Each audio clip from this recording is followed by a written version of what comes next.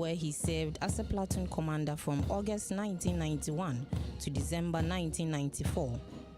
During this period, he also undertook peace support operations, serving with the Ghana Battalion 11 under the Economic Community of West African States Ceasefire Monitoring Group in Liberia from December 1995 to October 1996.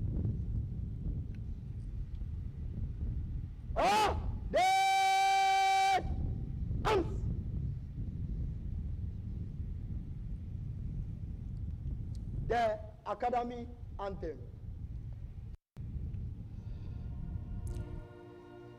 Major General Lita served as the commanding officer of Ghana Battalion 12 during the United Nations peacekeeping mission in Liberia from March to November 2010. Upon his return to Ghana, he was appointed commanding officer of the 3 Infantry Battalion, a position he held from November 2010 to January 2013.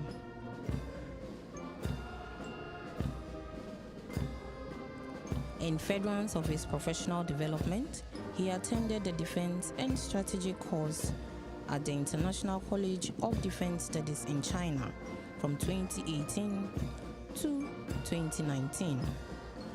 Major General Cornelius Koblanlita is currently the commandant of the Ghana Military Academy, a position he has held since April 2025.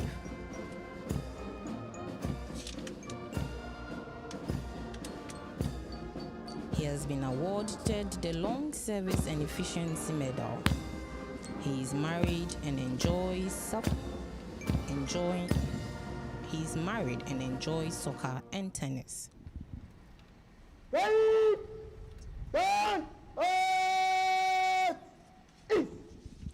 Distinguished viewers, the tune we just heard was the Academy Anthem. It was composed by Colonel Francis Kweku Enin retired to give the Ghana Military Academy a unique identity. It was composed by Colonel Francis Kweku Enin retired to give the Ghana Military Academy a unique identity.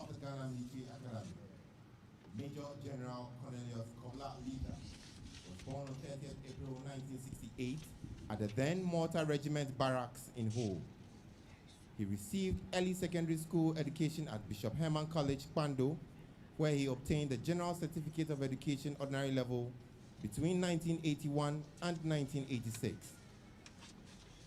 He later proceeded to Pope John's Secondary School and Minor Seminary, completing the Advanced Level program from 1986 to 1988. He was enlisted into the Ghana Armed Forces in November 1989 and underwent basic military training at the Ghana Military Academy, Teaching. On 16 August 1991, the band on parade is the Ghana Armed Forces Mass Band.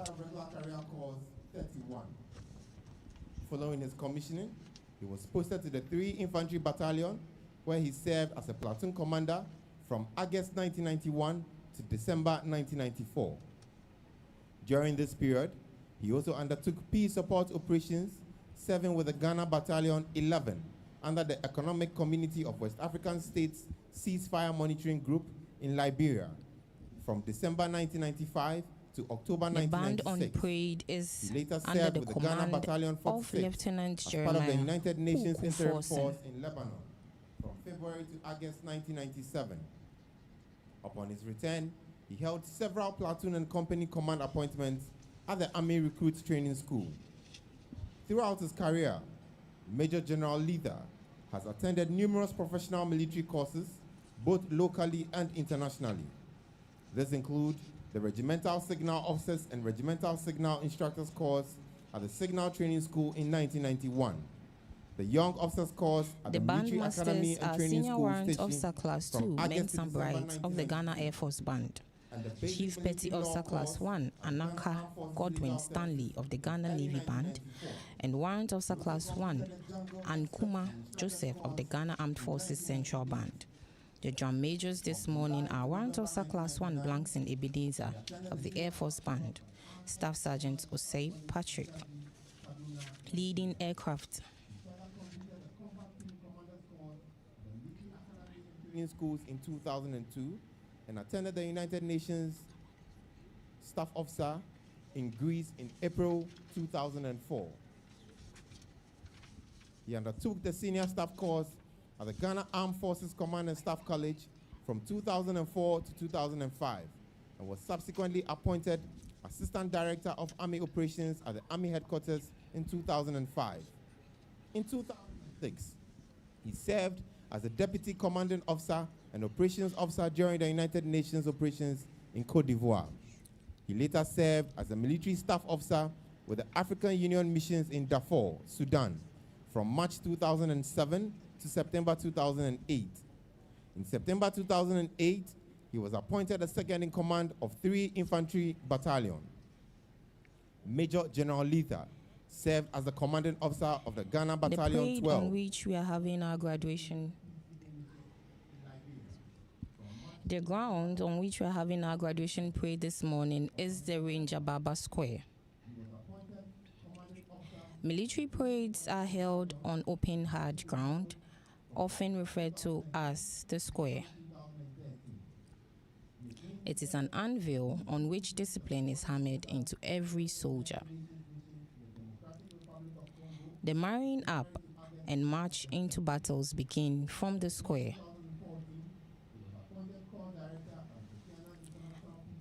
Military practice in the 17th and 18th century has it that when a regiment marched into a town or any location where they were going to be quartered, a place of assembly was decided upon to draw everyone together whenever the need arose.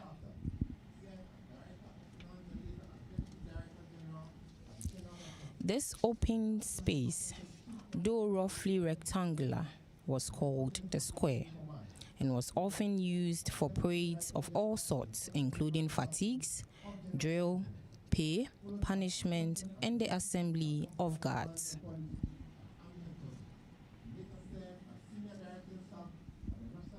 Defense Study. Major General Cornelius Kobla Letha is currently the commandant of the Ghana Military Academy, a position he has held since April 2025. This parade ground, the Ranger Baba Square, was completed on 15 September 2020 as part of the new Ghana Military Academy project. And today's parade is the 6th graduation ceremony to take place here. The space was formerly a decorated fountain and flag post for the forecourt of the Old Officers Cadets Mess.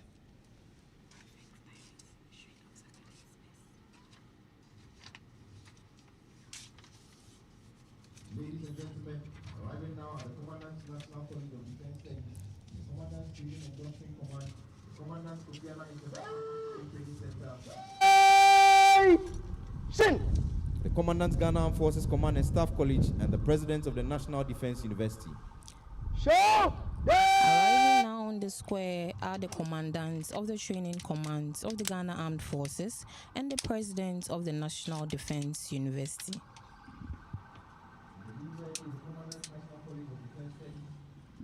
Frederick Intiri.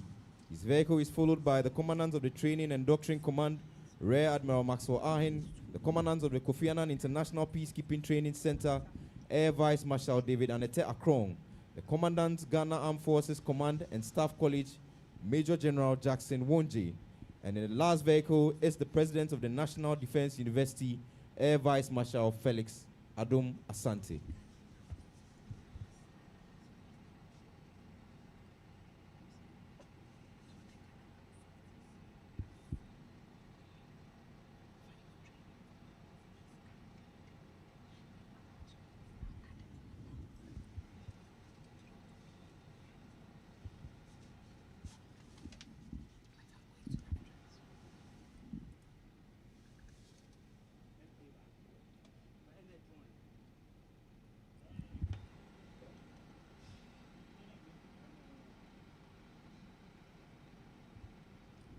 The Ghana Armed Forces has 5 training commands, and arriving on the square now are the commandants.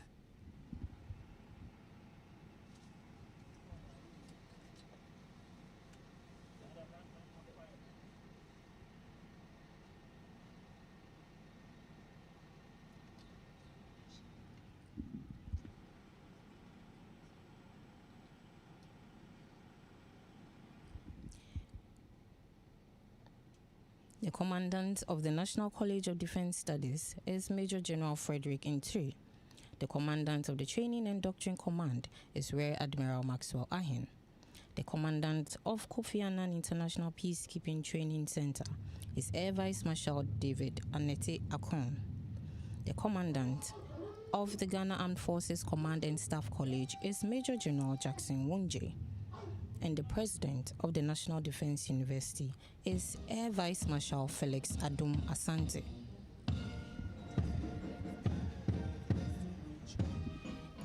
The commandants are currently on your screen.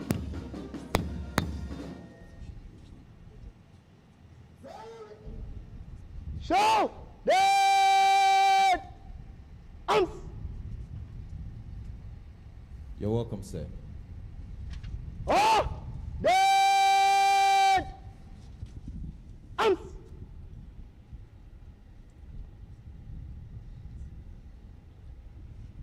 Stand at ease. The journey of Regular Career Corps 64 commenced on 16th May 2024 when 211 comprising 141 Army, 36 Naval, and 34 Air Force cadets reported to the prestigious Ghana Military Academy. Out of these, 180 were males and 31 were females. These men and women drawn from diverse backgrounds embarked on a transformative 20-month training program designed to forge them into disciplined and skilled officers capable of defending the nation's sovereignty. Upon reporting, cadets were immediately immersed in the disciplined life of military service, beginning their orientation training at the Naval Training Command, Nutekbo, as part of their 20-month officer training program. During the course of the training, 7 exceptional cadets were selected for further development through overseas training opportunities. These cadets demonstrated outstanding academic, physical, and leadership abilities, earning them the privilege of continuing their military education at some of the prestigious military academies worldwide. 2 Army cadets, Officer Cadet Adamte Marthe Prince and Officer Cadet Awuni Adams, were sent to the Royal Military Academy Sandhurst in the United Kingdom. Also, 1 Air Force cadet, Flight Cadet Tete Edwin Latte, was sent to the Royal Air Force Academy Cromwell, also in the UK.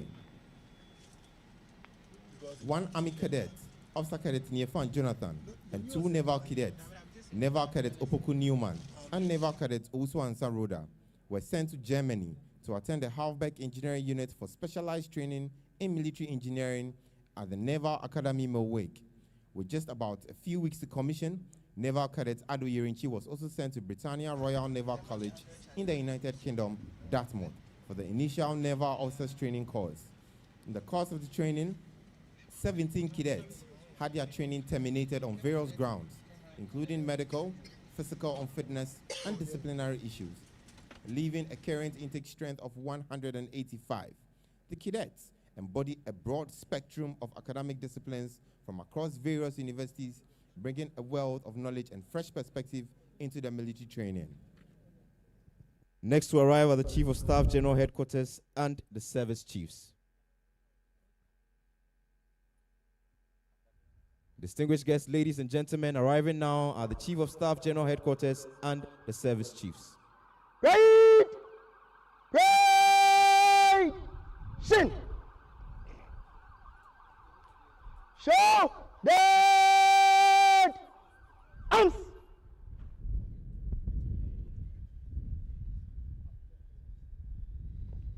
Arriving now on the square are the Chief of Staff at the General Headquarters and the Service Chiefs.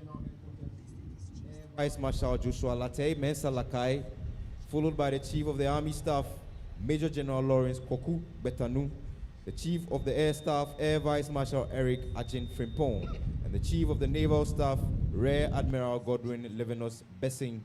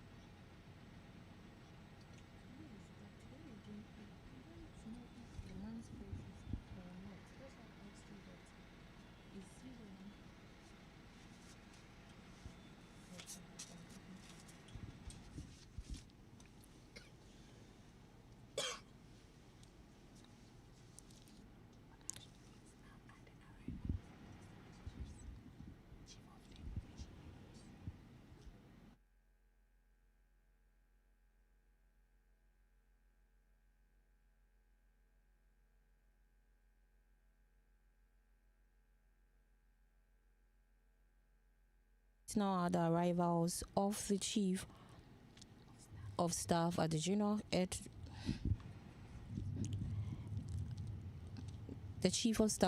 Headquarters, Air Vice Marshal Latte Mensah-Lakai, followed by the Chief of Army Staff Major General Lawrence Koku Betanu, the Chief of the Air Staff Air Vice Marshal Eric Ajim Frimpong, and the Chief of Naval Staff Rear Admiral Godwin Livinus Besson.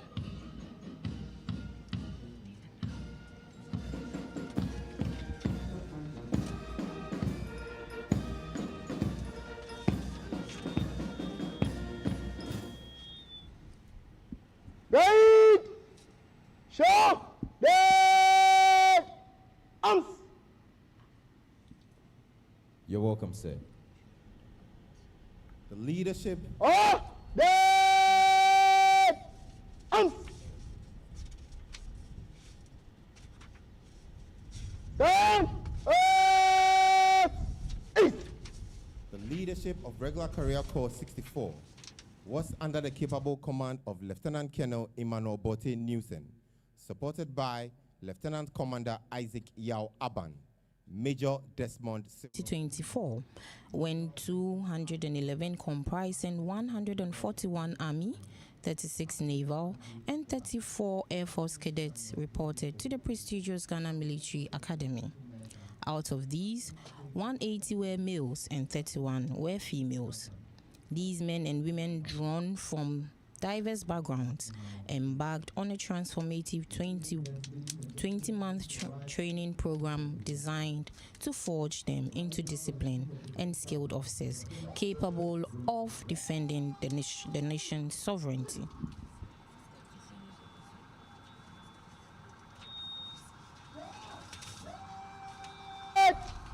Arms!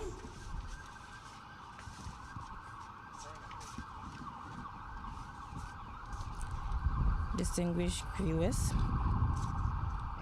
arriving now is the Chief of the Defense Staff, Lieutenant General William Ejapon.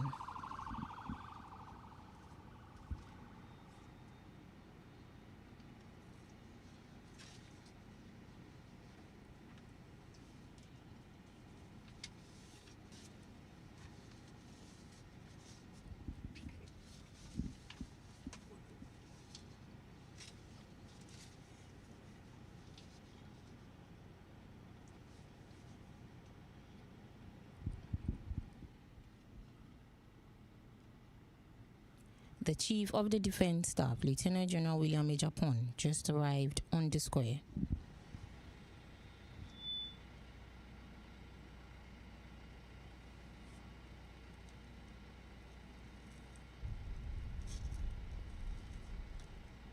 General salute!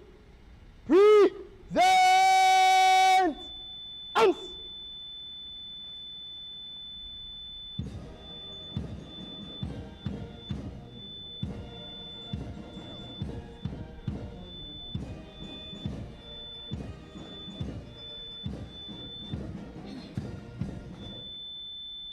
Right! Show! Dead! Arms! You're welcome, sir. Oh! Dead! Arms!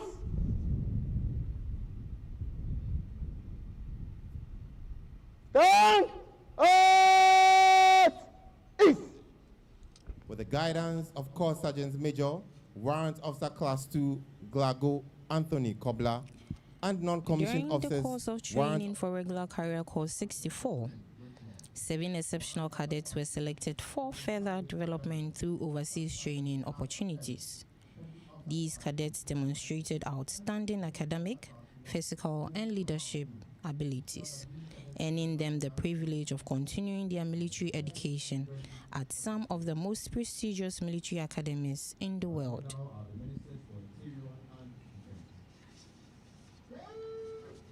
Right! Shin! Show! Dead! Arms! Arriving Arriving on the square now are the Ministers for Foreign Affairs, Interior and Defense.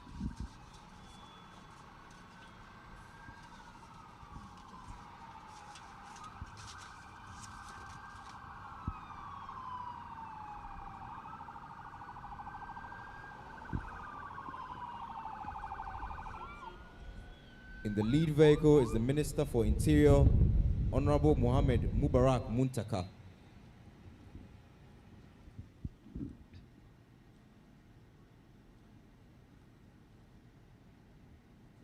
His vehicle is followed by the Acting Minister of Defense, Honorable Dr. Keso Ato Forsen.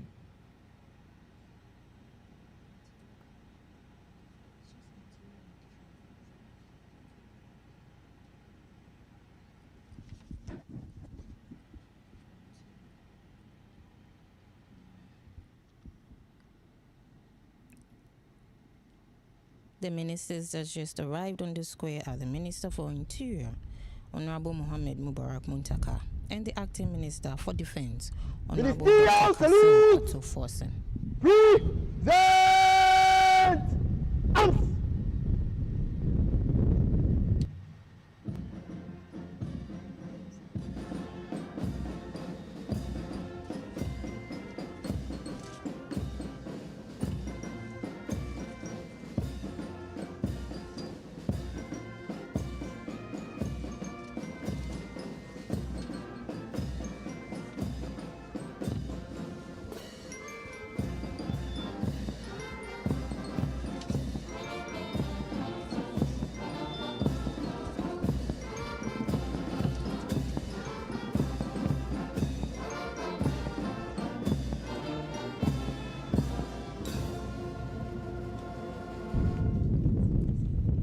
Ready! Show! Dead! Arms! You are most welcome, Honorables.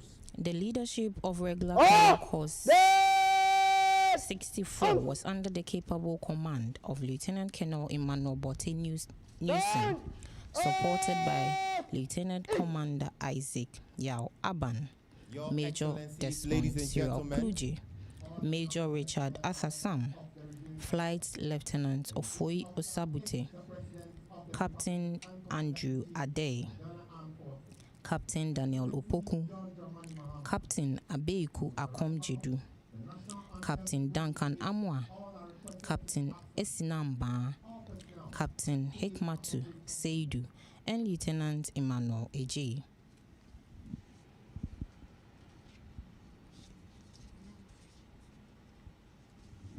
Ladies and gentlemen, the sword being used by the parade commander this morning is the personal sword Their of the late dedicated Colonel leadership, Imam. along the guidance of the Corps Sergeant Major Warrant Officer Class 2 Glago Anthony Koblan, and non-commissioned officers Warrant Officer Class 2 Apal Bequin, Richmond, Warrant Officer Class 2 Kintikawe Daniel, Staff Sergeant Arthur Eric, Petty Officer Class 2 Na Michael, Chief Petty Officer Class 1 Go Kamal Dean, ensure that these cadets' growth and preparedness throughout their training journey was successful.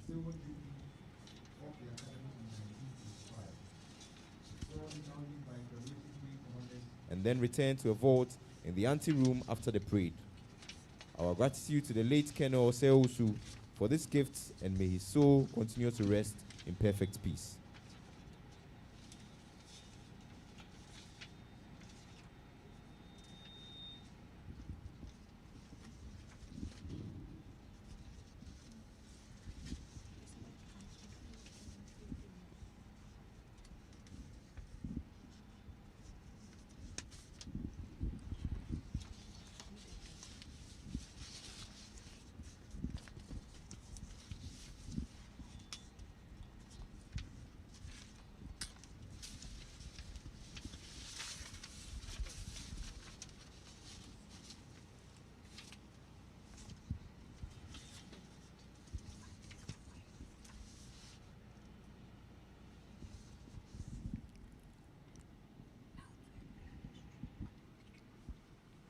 Distinguished viewers, now to a brief history of military band.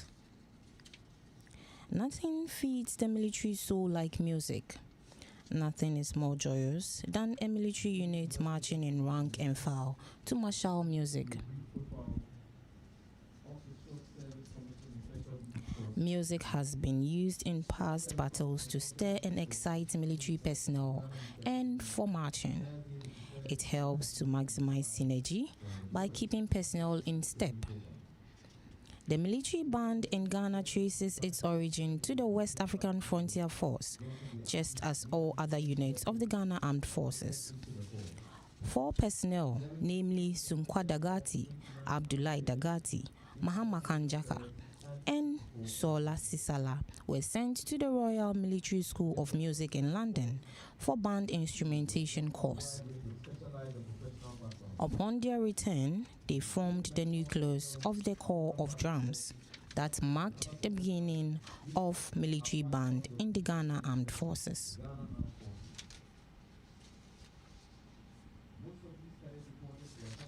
No prior military exposure, yet shared a common resolve to embrace the demands of military life and responsibilities of commissioned service.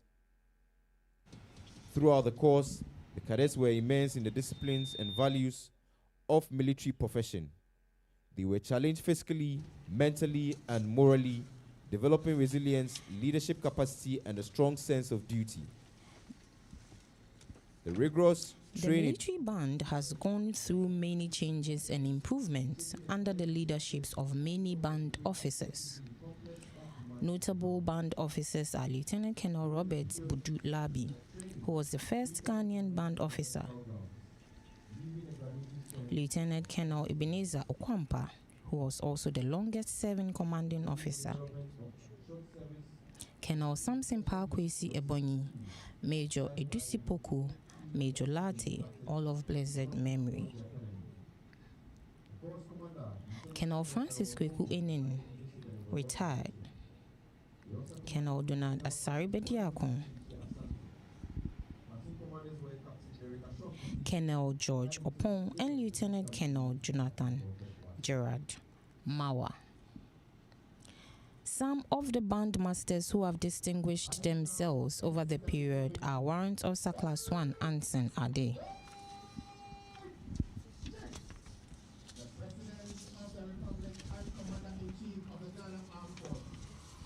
Excellency John Dramani Mahama,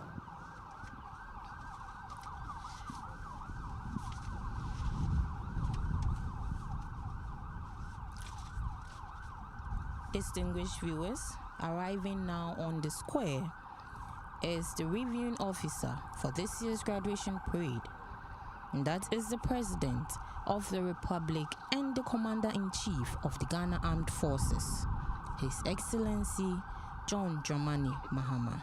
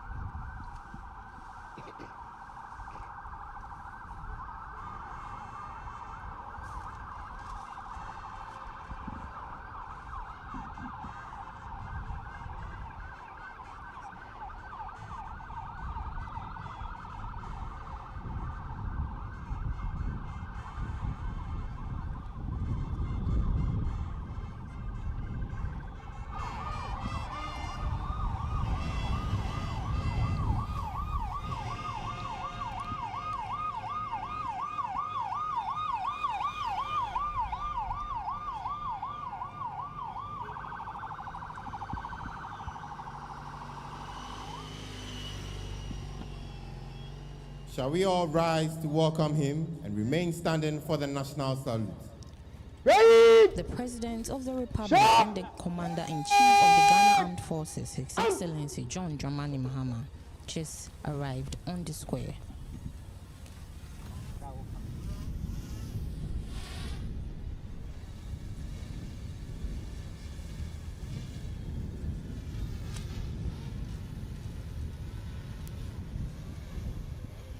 The Commander-in-Chief of the Ghana Armed Forces is clad in the Air Force ceremonial dress.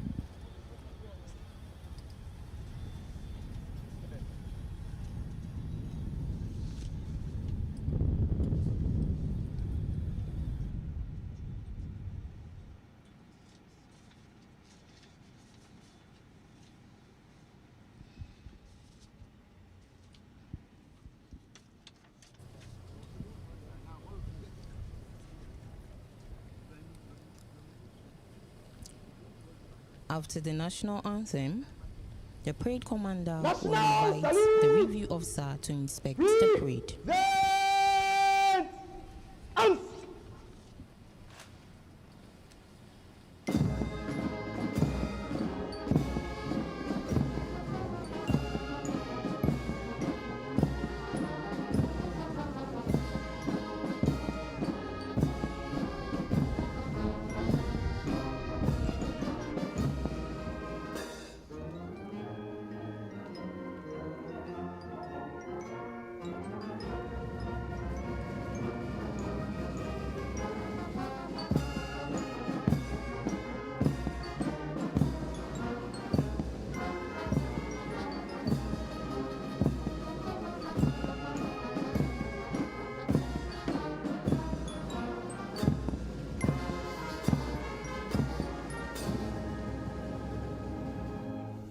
Course 1. Ready! The Shout! first senior under officer of the academy. Throughout his life, he was affectionately called You are most S.U. welcome, Osei Mr. Wusu. President. He was the parade commander of the first graduation held for regular career course intakes 1 and 2. Ready! Oh! At that graduation, Arms! he was presented with the Sword of Honor for emerging the overall best All cadet media during his personnel are time. requested to go back He to the donated the designated sword location. to Ghana Military Academy on the occasion of the Silver Jubilee anniversary of the Academy in 1985. The sword is now parade used by commander, senior under graduation officer. parade commanders and then returned to a vault in the anteroom after the parade.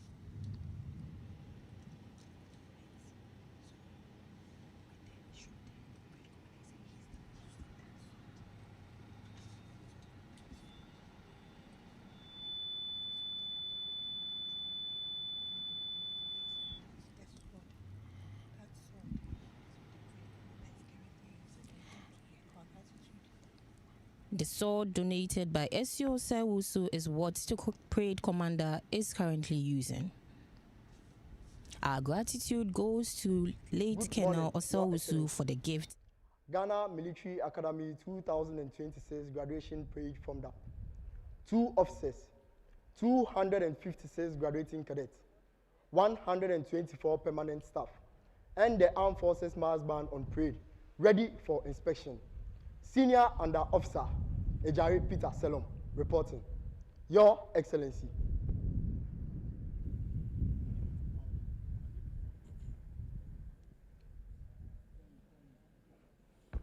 The parade commander, senior under officer Ajari Peter Selom, has invited the President of the Republic to inspect the parade. The President will be accompanied by the Chief of the Defense Staff, the Commandant Ghana Military Academy, the President's aide-de-camp, and the Acting Academy Sergeant Major. Accompanied by the Chief of the Defense Staff, the Commandant of the Ghana Military Academy, the President's aide-de-camp, and the Academy Sergeant Major.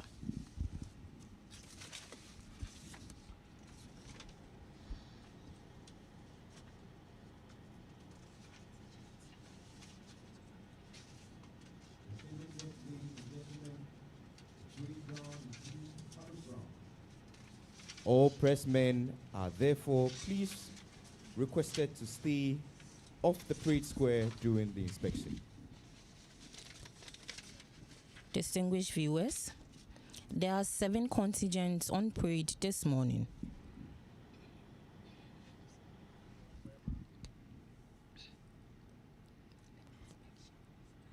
The inspection will start from left to right.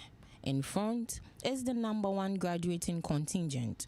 The commander of the contingent is Junior Under Officer Barnachiga Maximus. His supernumeraries are Cadet Corporal Gideon Opoku Boedum and Senior Cadet Kayola Nyame. The non-commissioned officer supernumerary is Staff Sergeant Tefe Peter. The next is the number 2 graduating contingent. It's under the command of Cadet Sergeant Chikwa Emmanuel Kwesi Ban, with Naval Cadet Kwe Antoinette Ayoko and Naval Cadet Eduko Fotuini as his supernumeraries. The non-commissioned officer supernumerary is Petty Officer Class 2 Na Michael. The number 3 contingent is under the command of Cadet Sergeant Major Taki Otuni Ohine, with Cadet Quartermaster Sergeant Adamu Kote Yusuf and Cadet Corporal Derry Nuata Malcolm as his supernumeraries. The non-commissioned officer supernumerary is Sergeant Nate Albert. The next is the number 4 graduating contingent. It's under the command of Junior Under Officer Meinu Apau Daniel, with Cadet Corporal Odum Makafui and Senior Cadet Asante Samuel as his supernumeraries.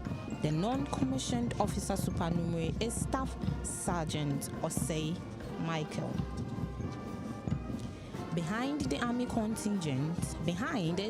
contingent, and it's under the command of Cadet Sergeant Kobe Kingsford Nyanibe, with Officer Cadet Azuma Abdul Fatau and Officer Cadet Amegashi Joshua as the supernumeraries.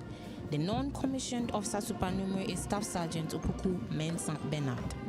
The next is Navy Escort Contingent, made up of permanent staff from the Ghana Navy, and is under the command of Captain of Cadet Corporal Alafa Aniatiba Daniel. His supernumeraries are Naval Cadet Quason Richard and Naval Cadet Amegan Frida. The non-commissioned officer supernumerary is Petty Officer Class 2 Hansen William.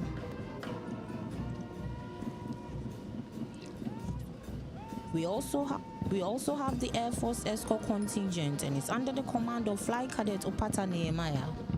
The supernumeraries are Flight Cadet Hayford Mama Abba Isilfwa and Flight Cadet Awudu Mustafa Lukman. The non-commissioned officer supernumerary is Sergeant Glo Frank.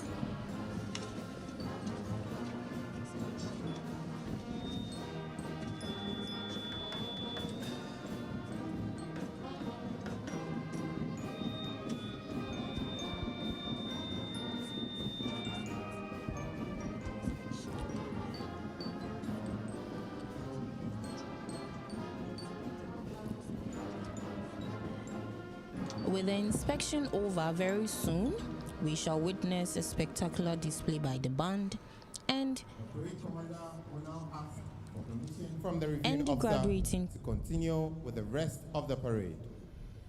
Ready! Ready! Shin!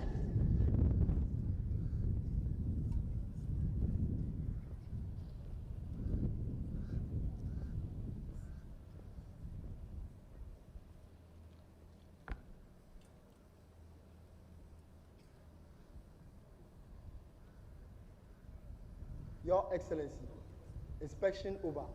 May I have your permission to carry on with the parade? Your Excellency.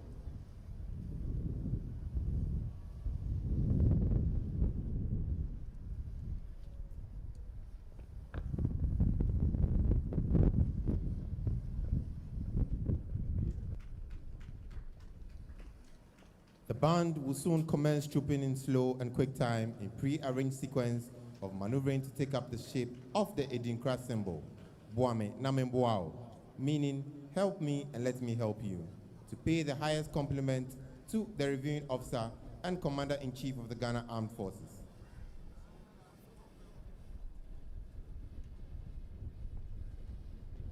the Commander-in-Chief of the Ghana Armed Forces. Band! This symbol, Boame Namimboao, is a symbol of working together and being dependent on one another. It symbolizes cooperation, teamwork, and mutual support, often visualized as interlocking shapes or hands, reinforcing the idea that people need each other to thrive and achieve common goals.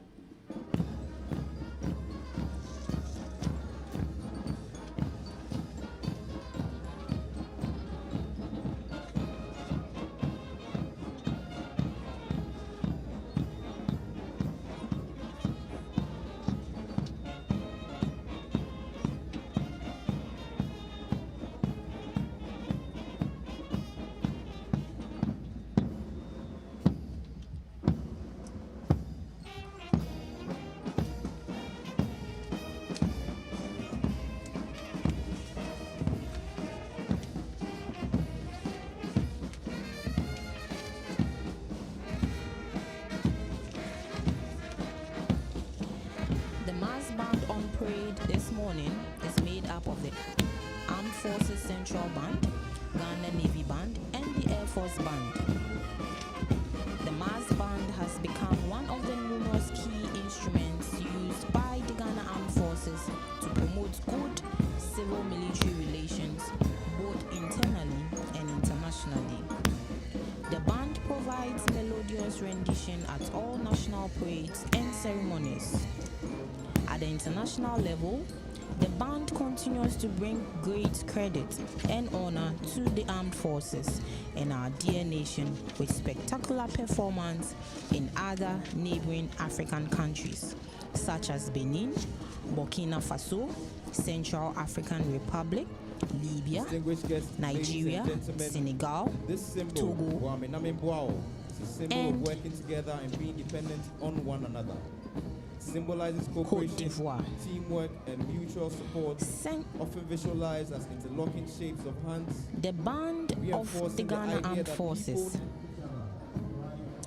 And indeed, the entire nation will forever be grateful to Sunkwa Dagati, Abdullahi Dagati, Mahama Kanjaka, Sola Sisala, Captain Featherstone, and Major Adams for their invaluable contributions to the military band in Ghana.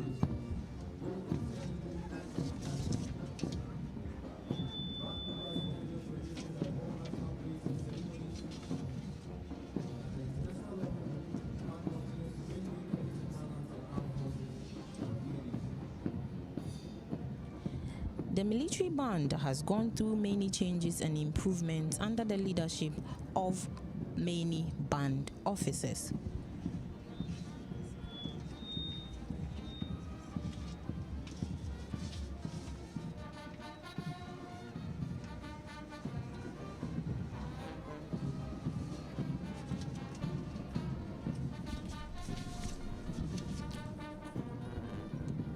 The band will soon halt, after which one section will adopt a slow march while another follows with a quick march in succession.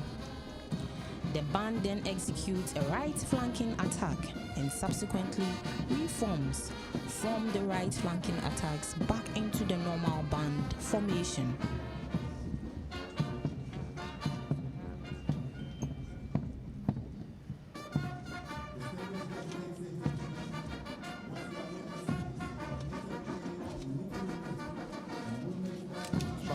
The band on parade is under the leadership of Lieutenant Jeremiah Kuku Forsen. He is assisted by Senior Warrant Officer Class 2 Mensa Bright, Chief Petty Officer Class 1 Anaka Stanley, and Warrant Officer Class 2 Ankuma Joseph.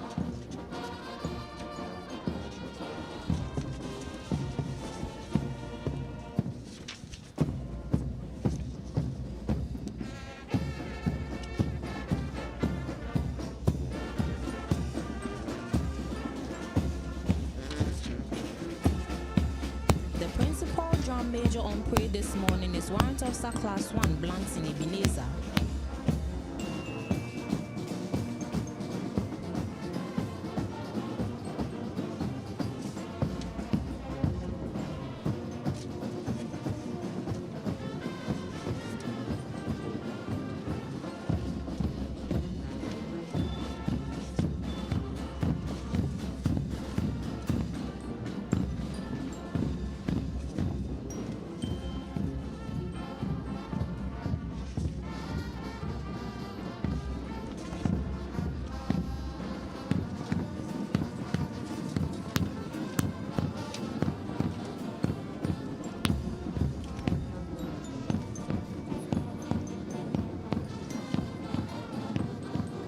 The drum majors for this morning are Warrant Officer Class 1 Ebenezer, Staff Sergeant Osei Patrick, Leading Aircraftman Opon Jephthah, and Able Seaman Class 1 Boache. That was a spectacular display by the band. Can we please put our hands together for that? Distinguished guests, ladies and gentlemen, we shall now witness the march past in slow and quick time. Ready, show, dead, arms.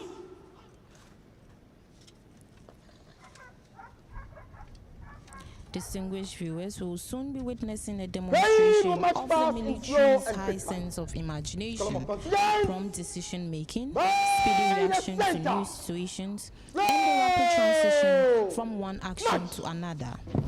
These are the hallmarks of any professional soldier all over the world. Distinguished guests, ladies and gentlemen, you are witnessing a demonstration of the military's high sense of imagination, prompt decision-making, speedy reaction to new situations, and the rapid transition from one action to another. These are the hallmarks of any professional soldier all over the world.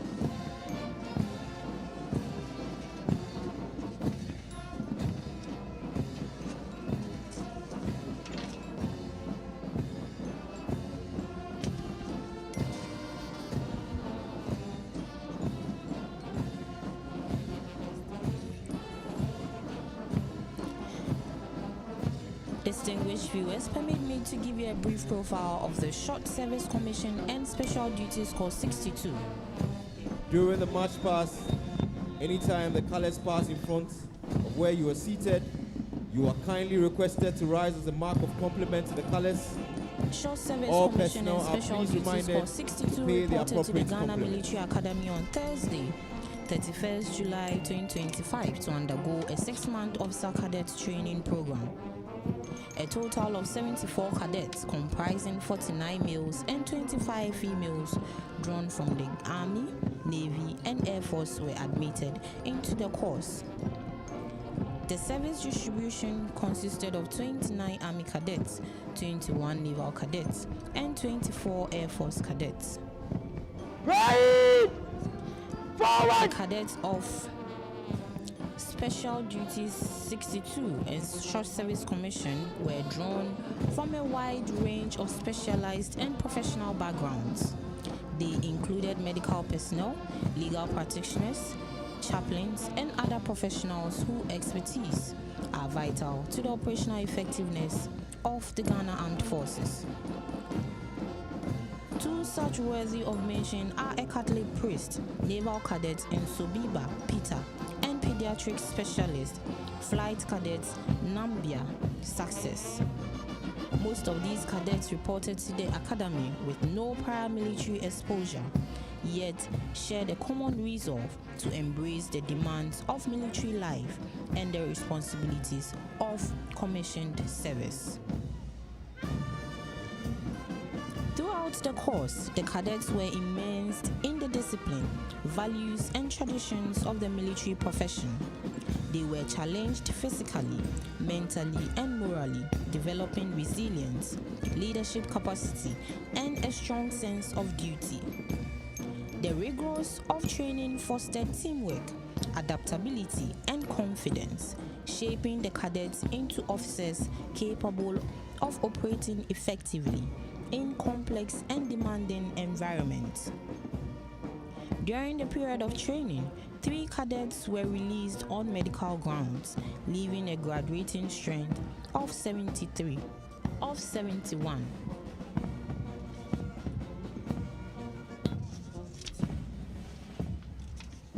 The training and development of these cadets were guided by a dedicated team of officers and instructors drawn from across the academy. The course commander, Lieutenant Colonel Errol Donko, provided leadership and overall direction. The officer commanding role was held by Squadron Leader Felicia Asante. Under the command of Junior Platoon Officer commanders were Barnett Captain Derek Ashon Tete, Flight Lieutenant Abel Ofei Ofoyi Osabute, and Captain Godfred Boache. Under their firm and purposeful leadership, the cadets received mentorship, instructions, and supervision that ensured steady growth in competence, bearing, and character. Instructional and supervisory support was also provided by Lieutenant Anthony Abedi and Lieutenant Sandra Ado, with discipline and drill standards maintained by the Course Sergeant Major, Senior Warrant Officer Class 1, Isa William, with platoon level support from Warrant Officer Class 2, Ifa.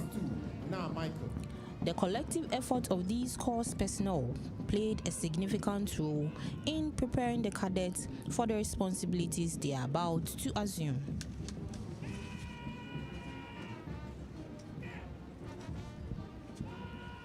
Behind them is the color party.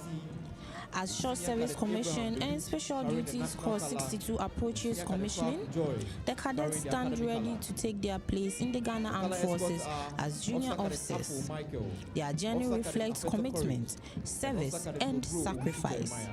Equipped with professional skills, military discipline, and a clear sense of purpose, they now step forward to serve with honor, loyalty, and devotion to the Republic of Ghana.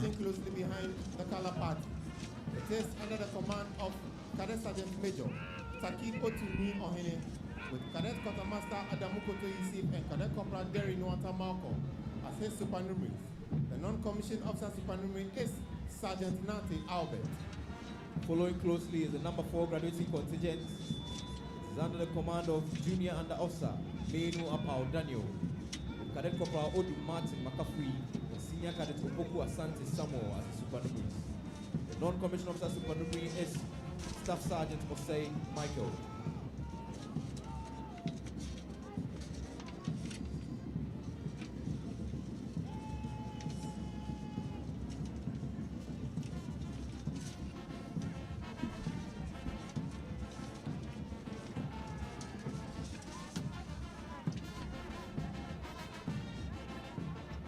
The next is the Navy contingent, also made up of permanent staff from the Ghana Navy. It is under the command of Cadet Corporal Alafa Anieteba Daniel. The supernumeraries are Naval Cadet Kwesi Richard and Naval Cadet Amega Frida. The non-commissioned officer supernumerary is Petty Officer Class 2 Hansen William. The next is the Army contingent, also made up of permanent staff from the Ghana Army. It is under the command of Cadet Sergeant Kobek Kingsford Naimbe, with Officer Cadet Akins Isaac Marlene and Officer Cadet Darami Mohammed as the supernumeraries.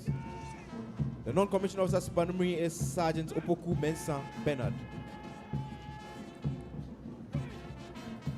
The next is the Air Force Escort Contingent, also made up of permanent staff from the Ghana Air Force.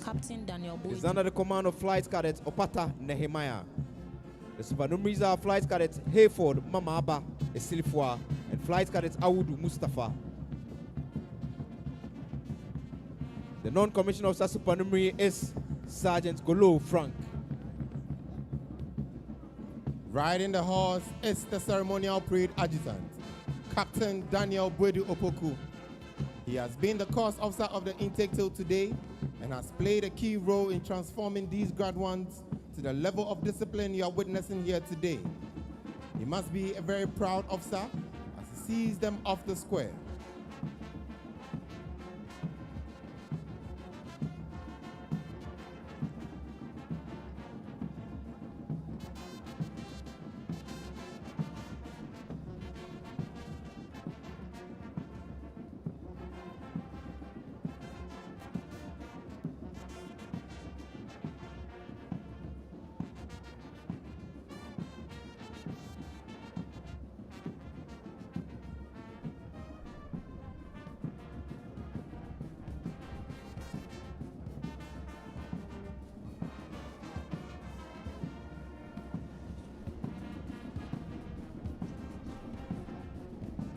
Distinguished viewers, very soon the parade will transition from slow march to quick time.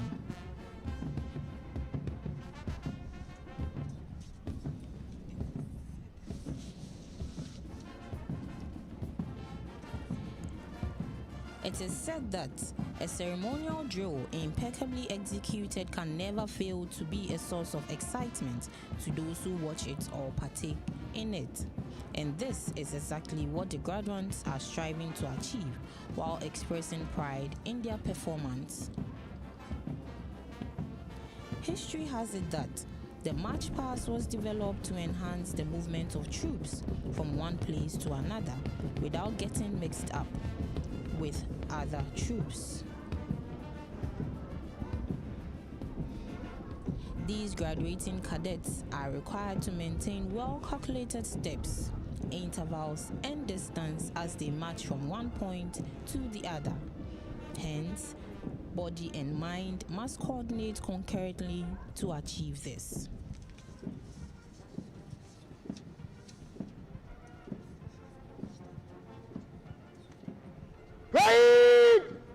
Break into quick time. The parade will now break into quick Quick time. march. Distinguished guests, ladies and gentlemen, it is said that a ceremonial drill impeccably executed can never fail to be a source of excitement to those who watch There are it. 7 contingents on parade And this this morning. is exactly what the graduates are Number striving 1 to achieve graduating contingent while is expressing under the pride in their command performance. Of Junior Under Officer Barnachiga Maximus. His supernumeraries are Cadet History has it Corporal that Gideon the march pass was Opoku-Boyede developed to and enhance the Senior movement of Cadet troops Kayola from Nyame. one place to The another without getting non-commissioned mixed up officer with other supernumerary is troops. Staff Sergeant Stephen These Peter. graduating cadets The are number 2 required to maintain graduating well-calculated contingent is under the steps, command of Cadet intervals, and Sergeant distance Chikwa as they march Emmanuel from one point to the Isiba other. and Naval Cadet Kwe Hence, Antoinette body and Ayoko. mind must And coordinate Naval concurrently Cadet to achieve this. Edu Ofosuhini as his supernumeraries. The non-commissioned officer supernumerary is Petty Officer Class 2, now Michael.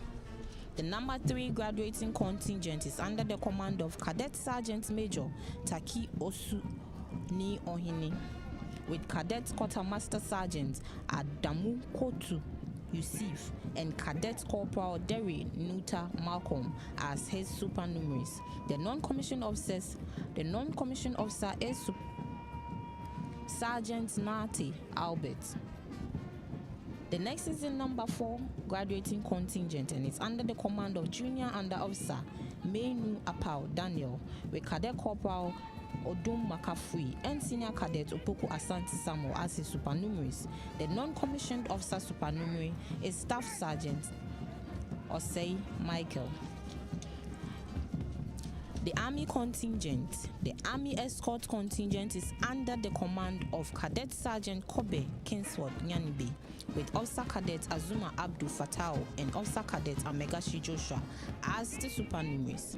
The non-commissioned officer supernumerary is Staff Sergeant Opoku Mensah Bernard. The Navy escort contingent is made up of permanent staff from the Ghana Navy and is under the command of Cadet Corporal Alafa Anyetebia Daniel. His supernumeraries are Naval Cadet Kwesi Richard and Naval Cadet Amegan Frida. The non-commissioned officer supernumerary is Petty Officer Class 2 Hansen William.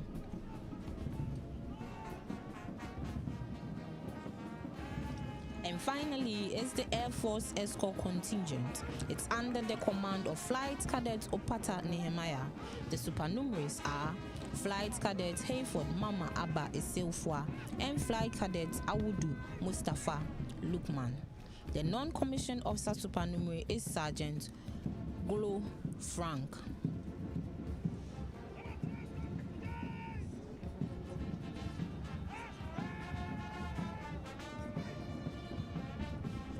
As the contingent marches towards the dais, they pay compliment to the reviewing officer by turning their heads to the right. In the horse is the ceremonial parade adjutant, Captain Daniel Bwedu Opoku. He's riding the horse Justice.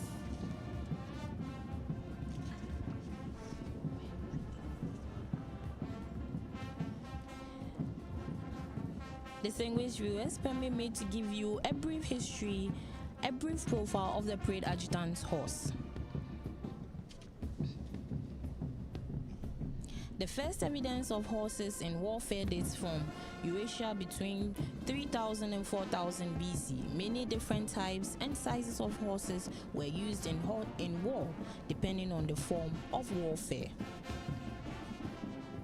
Today, many of the historical militaries uses of the horse have evolved into peacetime applications, including exhibition, historical enactment, and ceremonial parades. The ceremonial parades adjutant horse goes by the name Justice. Justice was born on 9th July 2014 at the Mounted Squadron in Burma Camp. He performs the following duties: cross-country, wedding escort, and military parades. He is 12 years old.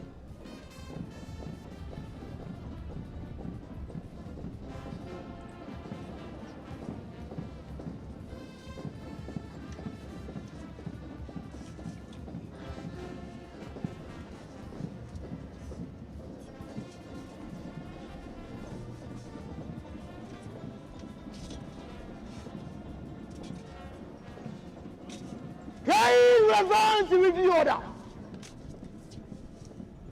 by the center. Left 10. Distinguished viewers, the parade is advancing in review order,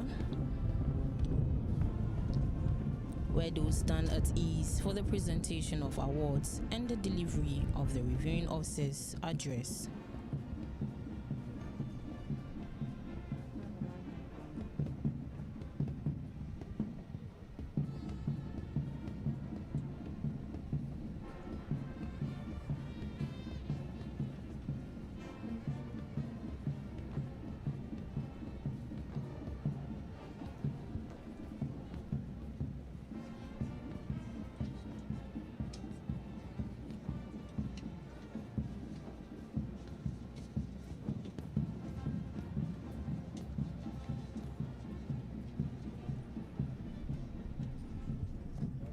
So please give them a round of applause.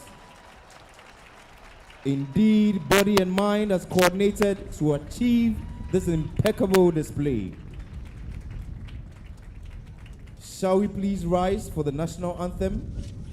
All personnel are please requested to pay the appropriate compliment. Right. National salute. Present. Indeed, body and mind has coordinated to achieve this impeccable display by the graduating cadets.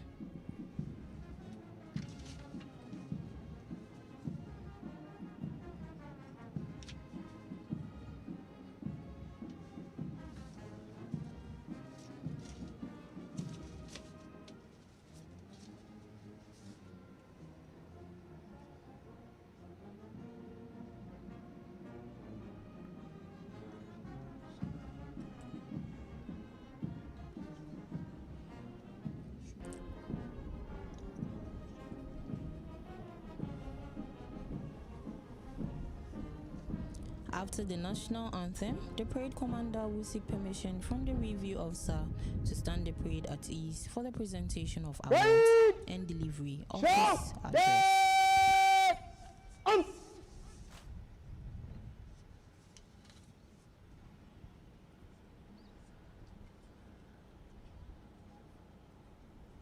Please be seated. The parade commander will now ask permission from the reviewing officer to stand the parade at ease for the presentation of awards and delivery of his address. During the course of training of the graduating intake, some cadets performed exceptionally well, and their efforts will be rewarded today. Your Excellency, much past over. May I have your permission to stand the parade at ease for presentation of awards, delivery of speech, and the conferment of commission. Your Excellency.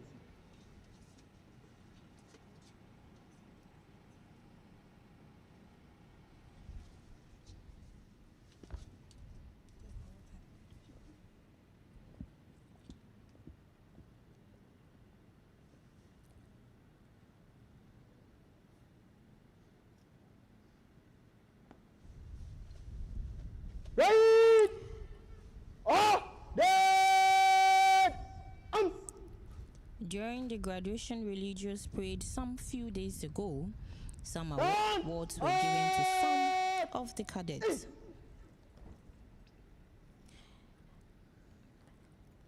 Distinguished Awards guests, ladies and included Best gentlemen, in Physical the table Training. orderlies for today are Private The Ozo best Ernest meal and Private went to Ajalo Senior Michael, Cadet Mensa both personnel of the Ghana Military Silas, Academy. and the best female was Senior Cadet Nakoja. During the course of the Magma training of the graduating Esther. intake, some cadets performed exceptionally and their efforts will be rewarded today.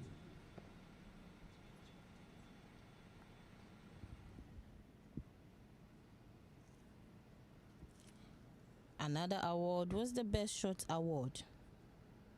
The regular career This course year's graduation 64 ceremony, there will be 7 categories of awards. cadet recipient These was are Military Cadet King, Sergeant Academic Master King, Taki Vanguard Otu Award, Ni Ohene. Sextant Award, Eagle Award, the Chief of the Defense Staff Award, and the overall Best Cadet Award, which is the Sword of For Honor. this morning's graduation parade, there will be 7 The categories Acting of Academy Sergeant awards. Major, Senior These Warrant are Officer Class 1, Luga Military Patience Cane, Abla, Academic Cane, is marching Chief briskly of into Army position Staff for Award, the also presentation known of as the awards. Vanguard Award, Once in Sextant position, Award, she will call the Eagle award winners Award, to the front. the Chief of Defense Staff Award, and the overall Best Cadet Award, which is the Sword of Honor.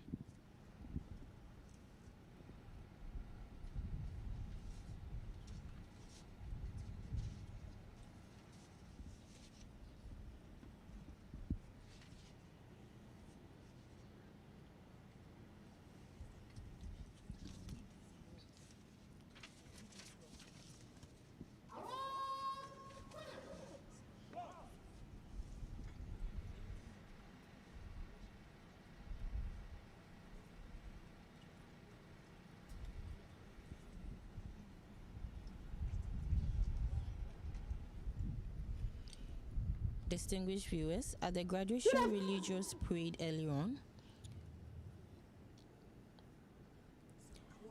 some awards were presented to some of the cadets. Best in Physical Training award was given to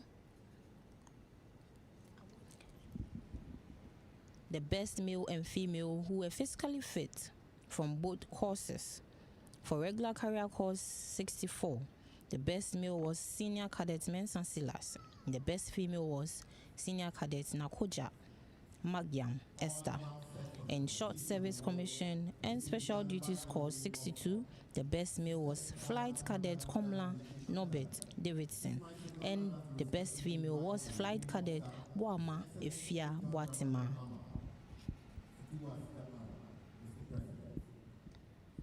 The Best Shot Award, regular career course 64, was awarded to the officer cadets with the highest range scores.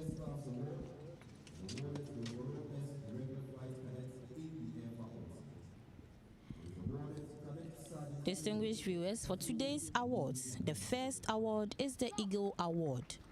And the Eagle Award is also known as the Chief of Air Staff's Award, and today it's awarded to the overall best flight cadets in the air faculty. It is awarded to Cadet Sergeant Major Taki Otu Ni Ohene.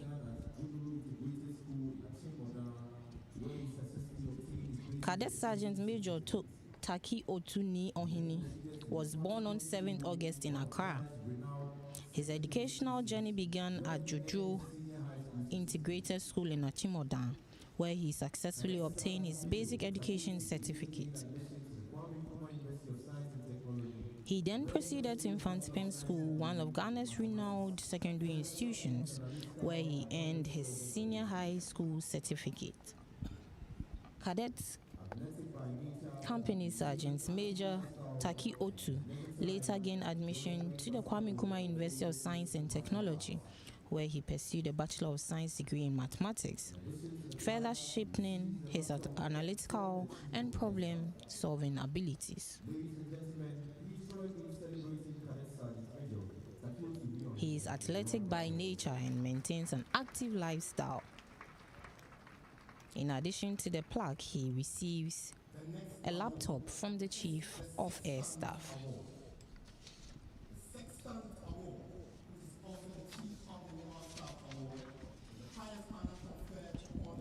The next award is the Sextant Award.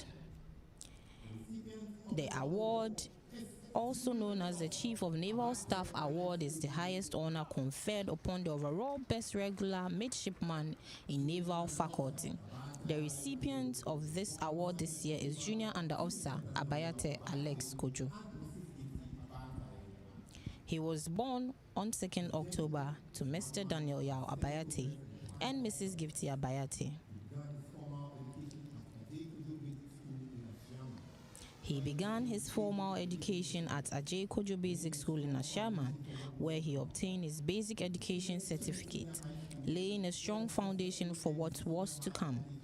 He proceeded to Chemu Senior High School, successfully attaining his WASI certificate, and went on to gain admission at the Regional Maritime University.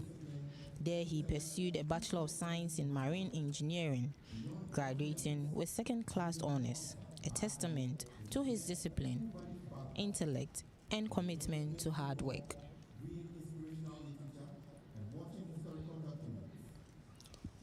In addition to the plaque,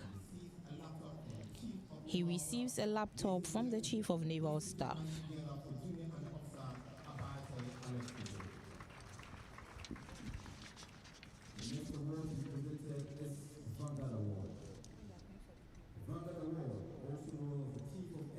The next award is to be presented to the Army cadets in regular career course. The Chief of Army Staff Award this year is given to Senior Under Officer Ajari Peter Selom.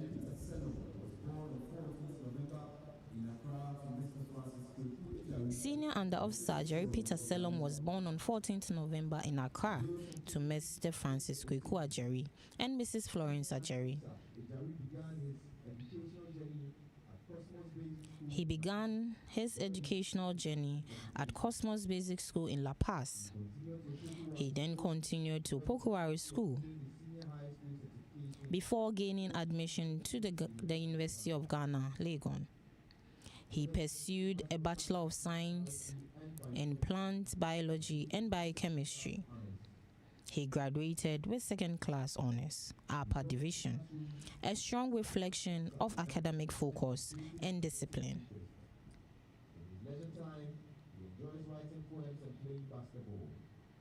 In addition to the play, he receives a laptop from the Chief of Army Staff. Beyond the classroom, SU Ajari is a cadet with creative and athletic interests. In addition to the plaque, he receives a laptop from the Chief of the Army Staff.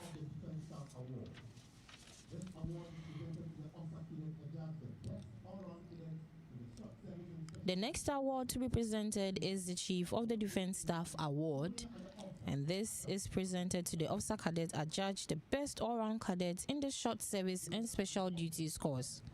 This year, the award goes to Junior Under Officer Adams Ahmed Said. He was born on 23rd October at Ketekrachi to Hajia Bintu Abdurrahman and Alhaji Joshua Adams. He completed his junior high school education at Josu Local Authority Junior High School in the Ashanti region.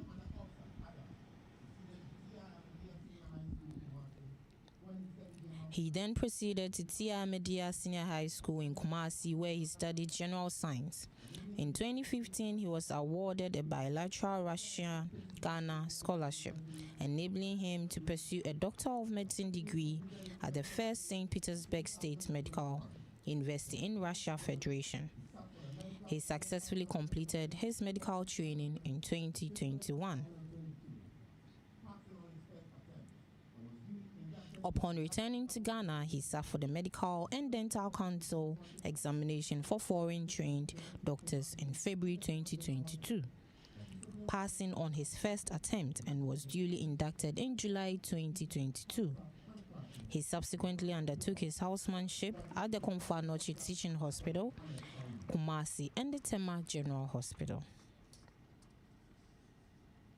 He is proficient in English, Russia, Twi, Hausa, and Kratche. In addition to the plaque, he receives a laptop from the Chief of the Defense Staff. The next award is the Academic Cane, a symbol of academic excellence. The Academic Cane is awarded to the cadet who placed third in the cumulative order of merit and is a symbol of academic excellence. The recipient of this award is Junior Under Officer Barnachiga Maximus Clifford.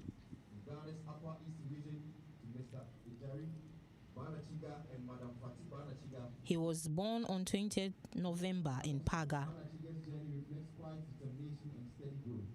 His formative years in education were spent at High Standard Preparatory School, where he completed his junior high school education. He later attended the Agri Memorial AME Zion Senior High School, where he earned his WASI certificate.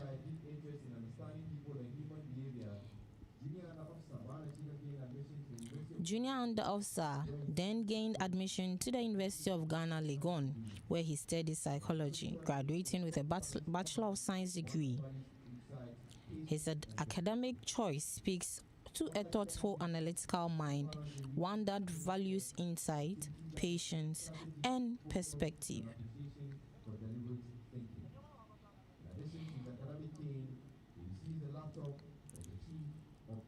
In addition to the Academic Cane, he receives a laptop.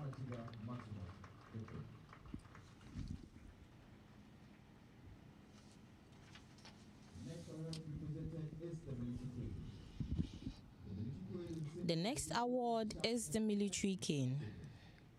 The cane is awarded to the second overall best cadet of regular career course intake and are judged the best in military skills. The recipient of this award is Junior Under Officer Abayate Alex Kojo.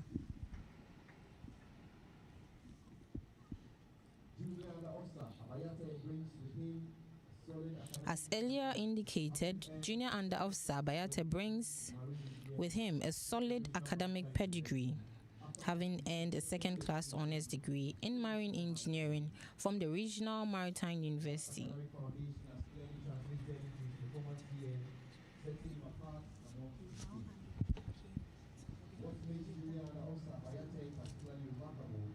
Consistency with which he applies himself, whether in training, leadership tasks, or personal development.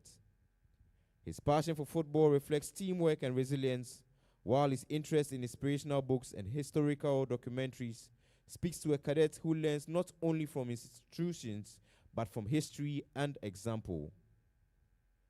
It is therefore fitting that His Excellence is being recognized once again today. In addition to his military cane, he receives a laptop from the Chief of Defense Staff. Ladies and gentlemen, for the second time this morning, kindly join me in applauding Junior Under Officer Abayate Alex Kojo. Now to the ultimate award. The award every cadet dreams of. The numero uno. The creme de la creme. The best of the best. The highest honor that can be bestowed on a cadet. The Sword of Honor. It is a symbol of exemplary leadership qualities. The Sword of Honor is presented to the cadet adjudged the best all-round cadet in the regular career course 64. This year, the proud recipient of this prestigious prize is Senior Under Officer Ajari Peter Selom. As earlier noted, Senior Under Officer Ajari Peter is a graduate of the University of Ghana, where he earned a second-class honors in plant biology and biochemistry. Following his studies, he undertook his mandatory national service at the Cocoa Research Institute of Ghana, where his commitment and professionalism led to his retention for nearly 8 months beyond the service period. That same consistency and sense of responsibility have since defined his journey at the Ghana Military Academy. Today's recognition therefore represents not just a single achievement, but the totality of his character, effort, and performance throughout the course. It is only fitting that the ultimate award of the day goes to a cadet whose path has been marked by purpose, perseverance, and distinction. In addition to his sword, he receives a laptop from the Chief of the Defense Staff. With a round of applause, shall we congratulate him once again?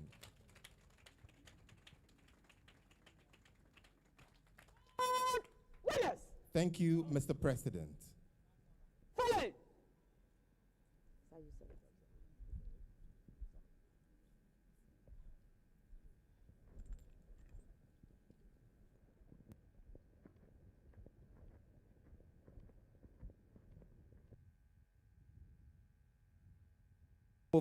Some of the cadets on parade also won awards which were presented during the graduation dinner and graduation religious parade.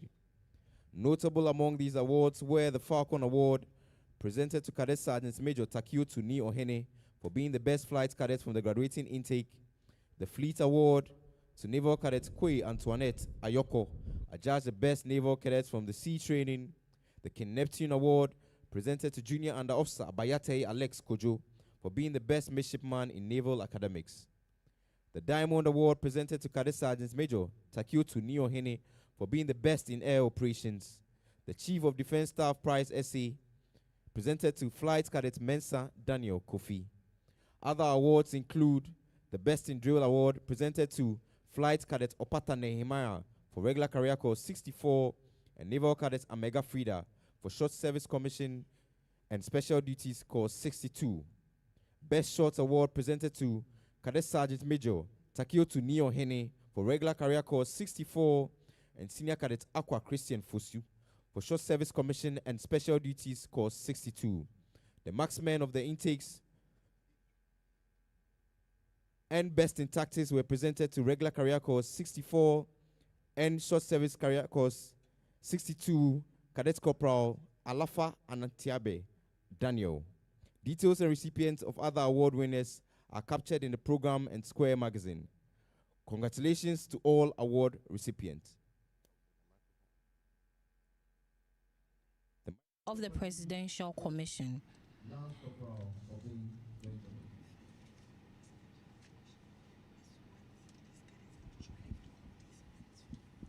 The conferment of the Presidential Commission is what these cadets have strived to achieve all these months.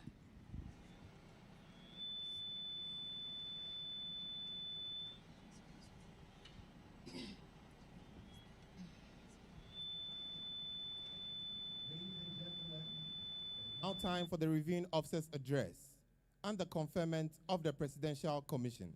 Once again, it is my singular honor to respectfully invite the President of the Republic and Commander-in-Chief of the Ghana Armed Forces, His Excellency John Dramani Mahama, to deliver his address. Mr. President.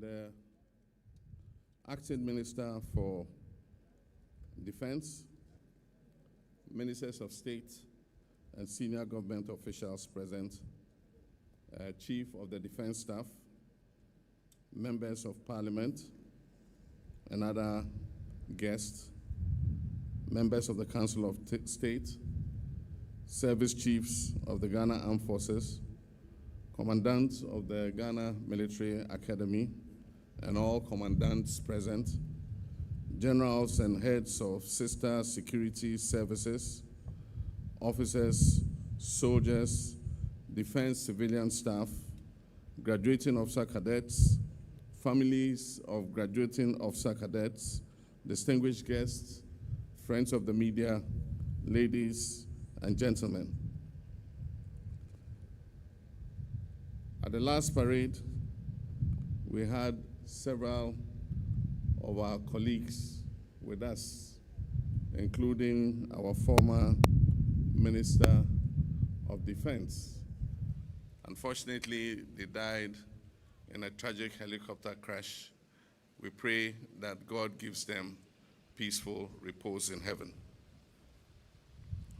I give thanks to the Almighty God and express my profound pleasure at joining you once again for the graduation parade of the Ghana Military Academy.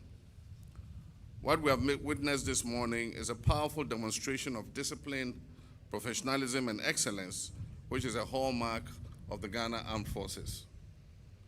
The precision, confidence, and bearing of the 263 officer cadets on parade today reflect months of rigorous training and personal sacrifice. The crisp drills, coordinated movements, and prompt execution of commands testify to the high standards of leadership and instruction offered at this academy. I commend the Military High Command, the Commandant, and the entire training staff for their devotion and sacrifice in transforming these cadets from civilians into officers ready to serve the Republic. You have upheld the Academy's noble motto of service, devotion, and sacrifice. Commissioning officers in these times of limited resources underscores our resolve to maintain a capable and resilient armed forces to confront the security challenges of our time. Distinguished guests, the security environment in our sub-region remains complicated and volatile. Violent extremism, terrorism, and transnational crime continue to pose serious threats, particularly along our northern border. Globally, the rise of non-state actors and asymmetric warfare has reshaped the nature of security challenges. These realities demand a comprehensive and coordinated national response. Security cannot be seen as the sole responsibility of the armed forces and security agencies. It is a shared national duty. Citizens, communities, traditional authorities, civil society, and government must work together to protect the peace and stability we all so cherish. I therefore urge all Ghanaians to remain vigilant and security conscious in safeguarding our nation's peace.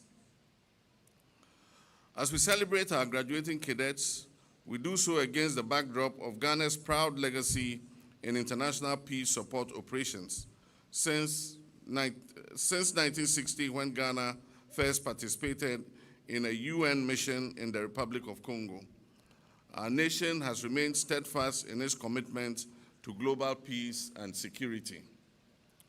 Today, Ghana is among the leading troop contributing countries to the United Nations peacekeeping missions.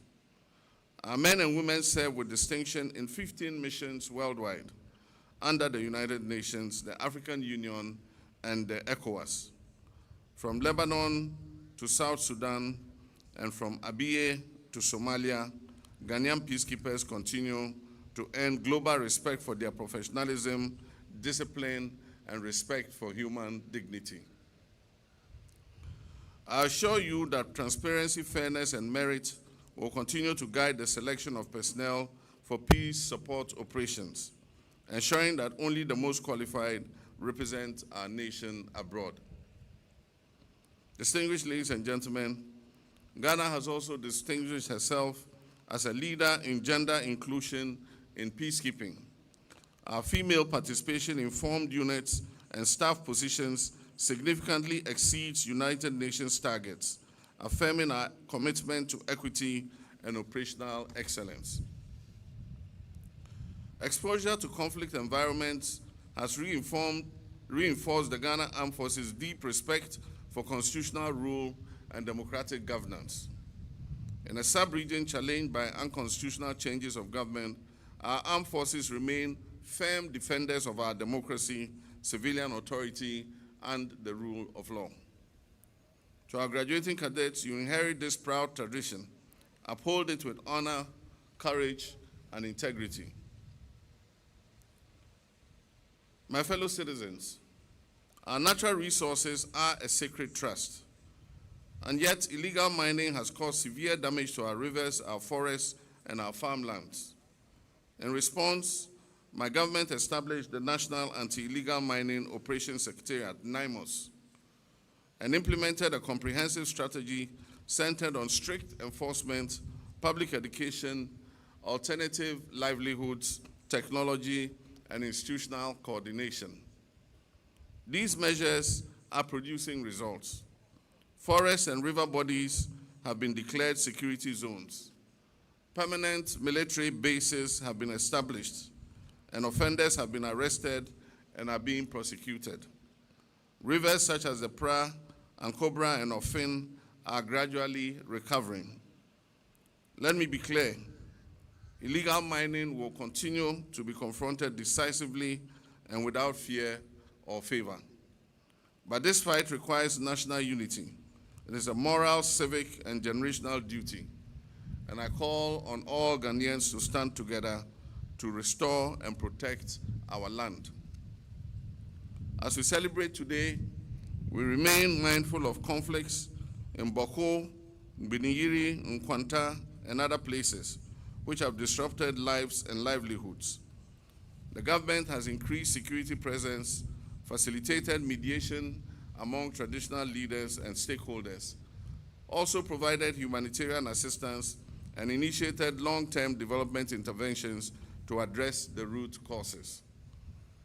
To our soon-to-be commissioned officers, your duty extends beyond combat readiness. You are guardians of peace, justice, and national unity. Serve with courage, humility, and professionalism. At the recent Armed Forces Wasa, I addressed some difficulties this administration has inherited from the previous government regarding payments of gratuities to our retiring officers. And I indicated that government would work to resolve these challenges surrounding the CI-129. Unfortunately, some of our retirees have opted to seek legal recourse. I wish to assure the affected officers that government will not shirk its responsibility to our men and women in uniform who have served our nation well, and that will find an acceptable solution to this challenge.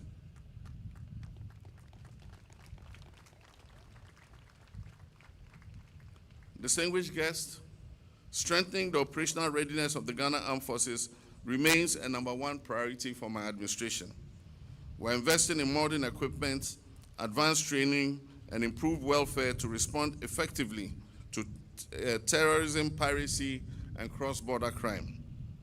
Plans are well advanced to acquire new helicopters to enhance air mobility of our Air Force and rapid response capabilities. We'll also soon receive rotor blades to bring our MH-17 heavy lift helicopters back into service.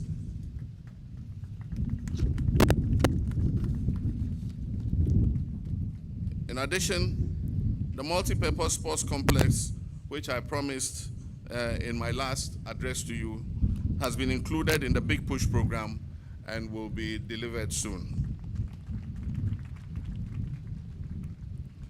At the recent Wasa, I cut the sword to mark the start of construction of 2,000 assorted housing units for the armed forces. Ladies and gentlemen, this is just the beginning of our program to provide 10,000 new housing units for our armed forces over the next 5 years. Over the next 3 years, approximately 12,000 new personnel will be recruited nationwide, supported by the establishment of forward operating bases in strategic border areas.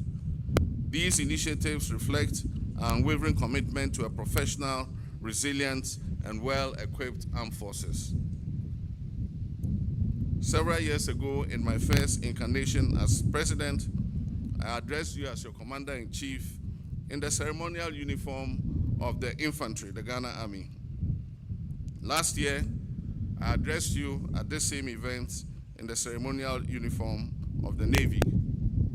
Today, I address you in the ceremonial uniform of the Ghana Air Force. This is to pay respect to our men and women of the Air Force who work tirelessly to keep our country safe. Graduating cadets, today marks a defining moment in your lives. In a few moments, you will no longer be officer cadets, but commissioned officers of the Ghana Armed Forces. Leadership is not about rank or privilege. It is about responsibility, service, and sacrifice.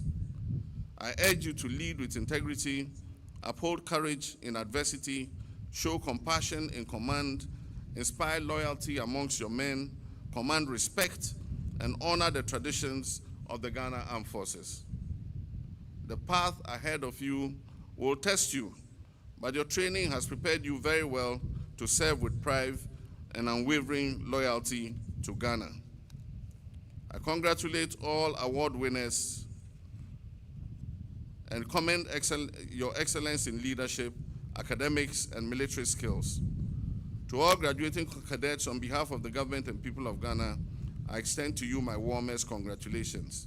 Long live the Ghana Armed Forces, long live our democracy, long live Ghana, and may God bless us all.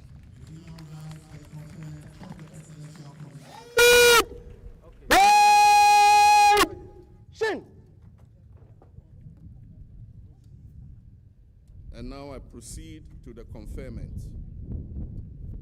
By the powers vested in me by the Constitution of the Republic of Ghana, I, as President of the Republic and the Commander-in-Chief of the Ghana Armed Forces, do hereby grant you the graduating officers of cadets of Regular Career Course 64 and Short Service and Special Duties Intake 62, the President's Commission into the Ghana Armed Forces. Congratulations.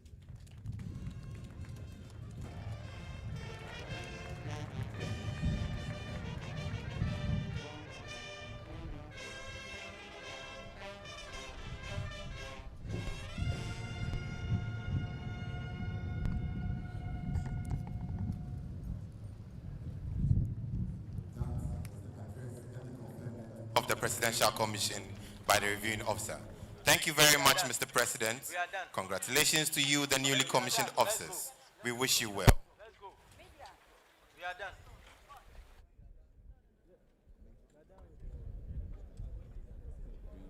Parade!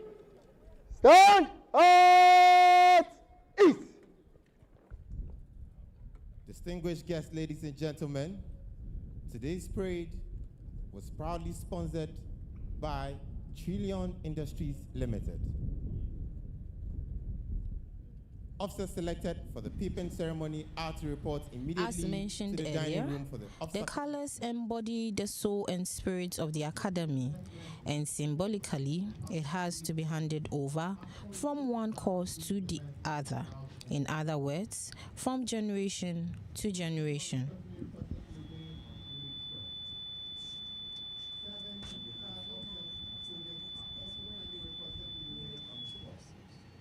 Having received the President's commission, these newly commissioned officers will march off to be decorated with the appropriate officer ranks. However, before they do, they will have to hand over the colors to their juniors, Regular Career Course 65. As mentioned earlier, the colors embody the soul and spirit of the academy, and symbolically, it has to be handed over from one course to the other. In other words, from generation to generation. The parade commander will now seek permission from the President of the Republic of Ghana to hand over the colors and march off the graduates. Parade! Parade! Shin! Show their arms!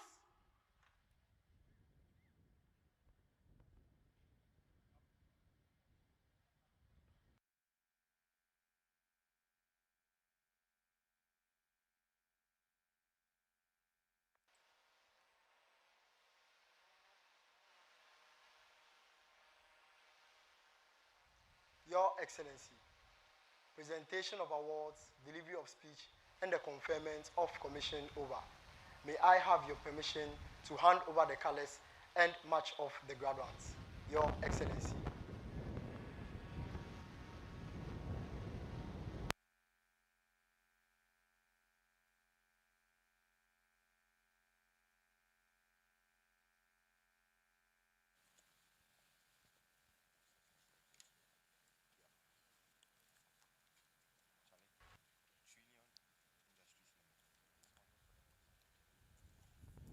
The graduates will now hand over the colors to their junior intake.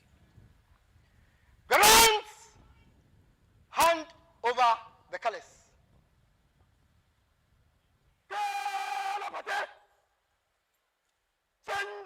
Left, left, go.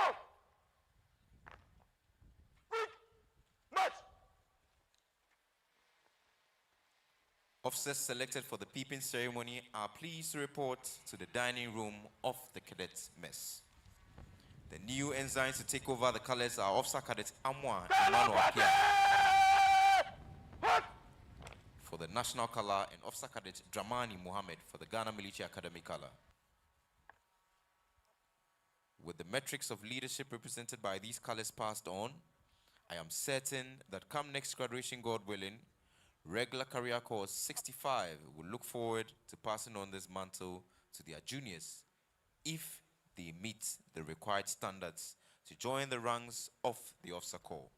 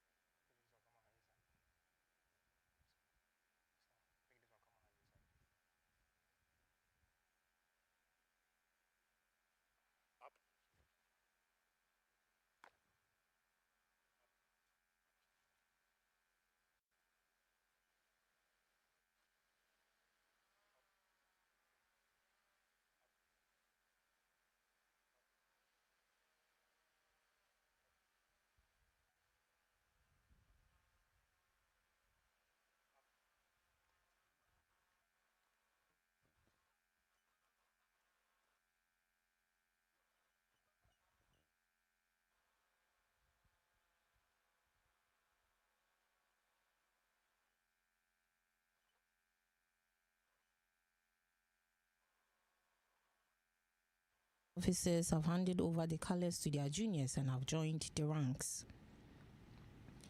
The colors on parade today was handed over by the head of state at a formal function.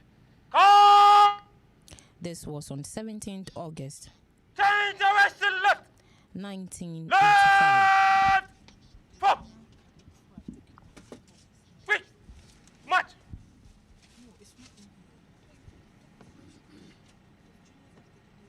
Forward! The junior cadets of regular career corps intake 65 have taken over the colors.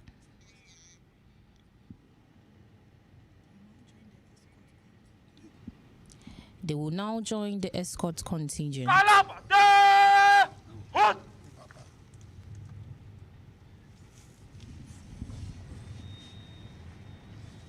Grab your hands! Muchu. Escorts contingent! In, close, ready! March! The opportunity to carry colors is considered a great honor for a young officer, and historically, only the most courageous young officers were assigned to carry the unit's colors during battle. It was set. Quick! March!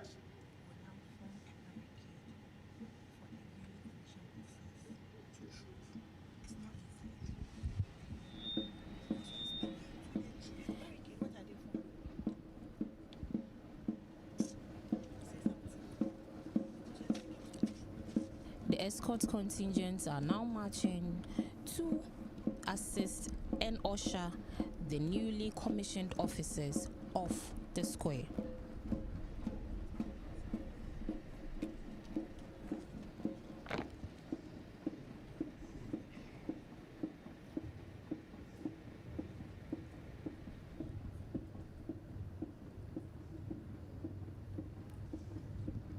Distinguished viewers, this is the best moment for these newly commissioned officers, and they have been waiting for this moment throughout their training journey. They will be marching off to be decorated with their officer ranks to suit their new status.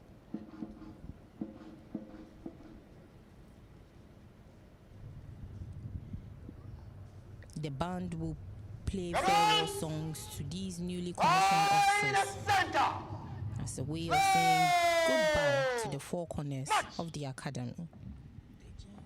Your Excellencies, The distinguished journey guests, has been ladies very hectic, demanding, and torturous. The simple message from all of us to the newly commissioned officers is that their training to become a professional officer does not end here. In their units, they will need to continue to learn and prepare themselves into responsible leaders in whose hands the security of this great nation and her citizenry can safely be placed. A high standard of discipline and performance will be required of them by their superiors, peers, and importantly, the men placed under their command. These new young officers will take up the mantle to sit on the proverbial wall of life to defend it from all ills. We beseech their families, friends, and loved ones here with us on the square and beyond to never relent in their physical and spiritual support for them.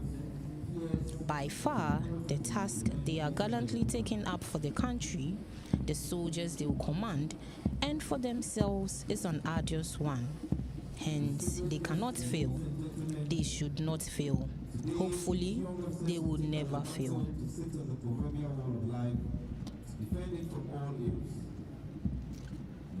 Their families, friends, and loved ones here and beyond, never relent in their physical and spiritual support for them.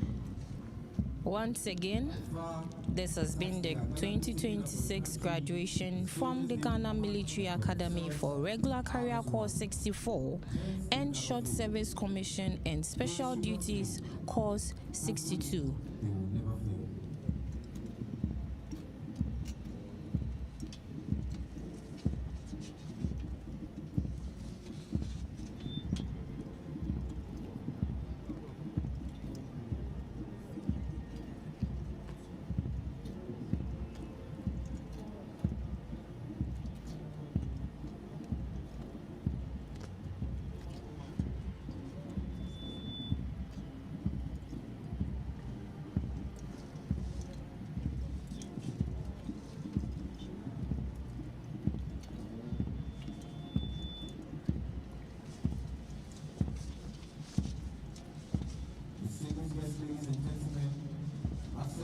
This mess is restricted for the second part of today's ceremony, as only those required to be in the mess will be allowed entry. You are therefore respectfully requested to remain on the parade square. Distinguished viewers, a total of 256 cadets have been commissioned into the various arms of the Ghana Armed Forces.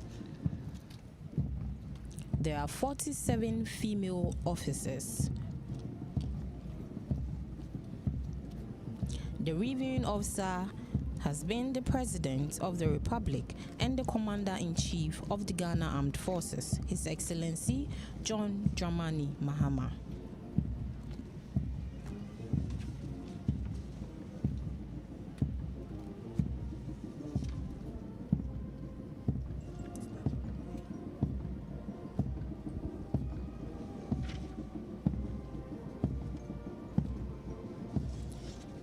The Ghana Military Academy was established on 1st April 1960 to facilitate the speedy takeover by Ghanaian officers from the British officers who were then commanding the armed forces. The first commissioning ceremony was held on 30th September 1961 for 35 officers, comprising 14 from Intake 1 and 21 from Intake 2. Also at the onset, the Academy had a mix of British, Canadian, and Ghanaian staff. However, since 1974, the Academy has been manned entirely by Ghanaian staff who continue to produce quality leaders of character for the Ghana Armed Forces and other sister African countries. The Ghana Armed Forces acknowledges and appreciates the wonderful support it has enjoyed from the British and Canadian government in shaping the Academy into a model training institution. The Ghana Military Academy has produced thousands of quality officers who have served and continue to serve in various capacities in the armed forces and elsewhere around the world. The academy has also trained officers from sister African countries like Benin, Burkina Faso, Guinea, the Gambia, Liberia, Nigeria, Sierra Leone, Togo, and Uganda.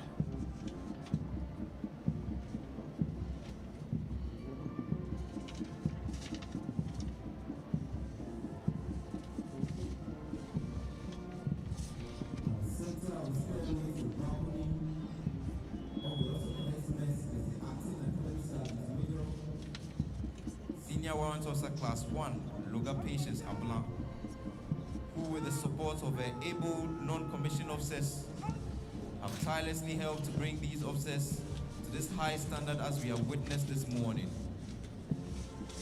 With a high sense of pride and great achievement, she's paid her first compliments to these newly commissioned officers. Distinguished viewers, at the center of the stairway of the balcony of the new officer cadets mess is the acting academy sergeant major, senior warrant officer class 1 Luga Patience Ablan, who with the support of her able non-commissioned officers have tirelessly helped to bring these officers to the high standard as we have witnessed this morning. With a high sense of pride and great achievement, she is paying her first compliment to these newly commissioned officers. Required to direct the battle.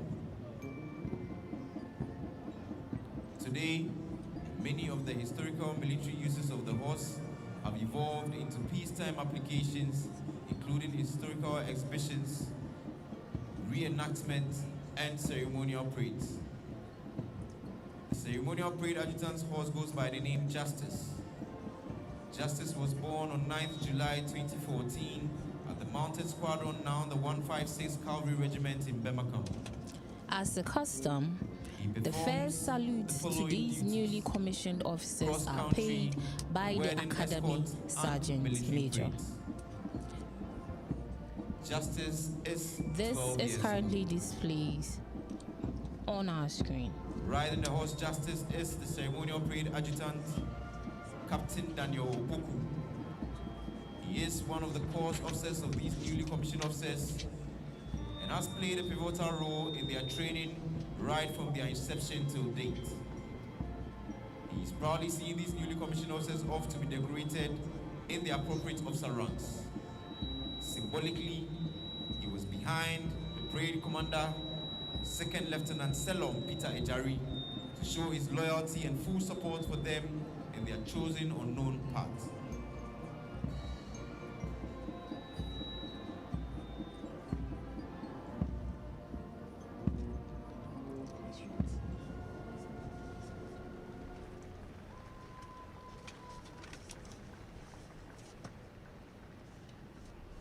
Escort continued. Outwards. The parade is now under the command of the Junior Parade Commander, Big match. Officer Cadet Akins Isaac Kamalin, cadet of regular career course 65.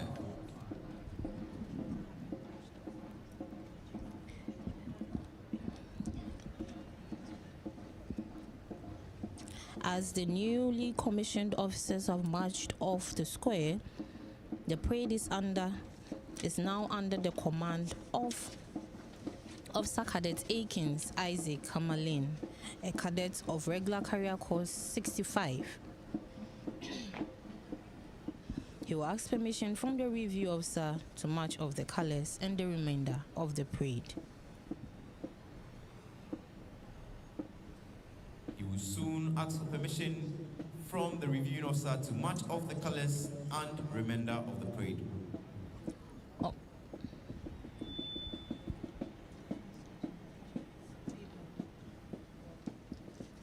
On parade currently are the escort contingents from Ghana Army, Ghana Navy, and Ghana Air Force.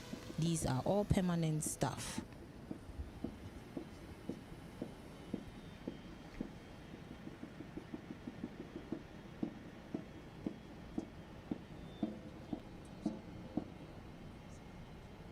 Escort continued to the north. Right and left. Sit.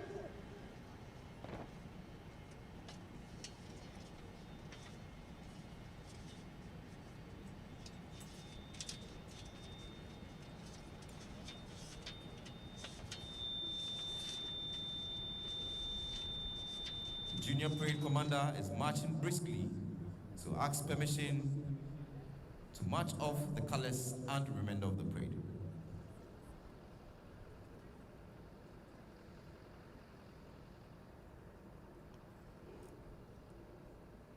Good morning, Your Excellency. Ghana Military Academy 2026 graduation parade over. May I have your permission to march off the colors and the rest of the parade? Officer Cadet Akins Isaac Kamali reporting. Your Excellency.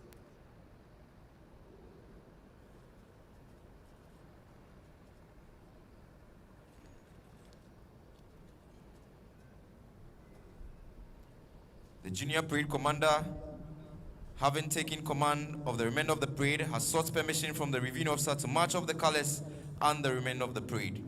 Certainly, this young man is having an early taste of command.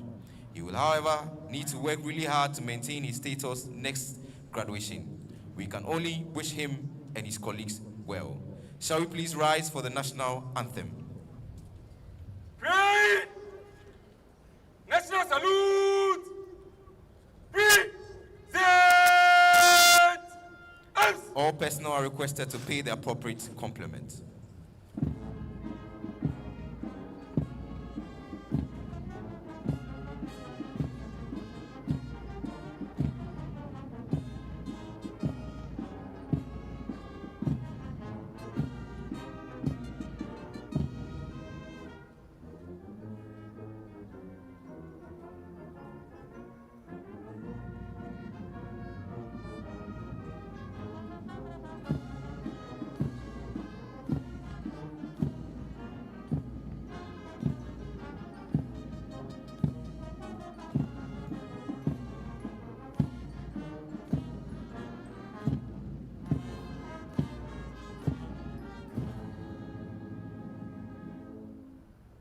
Parade! Show their arms!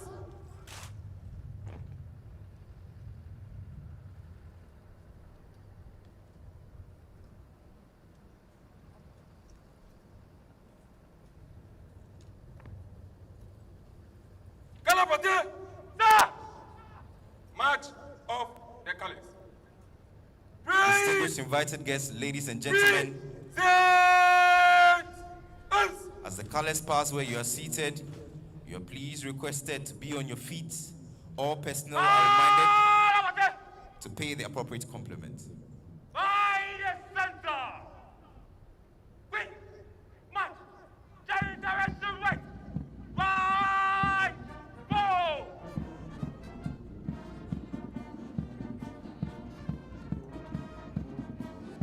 Forward!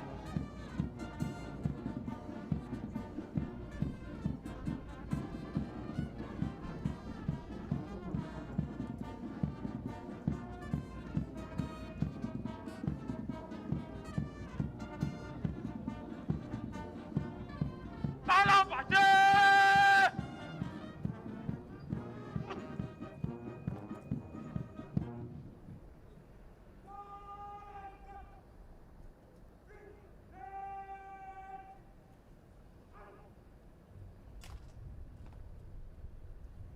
Parade! Show their arms! Of their arms! Stand at ease! Reviewing officer, distinguished guests, ladies and gentlemen, all too soon we have come to the end of the first part of this morning's graduation ceremony. Finally, on behalf of the Military High Command officers, men, civilian staff, and indeed the families of these newly commissioned officers, I wish to express our profound gratitude to you, Mr. President, for coming to grace this all-important ceremony. It is indeed a great honor for us to interact with you, and we are most grateful. Our appreciation also goes out to all ministers present, members of the diplomatic corps, and all specially invited guests. Now to you, the rest of our guests and well-wishers here present, we thank you for your presence and cooperation. Also to our sponsors for this morning, support Trillium Inc. the newly commissioned officers. The second part of the parade will continue at the anteroom of the Officer Cadets Mess. Will take place at the anteroom of the officers' mess. Access to the mess is controlled, so all are humbly requested to cooperate with security and protocol officers. All are reminded that only special guests invited for the parchment ceremony will be permitted to enter The the Officer reading Cadets officer Mess. is currently going to interact with some staff and personnel of the institution. Additionally, institution. personnel to be refreshed after this parade are kindly to wait on He's the also square until interacting the with some CNC of the family departs members this here to location. celebrate with their newly commissioned officer members.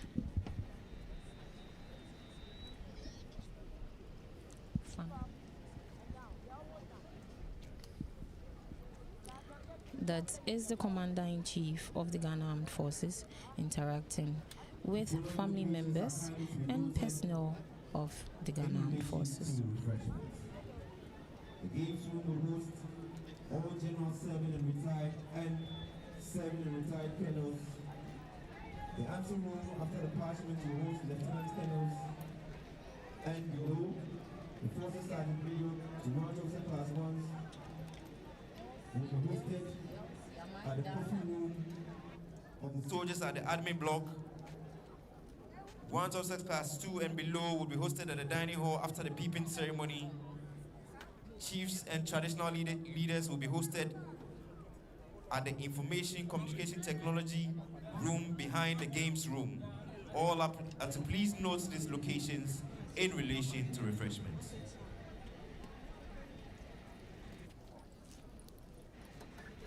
Distinguished invited guests, ladies and gentlemen, it is our hope and prayer that the good Lord will keep us safely till we meet again on this sacred square next graduation. Once again, I am Fly Lieutenant Abel Ufoyo Sabuti, and together with Lieutenant Commander Isaac Yao Aban and Captain Richard Bule on Ghana Television, we have been your commentators for this ceremony.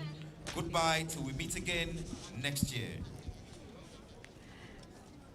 Distinguished viewers, it's our hope and prayer that the good Lord will keep us safely till we meet again for the next graduation. Once again, I am Captain Rachel Bule. Goodbye till we meet next year. Thank you.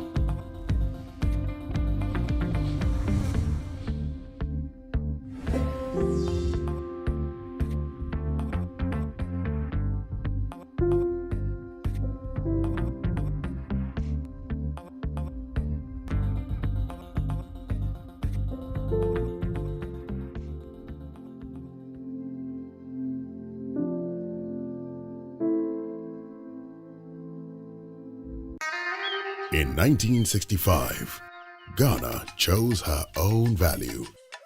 From cowries and pounds, the city was born, our pride in our own hands. It flowed through markets, palms, and memories, and became part of daily life. Through every season of change, the city has remained a constant in Ghanaian life. In 2007, we took a bold step, ushering in a new era of confidence and stability. Today, the city lives in banks, markets, and apps, rooted in tradition, shaped by history, carried by innovation.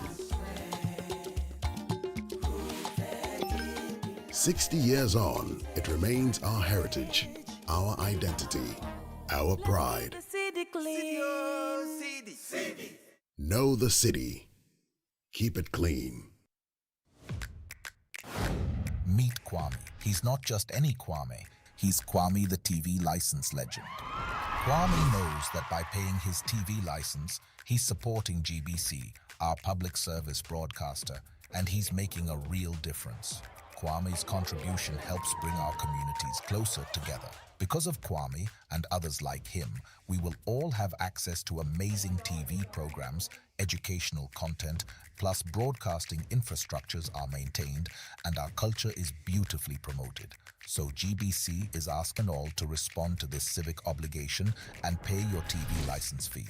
For individuals, it's 3 CDs per month or 36 CDs per year. If you have multiple sets, meaning 2 or more in your household, it's 60 CDs per year.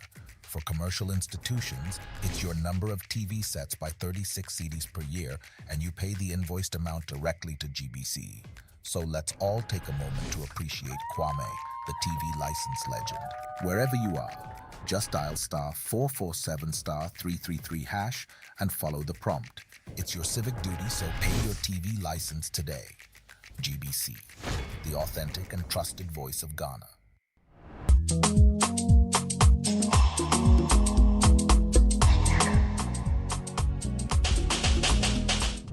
Welcome to the highly anticipated second edition of Spectacle. This is the pressure we're talking about. The scope of the producer's work. From there, we just jumped on the train. Chapter 2, Chapter 3 to 6. Your ultimate destination to an unparalleled entertainment experience. Get ready for the hottest vibes, the juiciest gossip, and unfiltered interviews featuring top-notch pundits. We will dive into the latest buzz from Parliament. The micro minority. Showcasing the best-dressed MPs and highlighting the funniest quotes of the day. We will explore the intriguing, ugly moments in entertainment. Join me, your fabulous big sister Higa, as we uncover this and many more other captivating stories in the thrilling journey through the entertainment landscape. This man is an angel in Africa. As we always say, Spectacle, it's all about the entertainment.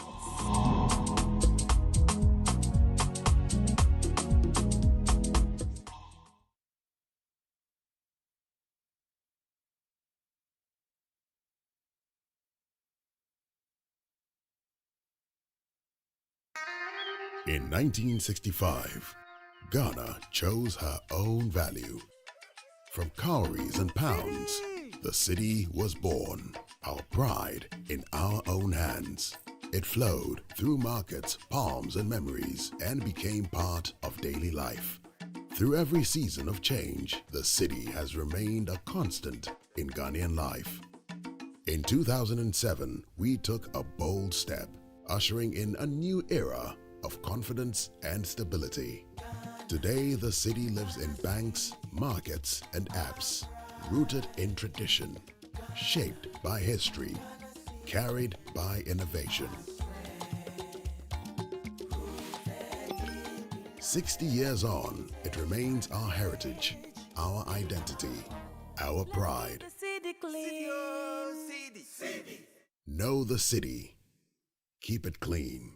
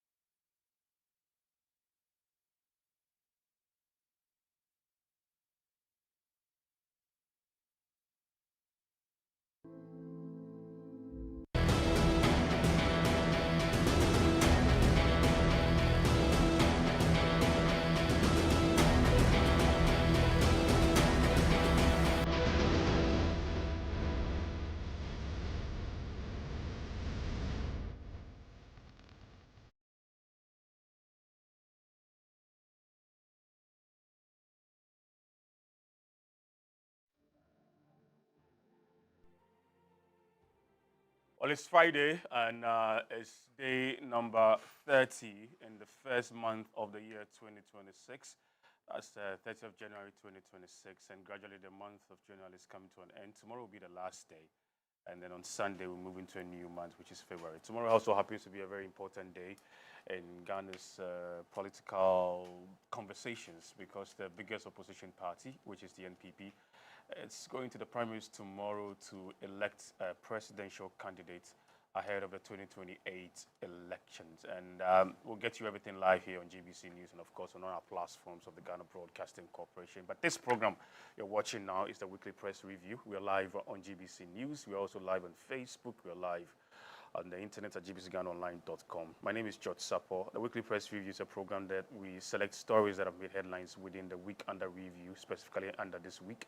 We'll get our guests seated, and then we'll select these stories and talk about them. There are some drills that we have on the Weekly Press Review. One of that drill has got to do with taking you through a newspaper headlines for the week, focusing on two main newspapers, the Daily Graphic and then the Ghanaian Times.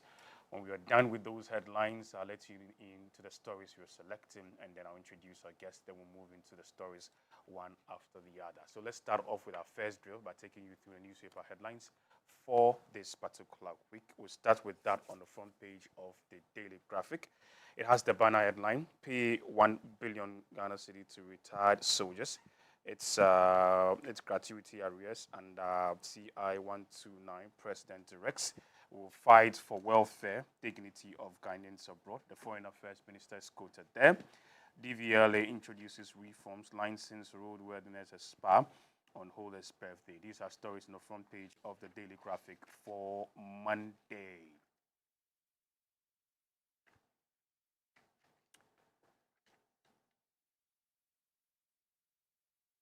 Ghanaian Times Monday banner headline at OSA 2026. President casts off for 2,000 housing units for the Ghana Armed Forces, announces pay rise for soldiers.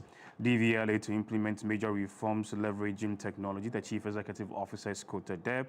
First Sky Group marks 23rd annual Thanksgiving service. These are stories on the front page of the Ghanaian Times for Monday. And then Tuesday to the Daily Graphic.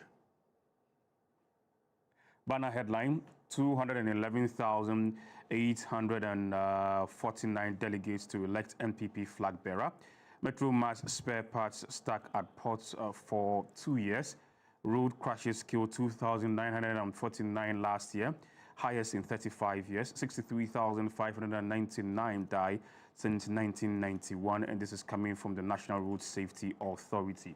You also have First Sky Group commissions phase 1, Yendi solar plant in March. So these are stories on the front page of the Daily Graphic for Tuesday.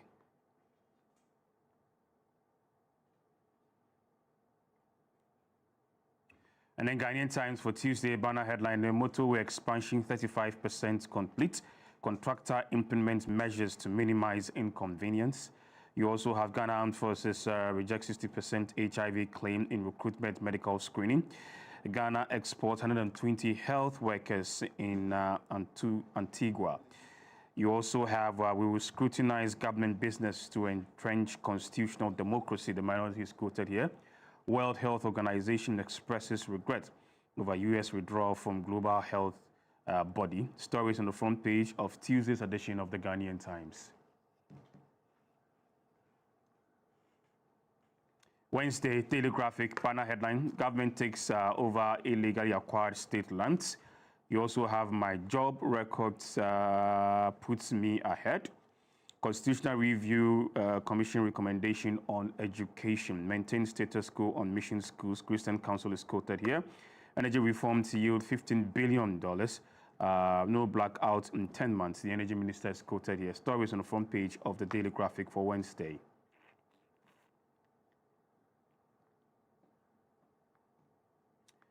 Ghanaian Times Wednesday banner headline, restoring confidence in land administration. Government to cancel illegal land deals. The minister is quoted there. You also have make Danbe language compulsory in schools. Traditional Council is quoted there. Only Attorney General can defend the Office of the Special Prosecutor Act. Supreme Court rules. And then UFO urges peace ahead of the NPP internal election. Stories on the front page of the Ghanaian Times for Wednesday.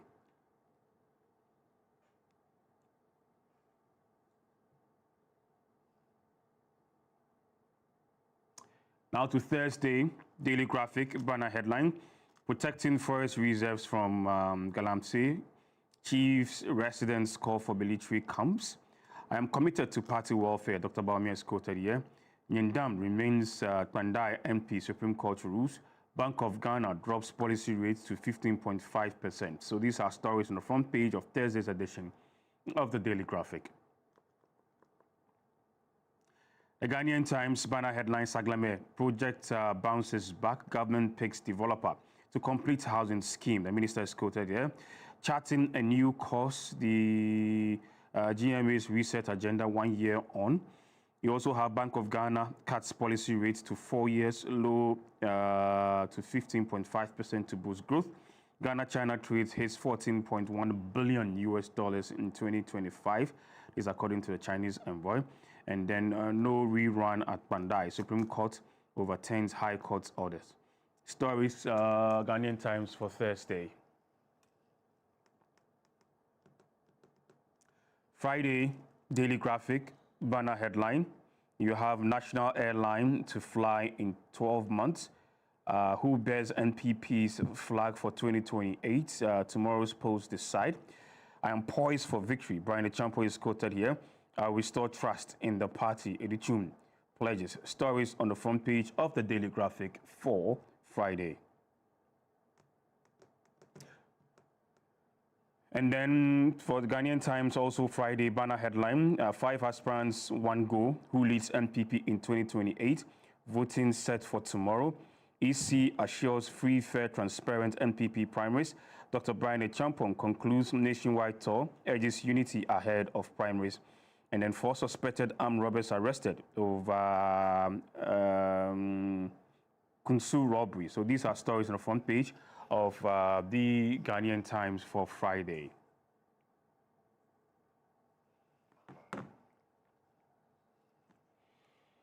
All right, welcome back. Some of the stories we'll be looking at, we'll talk about the NPP primaries that's coming off tomorrow. We'll have enough time to talk about some. We'll talk about the Supreme Court's decision for Pandai. We'll also talk about the minority press conference concerning this current administration's 1 year. And then the NDC also sets in elections, internal election timetable ahead of their primaries too. So these are the stories we'll be looking at. We're going to go for just a quick break. When we return, our guests are seated. I'll introduce them, and then we'll get talking. Stay with us. The program is a weekly press review. We are live on GBC News. We'll be back. Stay with us.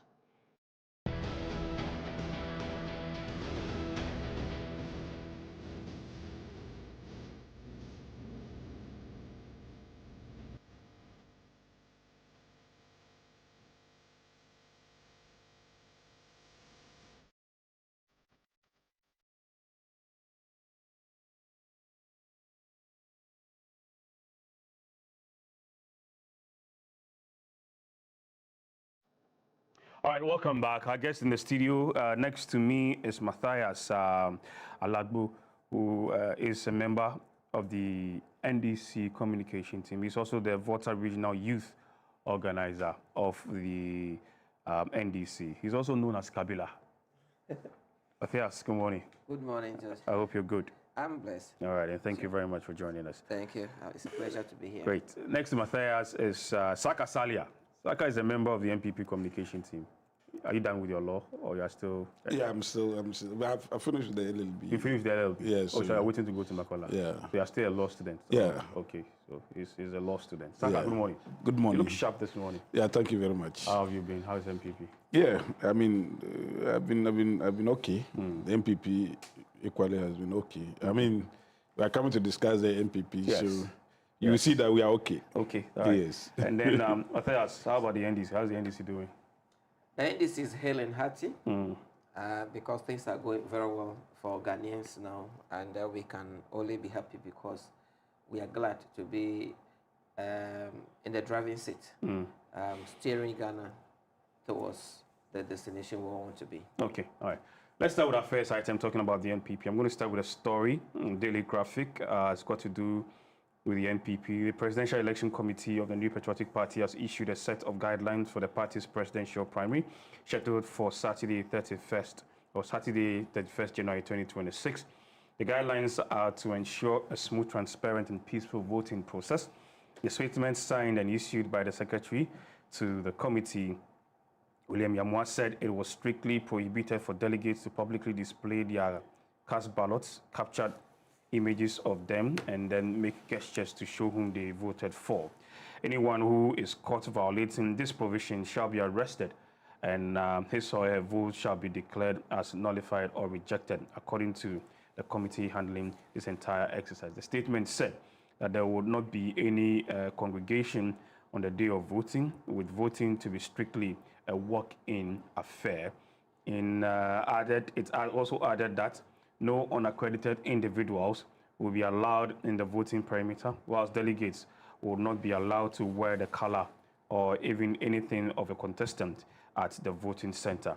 It said that voting will take place in an open place, not indoors or in an enclosed space. Again, the statement said that the Electoral Commission and the police shall enforce and adhere to strictly restricting delegates from taking their phones and other electronic photographic gadgets to the voting scene. This is in the statement. The committee also urged delegates to maintain decorum and avoid any behavior that could disrupt the voting process. So these are some guidelines issued by the committee led by Joe Osei Ususaka. Yeah. I'm going to start with you on this. It's a big day for the NPP tomorrow. Yeah, thank you very much. Let me use this opportunity to say good morning to my colleague. Good morning to the NPP fraternity and our distinguished viewers. First of all, like I told you that the NPP was okay. We are doing well. If you look at the elections, I mean, if this election were not to be competitive, it would have spoken ill of the party. Why? Yeah, I mean, it means that nobody has interest in the party. But you can see the competitiveness nature of the context. I mean, that also tells you that we have the men. And if you look at all the 5 people contesting, all of them are good in their own strides. Even though we can read them. I mean, no human being, 2 human beings can be equal. And especially when you are selecting for the best in a particular way. That's the reason why we have what we call square pegs in the round hole. You can have square peg that can fit square pegs. Because if you bring the round hole, it cannot match square pegs. So you can have somebody who will be very good in one area, but not good in the other area. So if you look at some of them, I mean, some are engineers, some are, some are businessmen, some are economists, per excellence. Therefore, when you want a particular person among the lots, you have to go through some rigorous selection. And that rigorous selection will be done not just by one person, but by over 211,000 and over. And these are the people that are listening to the campaign messages of the various people, weighing them, trying to see which of them best fits for the position that we yearn for. And at the end of the day, I mean, but you see, the fact of the matter is that this is just an internal election. You can say in Tennyson election, where there is in Tennyson, squabbles, disagreements, and all that. But even with that, at every time when somebody is speaking, even his language, his body language, his demeanor, his mannerism, and all those things are used to judge that person. So in the face of this disagreement, people are still judging who is the best. Who can tolerate, who cannot tolerate, who has what it takes, who has a temperament to hold the higher office of the land. You see, that office is not an ordinary office. It's not like somebody go to the registrar general and register as chief executive and nobody scrutinize you. You become, your boss and do whatever that you want to do. This is an office that demands certain traits. And it has to do with your whole being, your history, and what have you. That's the reason why if you look at the Ghana Constitution, it did not just say anybody at all. If once you are a voter age, you can become president. No. It went further to give certain criteria. It means that there's a special breed of people that can only fit that office. Okay. In terms of even age. Yes. If you qualify to vote, you still do not qualify to be voted as president. If you qualify to go and become a parliamentarian, you still do not qualify. Qualifying to vote is 18 years. To become a parliamentarian is 21 years. And to become a president has been elevated to 40 years. So it came as no surprise that all these things have been, proffered in the Constitution in order to select somebody that has what it takes. It is 40 and above because you need somebody with maturity, somebody with a temperament, somebody... It doesn't always work like that. Yeah, I mean, there are exceptional situations. There are those below 40 Exactly. I mean, those are exceptions. I don't think so. No. I mean, given the opportunity between, if you take 10 people, 5 of them 40 years, another 5, 18 years, and a decision is to be made. The tendency that the oldest, the one in the 40s, would take a prudent decision. Not academic. I'm not talking academic, but decision that will inure to the benefit of society. So all these things. So you can see. Me, I admire a lot of the people in our context. Number one, Dr. Mahmoud Bawumia. Everybody, every youth within the MPP aspire to be like him. Oh, really? Oh, yeah. Okay. I mean, his patience, his calm demeanor, calm disposition, his persona, his personability is so personable. You can approach him so easily without any intimidation. He relates to everybody the same way. It does not discriminate between a different sex. It does not discriminate between religion. It doesn't discriminate between the rich and the poor, or the have or have not. And he listens. He's a listener with knowledge. I mean, when we talk about knowledge within the 21st century in our party, I mean, we've been to meetings with him, and he can talk. He's so versatile. He is able to align himself with almost every sector of the economy. Every sector.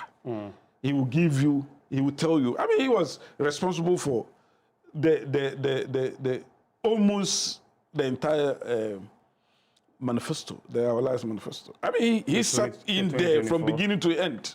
Okay.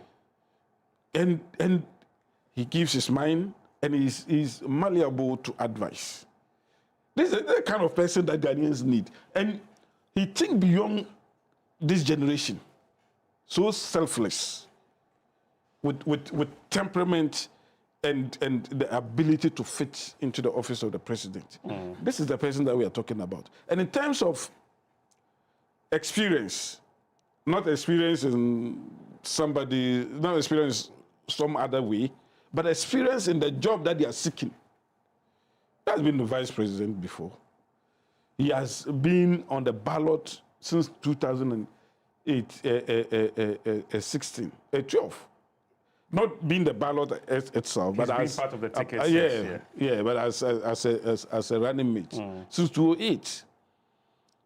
He has prosecuted elections, just like President Mahama. President Mahama has always been in the ticket since 2008, the same way.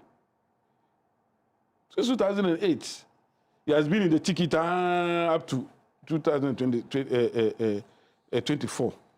The same. I mean, the same as Dr. Bawumia. So, but President Mama went into opposition and came back. Now, Bawumia was in opposition and came back, and now went into opposition. But he has not tasted the ultimate, unlike the other counterpart, the president.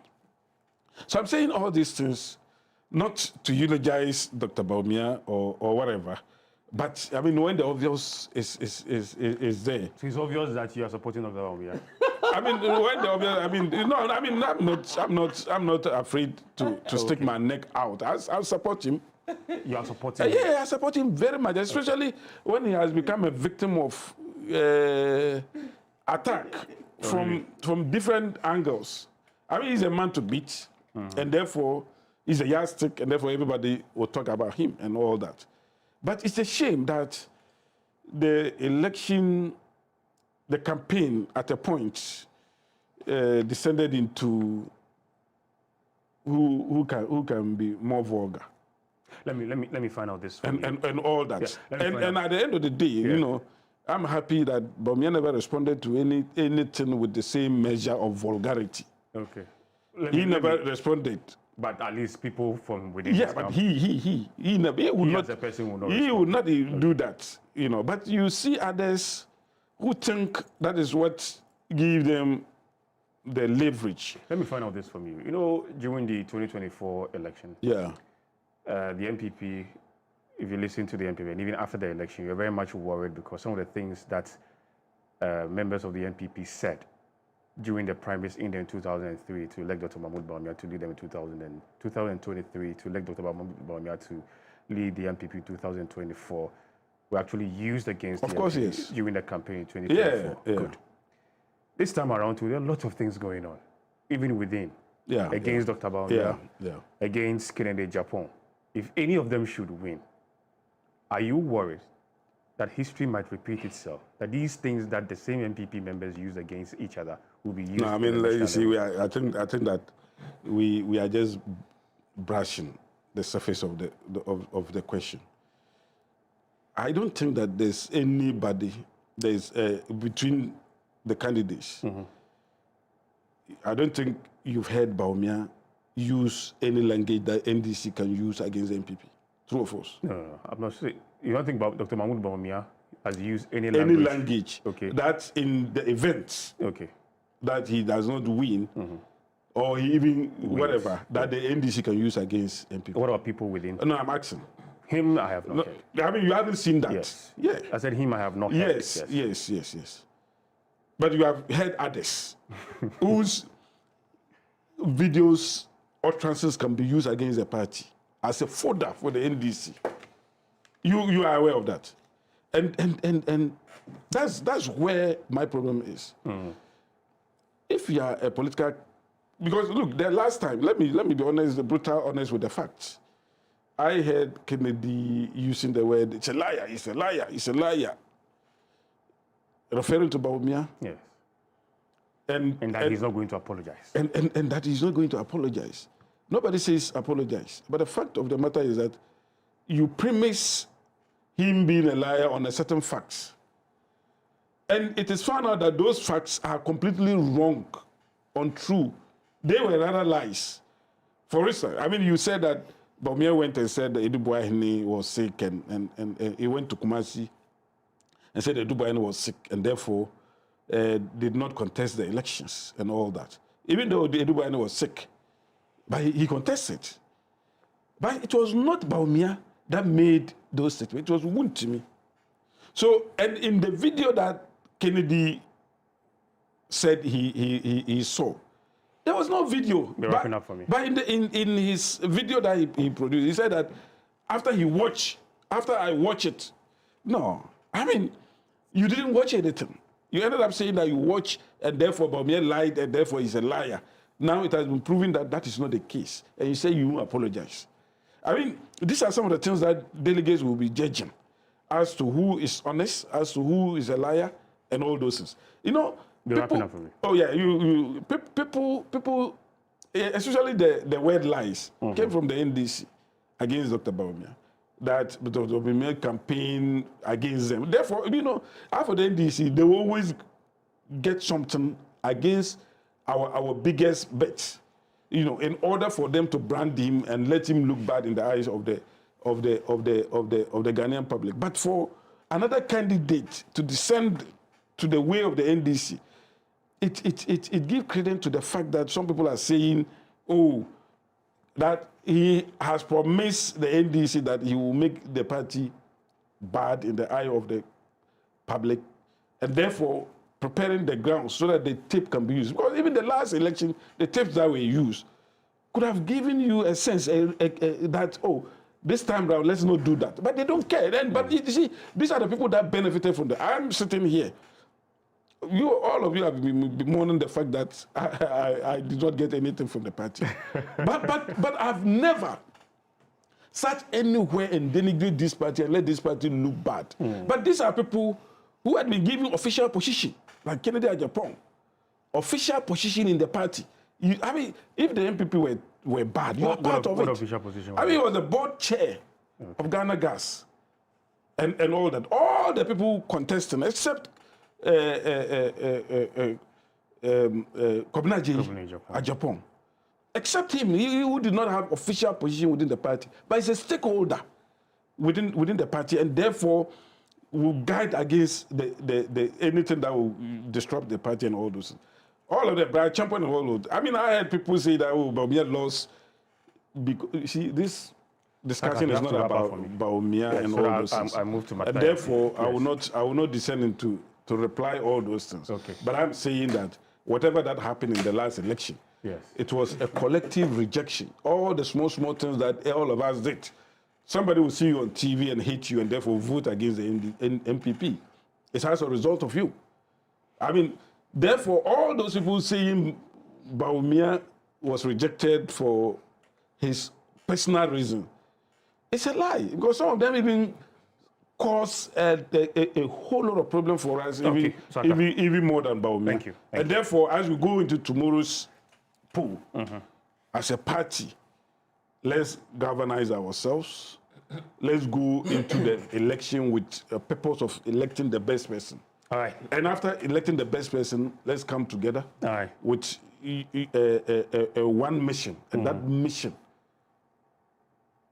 is the target. That is the presidency. Okay, and nothing else. All right. Thank you very much, Saka. Matthias. Yes. MPP primaries. Well, thank you. And let me use the opportunity to say good morning and Happy New Year to our cherished viewers. I think it's the first time I've been on GBC News. Yeah.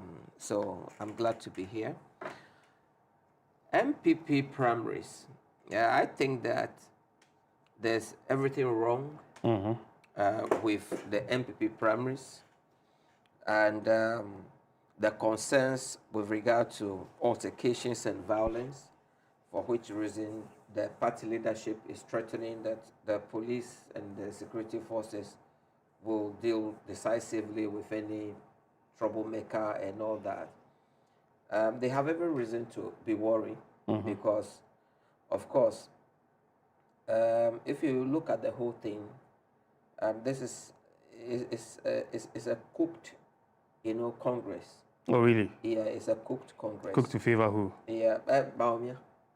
Oh, okay. Bawumia is cooked to favor Bawumia. Yesterday, the NDC held a press conference at the national headquarters, and I was there, and I pretty much know everything that was going to be said because as a member of the National Executive Committee of the party, I'm part of those who actually approved those guidelines that were outlined yesterday. And if you listen to our General Secretary quite clearly, it tells you that when you are talking about rebuilding, we are talking about reorganization.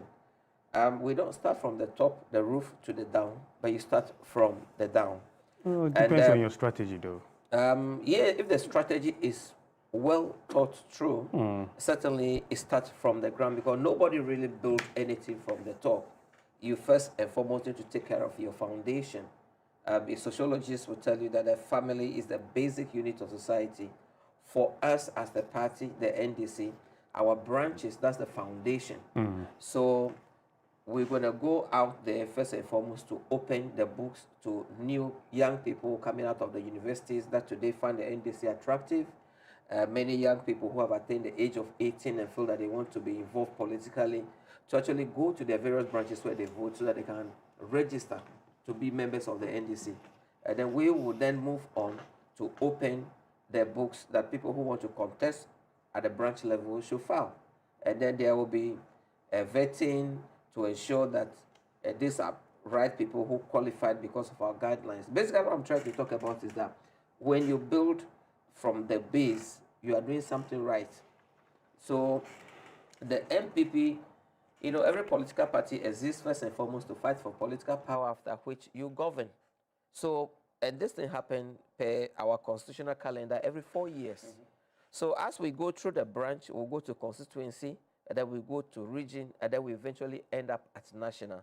It's only after you have built a formidable political party that have structural integrity that you can then begin to think about who bears your flag, okay?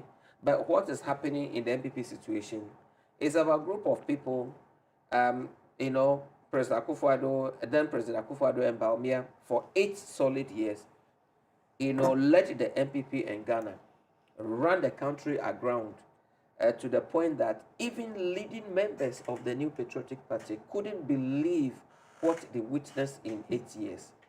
And obviously, the top leadership of the party know that if they go through the natural process, what is logical, what is procedural, what is acceptable within the norms of good corporate social governance, the fact of the matter is that the top echelons of the party will be wiped off if they allow the due process to take place.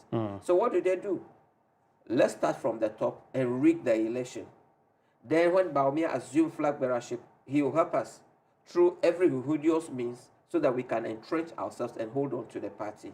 So they have abandoned the reorganization of the party to first and foremost to go and choose a leader whose decree will now determine how every other organization process takes place. Are you getting me? So this is what is happening. So yes, everybody knows Kennedy Japan is a loose cannon. He speaks off record and he incites, you know, violence, and he's done so many terrible things. But at this point in time, he is justified to be behaving the way he's behaving. And that peace pact they went to sign is a facade, because you see, the people know, all the 4 others in the race know that this election is already stolen.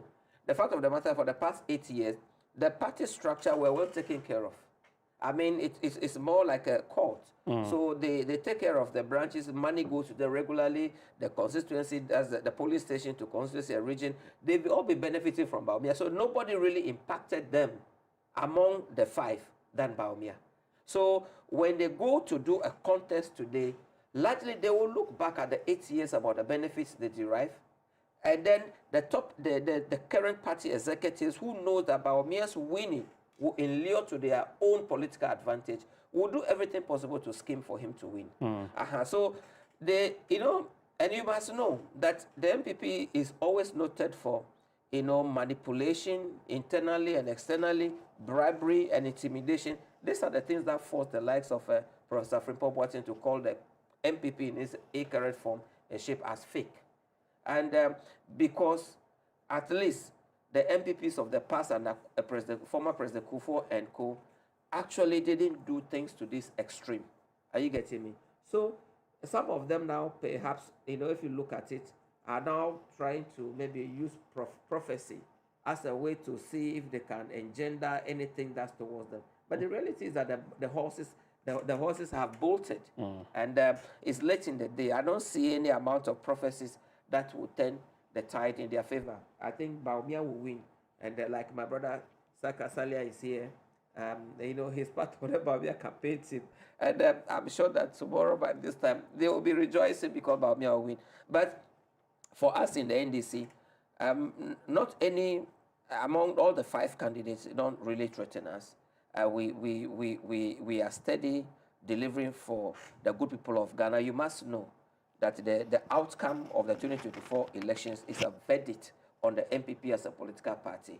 And the young people who have lost interest in politics, our elders who could not afford their medication because of haircuts and head cuts to their life-saving monies and all that kind of thing. Today, hope is restored, confidence is being built, a reset took place in the whole of last year. This year is about consolidation and progress. And if you could take more or less inflation from 23 point something to 5.4 in just a matter of 1 year, you see a remarkable job being done by the Governor of Bank of Ghana, Dr. Joseph Siama, with our city, not more or less like the dollar not being under lock and key with the IGP having the key, but just through prudent management, prudent fiscal management, and commonsensical approach to how a nation is governed. Today, our city is one of the, last year was the world's best performing currency according to the IMF and the World Bank. And this is something that's remarkable. And the good people, including my MPP friends, when we meet, they said that, look, you make us look so stupid because people are now believing that what at all happened in the past 8 years that John Mahama came in just 4 years, things that they were dreaming for, things that they were expecting, all of a sudden begin to happen. And we didn't go and import anybody to come and govern us. It's just Ghanaian people who are committed to good corporate social governance to ensure that, look, a whole year, the MPP look in vain for scandals that they didn't find one. Because you have a leader in place that says that, look, for what Ghanaian people have experienced, this is the time for us to show that, we can govern and govern better. And I can assure you that whoever, Bawumia will win tomorrow. And the only painful thing is that for 3, I will be very surprised. If it turns otherwise? I will be very surprised. I will be very, very surprised. You believe in prophecies? Well, that's what I'm saying. From among themselves, they said the prophecies are being paid for. And because, honestly speaking, there's an adage in my urban language that says that what you see really, you don't equate it to destiny. Are you getting me? Say it in a way.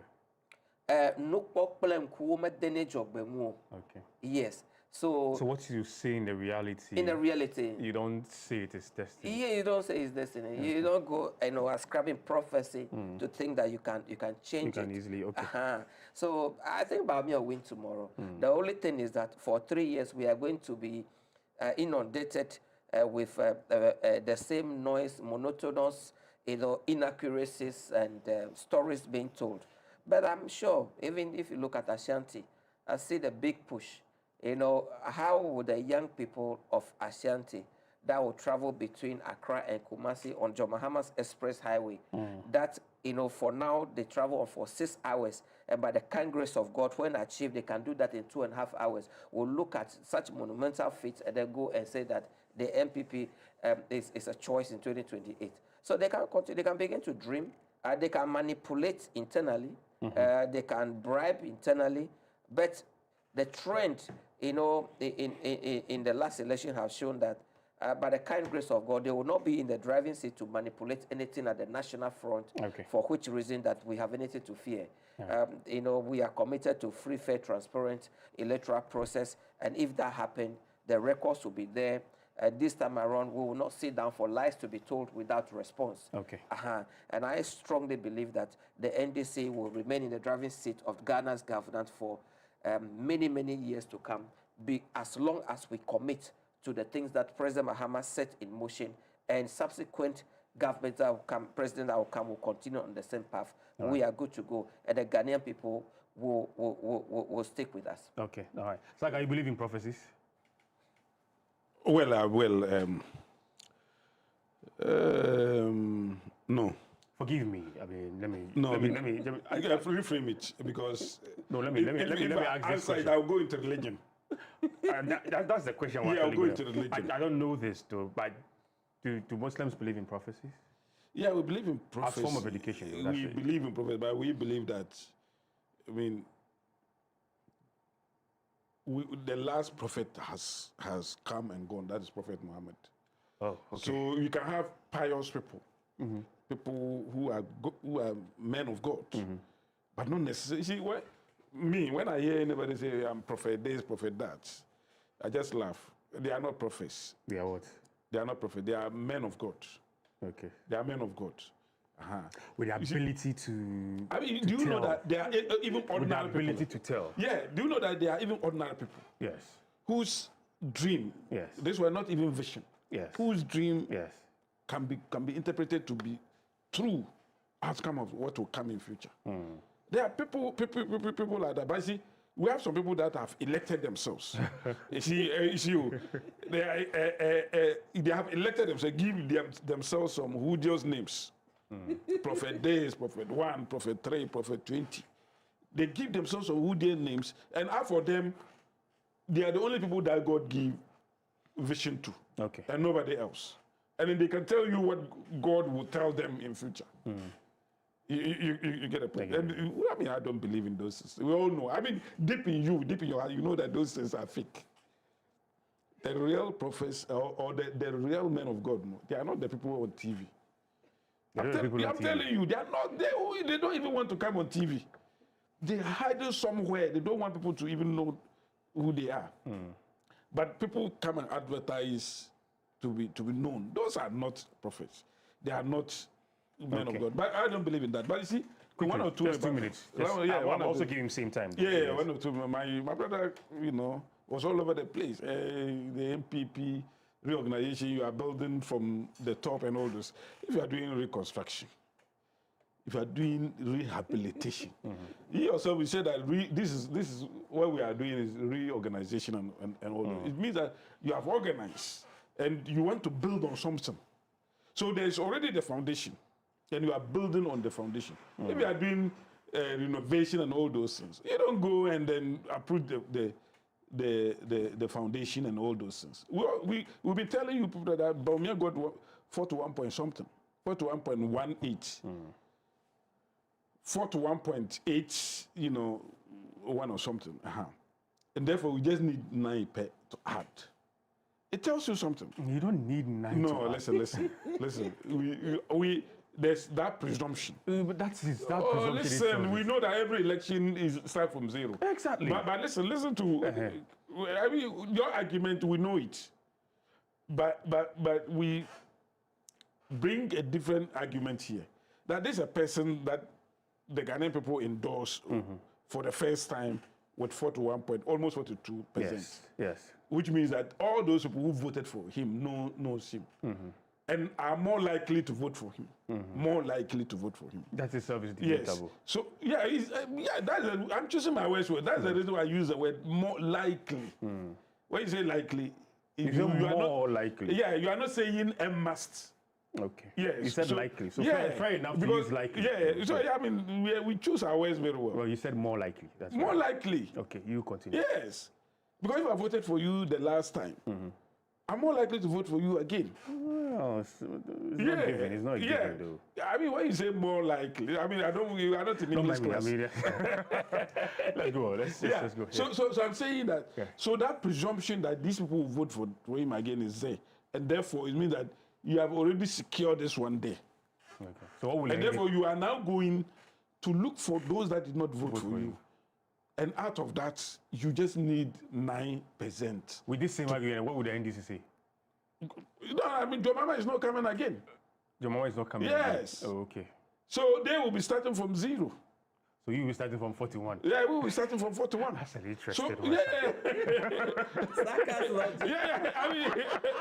mean, that's the point. That's an interesting one. Jomama is gone. I mean, it's history now. Okay. Jomama is gone. Okay. You get the point. So that's what gives you that surety. Pardon? Because he's not contested in 2028, it gives you that confidence. I mean, that is it. That's a fact. Okay. You historically, we all know that. From Jerry Rawlings, all these people, Professor Mills went 3 times. Look, Professor Mills, nobody even dreamed that Professor Mills will become president in this country. He was losing by hearts. He lost even Central Region heavily in 2000 election. 2004, he lost again, including Central Region. And it was in 2008 that he reversed it and all that. Kufuor again Rawlings the same thing. And look at Nana. Yeah.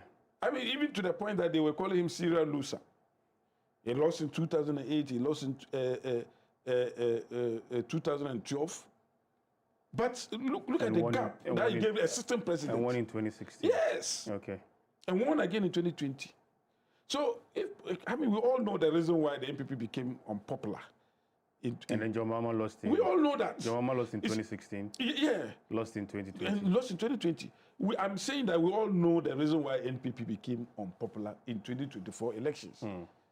It has everything, because it was not NPP alone. The whole world, all incumbent governments were losing. Look at Trump. Trump that was voted out as president, assistant president. He was booted out of office. But COVID made every country unpopular. I'm sure that if John Mahama was in power, this COVID would have made him so unpopular that nobody would even want to see him. Okay. So these are the realities on the ground. Okay. It is not Bawumia that people didn't like. It is not the NPP. Because look, the NPP, even in COVID, look at the number of things that we did. Even growth. There were only few countries, about 20 countries in the world, that posted positive growth. And Ghana was one of those, the 20 countries. Look at even the growth that we got immediately after COVID. These people are counting their economic achievement and all that. What we achieved after COVID, even to 2024, they have not achieved it in terms of economic growth. Okay. So there are so many things, even the fundamentals of the economy, that even with the favorable condition. Yes. Look at 54. Inflation was 54 in 2022. The next year, we halve it to 23.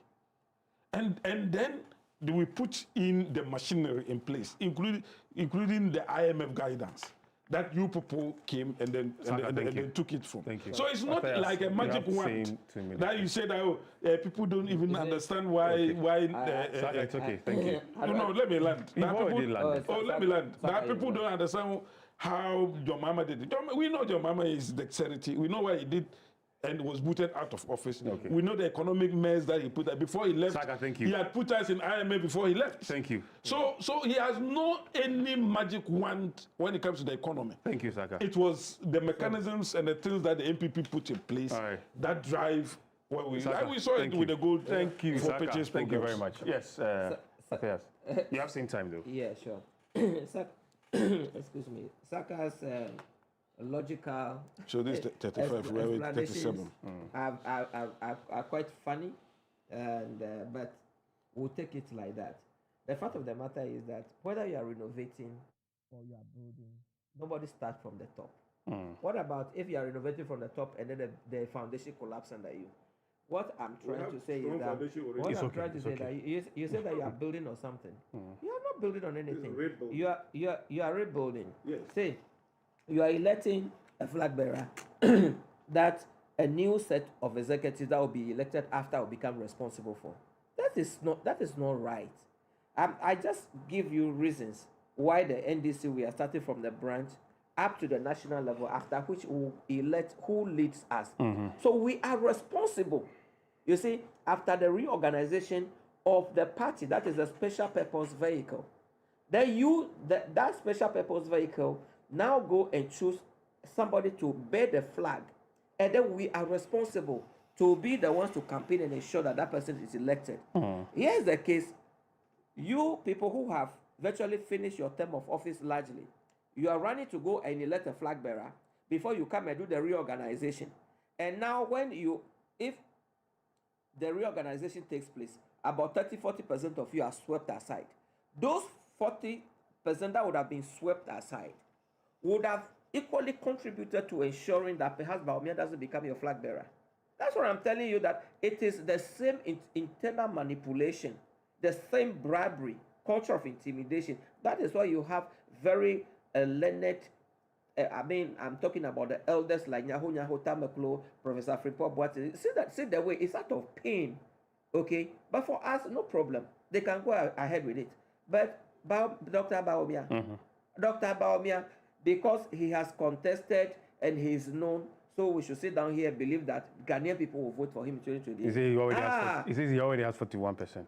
He must come and answer the 270 questions himself.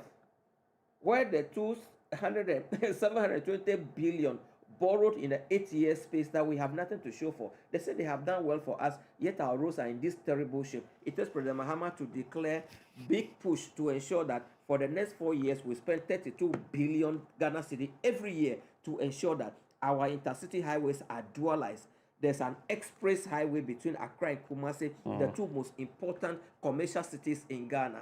Are you getting me? And I don't see how the MPP will come. As long as you have the likes of Edujita Meklo at NPA, ensuring that there's price stability, the prices of fuel at the pump keep coming down. As long as you have people like Apache Awonot at Boss Energies, ensuring that there's a strategic fuel storage and transportation across the length and breadth of this country to ensure that the zonalization policy takes place. As long as you have the likes of Sami Jenfi at Goldport, ensuring that smuggling of gold out of this country are stopped to ensure that, look, there's stability, of gold reserves. That has backed up our currency to ensure that the cedi exchange rate continue to be stable, and then it can reduce it and it can come up in a way that is predictable to make life comfortable for the Ghanaian people. I doubt how Ghanaian people will see this and say that, about me, even though he used to lie as a habitual liar. You are accusing Kennedy Japan that he says he's a liar because you are tying it to one specific thing. But everybody knows that Bawumia have a penchant for pouring out factual inaccuracies in virtually in everything that he does. Everybody knows that he's monotonous and only spew out things that are not right. Everybody knows that Akufo-Addo actually came to tell Ghanaian people Bawumia was not an MPP member. We know Bawumia's father was NDC. He was a CPP. Rawlings came to make him. He was a chairman of Council of State and the NDC. Everybody knows that Bawumia have no ties to MPP. Akufo-Addo said the reason why he went for him. That was the father. We know that Bawumia was not politically aligned to MPP as at the time that Akufo-Addo approached him. Which party? He as a person may have been working. I mean, he may not be political like the father. But Akufo-Addo said that he went for him because he is the economic messiah that will come and turn Ghana around in 18 months. Bawumia came, and then we even gave him a name that is Wale Adam Smith, because of the economic prowess that he's assumed to possess, and the mess in which we find ourselves in 8 years. That eventually he jumped away from the economic messiah to become a digitalization champion, which become another arena of ridicule and disgrace to himself, because for the entire 8 years, Bawumia have no record to have laid a single cable, a kilometer of cable in this country. You did more than 2 minutes. A backbone. No.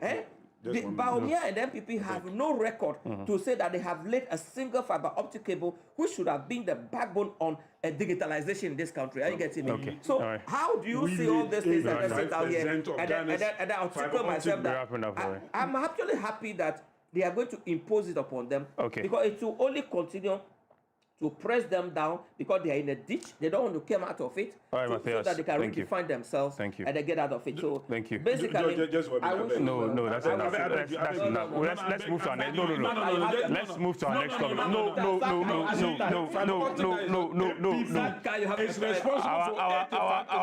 Our next topic is going to be on the Supreme Court's decision on Pandai.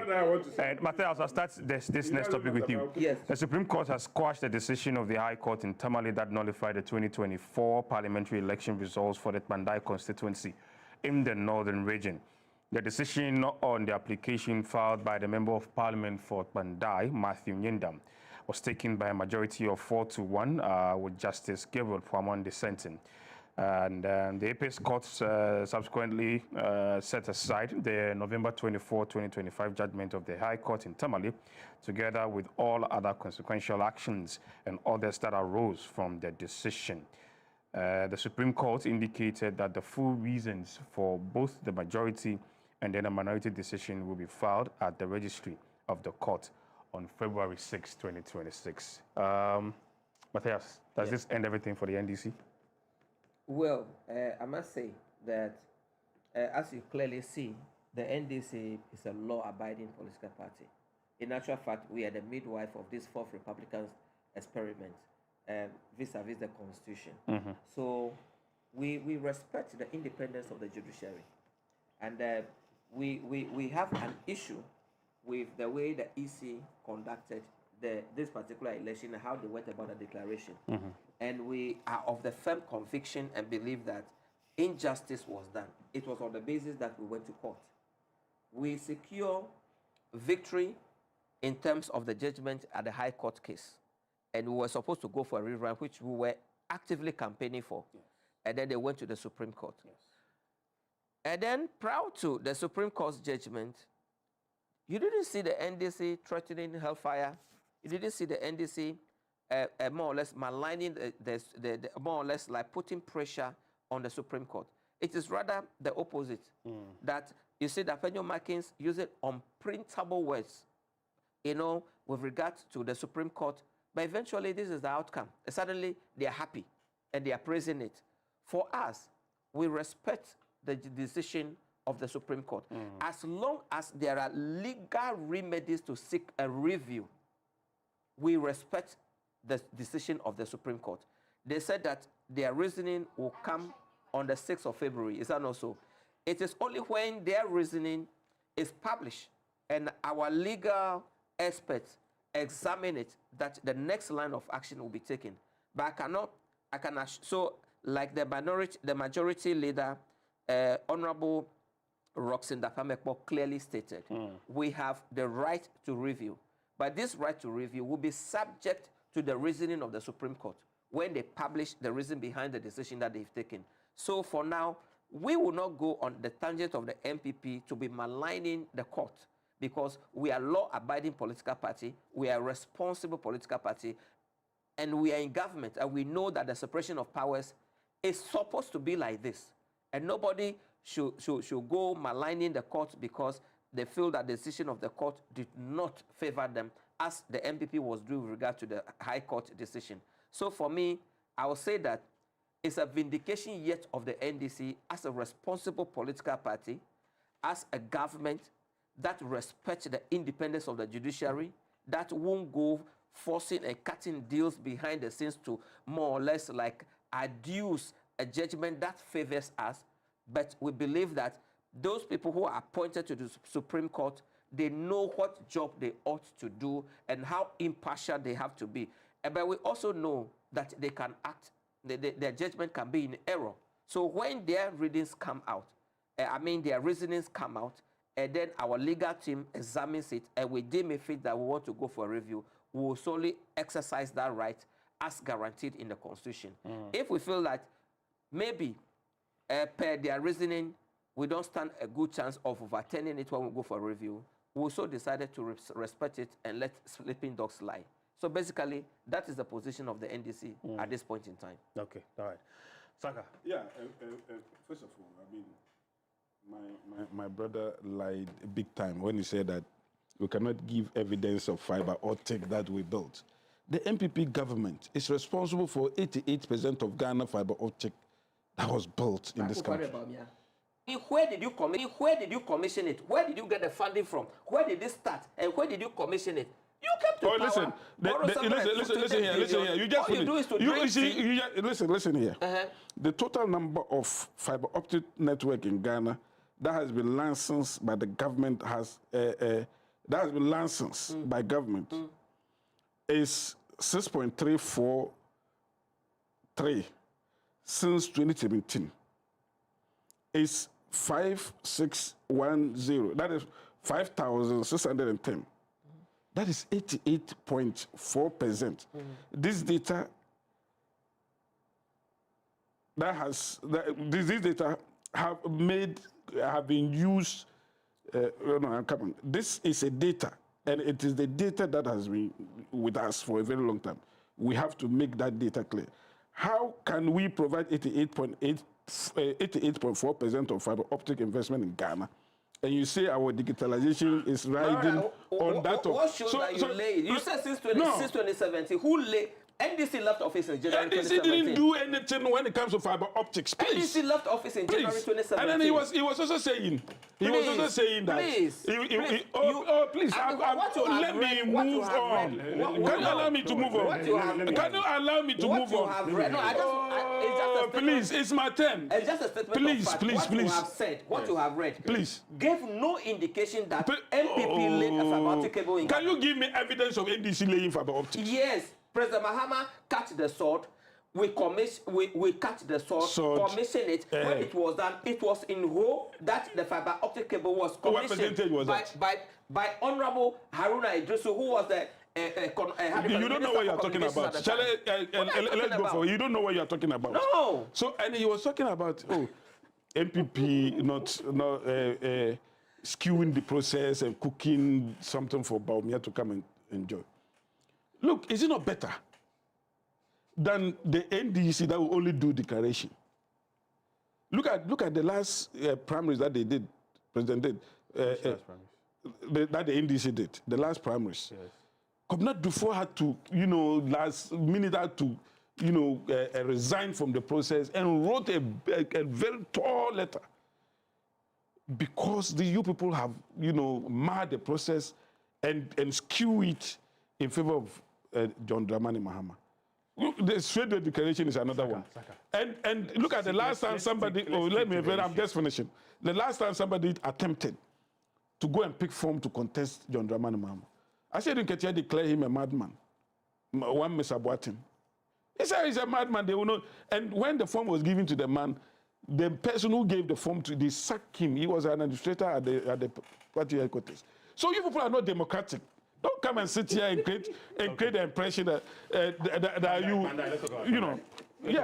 with Pendai, I mean, the facts are clear.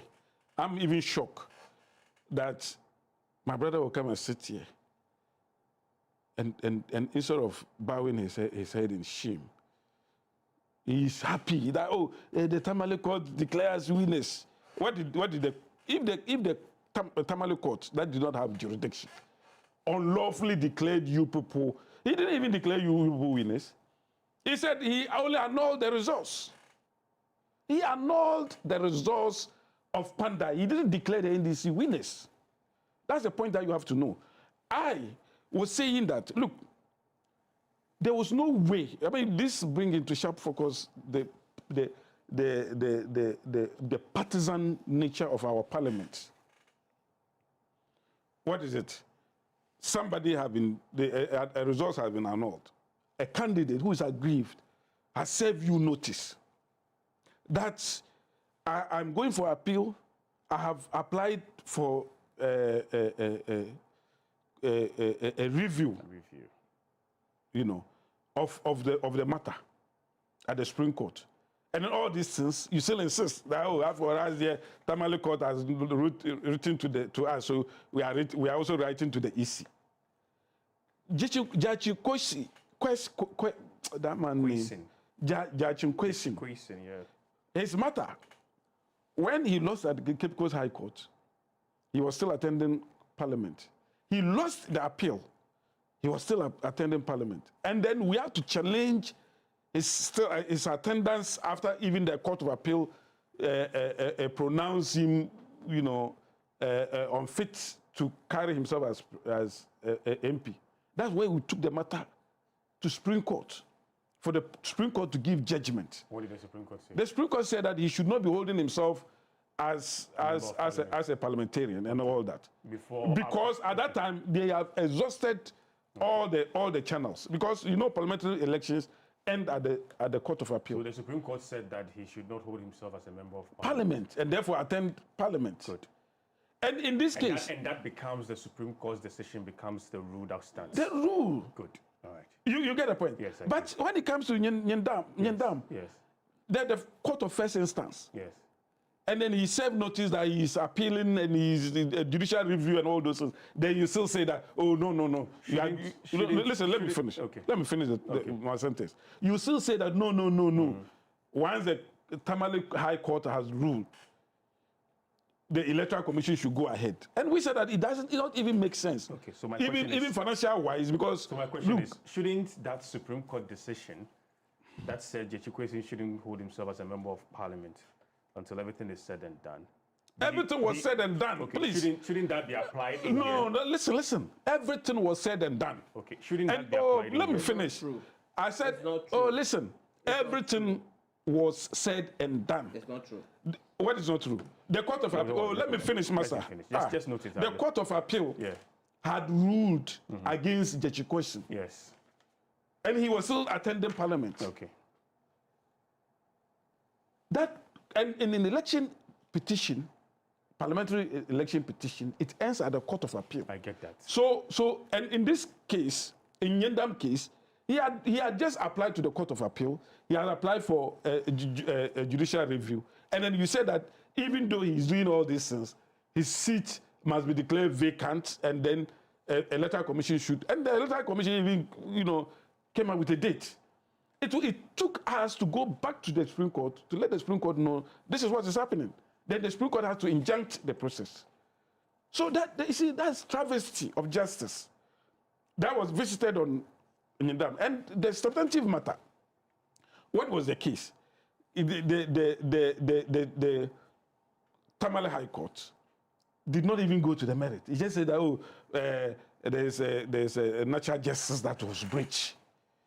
Natural justice that was breached, that they took the matter, the coalition center to Tamale without notice. Meanwhile, even in the court, there was evidence that was adduced by us to show that the NDC knew the coalition center was moved to Tamale was being moved to Tamale because they themselves alluded to that in cross-examination, that they saw the ballot papers being carried and put in a pickup to go to Tamale to do the coalition because the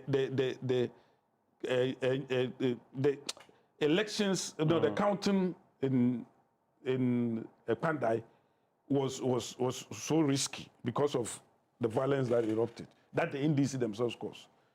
That was what the Tamale High Court, even though there are reasons to believe that natural justice has not been breached. That is first. So the appeal, the Supreme Court says that the court did not have the jurisdiction to do that. Secondly, if you look at 284, PNDC law 284. Let me finish. No, you use. I said if you look at PNDC law 284. Your time is up. Within 21 days, you need 21 days. Please let me finish. Why do you call us here to come and do this? No, we're working with I'm making a point, so let me land on that point. How do you stop me in the middle of a point? Because you're working with time. So just tell me that I should finish, then I'll finish. Tell me to finish, then I will summarize it and finish. But don't tell me your time is up when I'm even making a point. I'm saying that. No, but I have the right to tell you your time. You have the right to be dictatorial.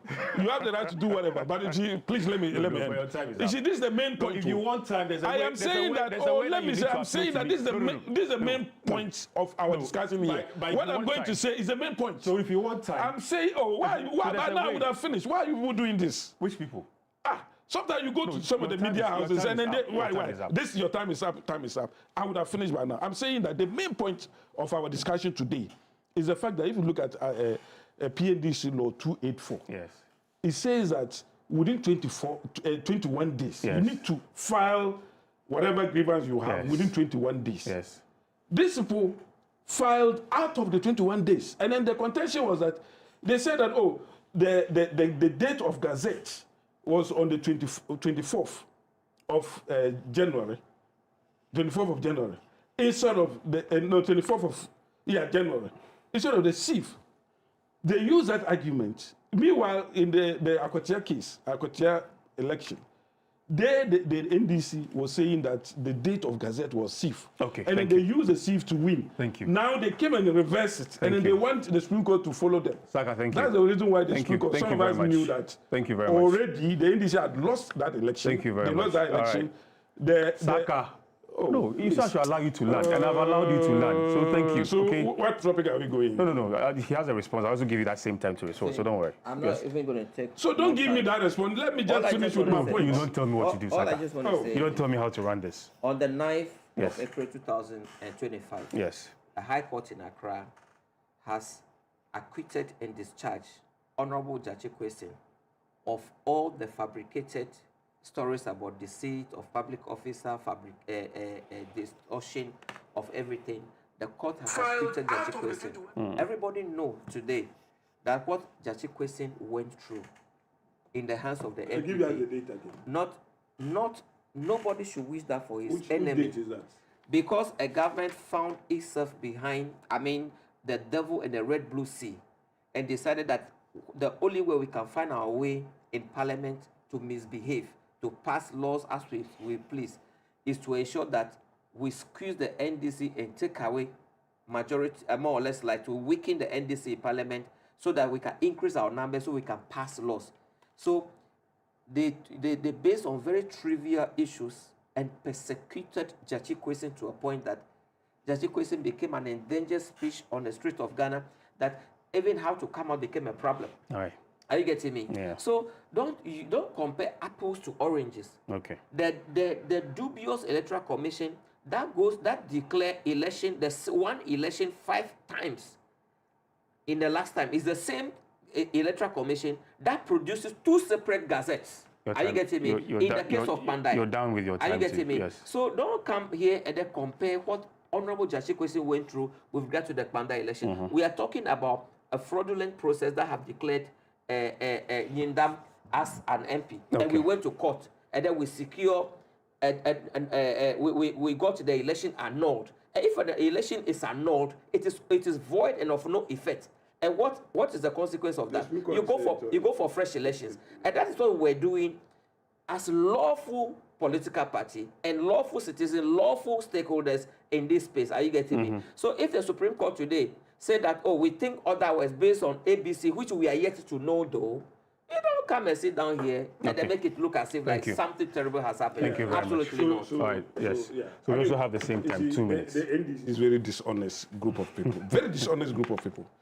You went to court in the Akotia matter and said that the Gazette deed is sieved. Then you turn around when the sieved is against you, you turn around in Pandai case and say the Gazette date is 24th. It's a very dishonest group of guys. That is number one. It's a Jachi Kwesi case. You gave some date that he was discharged and all that. What date did you give for him being discharged?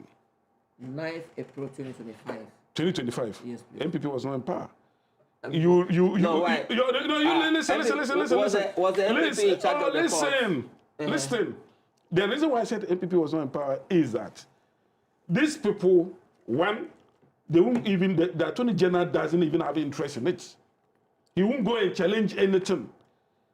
He will even give you nolle prosequi and all that. So there was no challenge to our Attorney General listen. Our Attorney General doesn't go. There was no challenge let to me it. have him finish up. There was no challenge to it. And I'm telling you, if you look at the Jachi Kwesi case, how can you say that, oh, because I've written to Electoral Commission that I've denounced my citizenship, when you don't have any palpable evidence to show? Because citizenship is not just by denouncing it.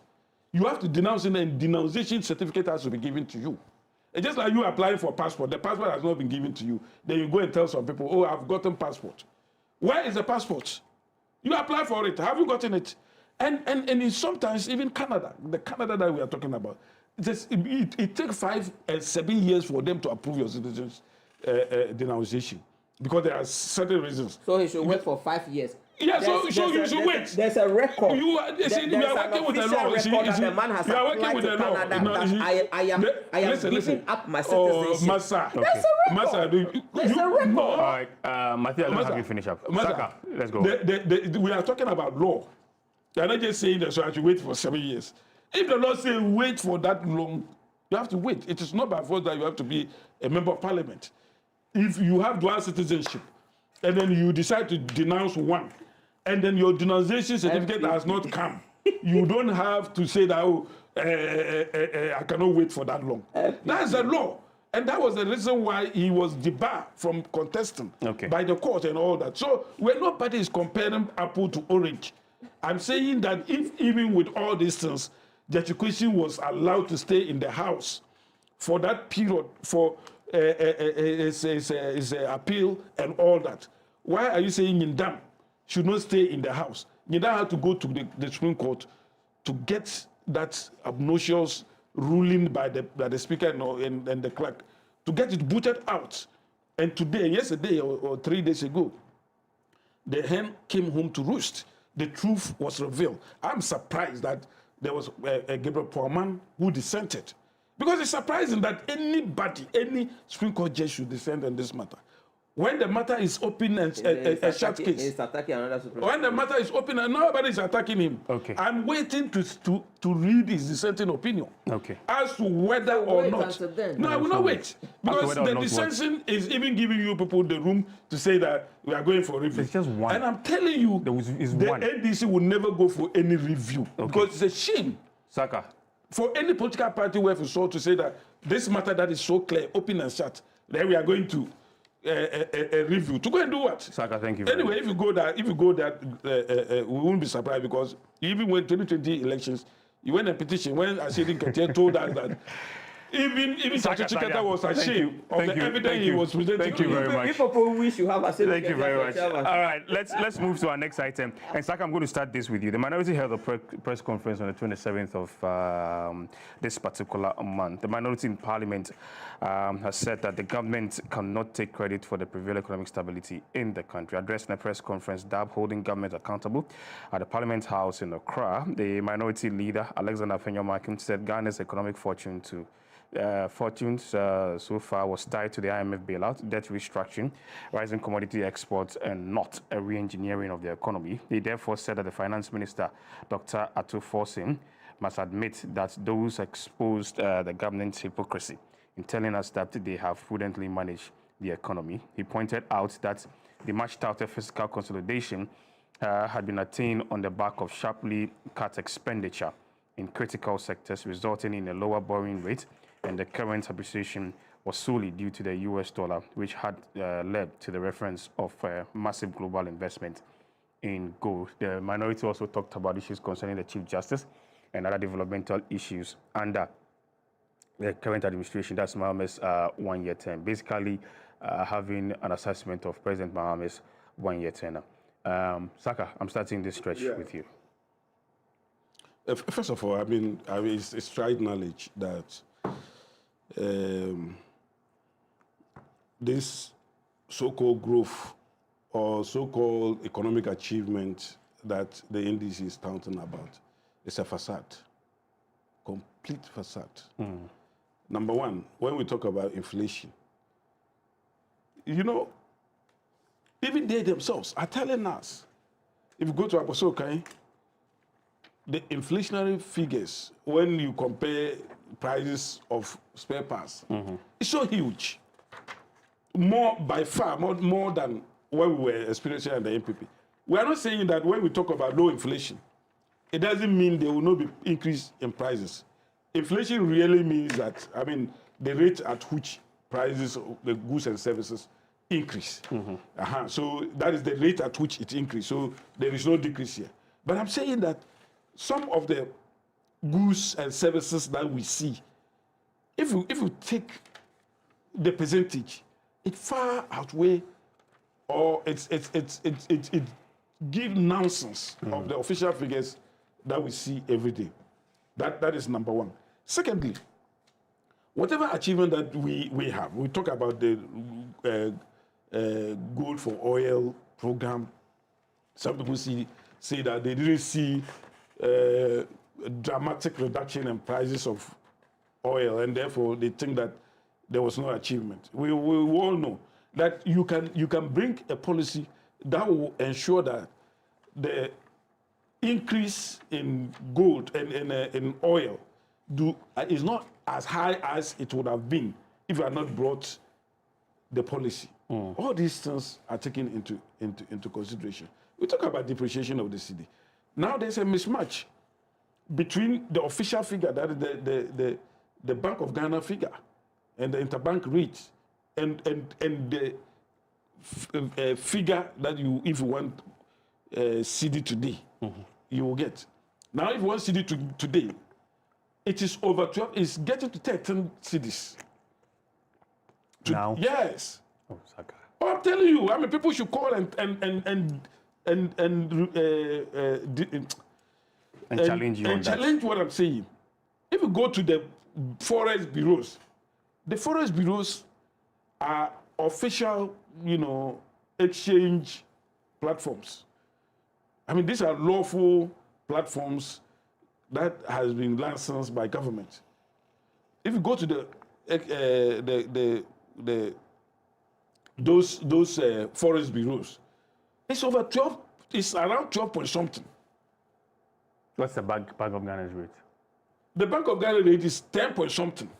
Okay. It's 10.9. 10.9. Almost 11.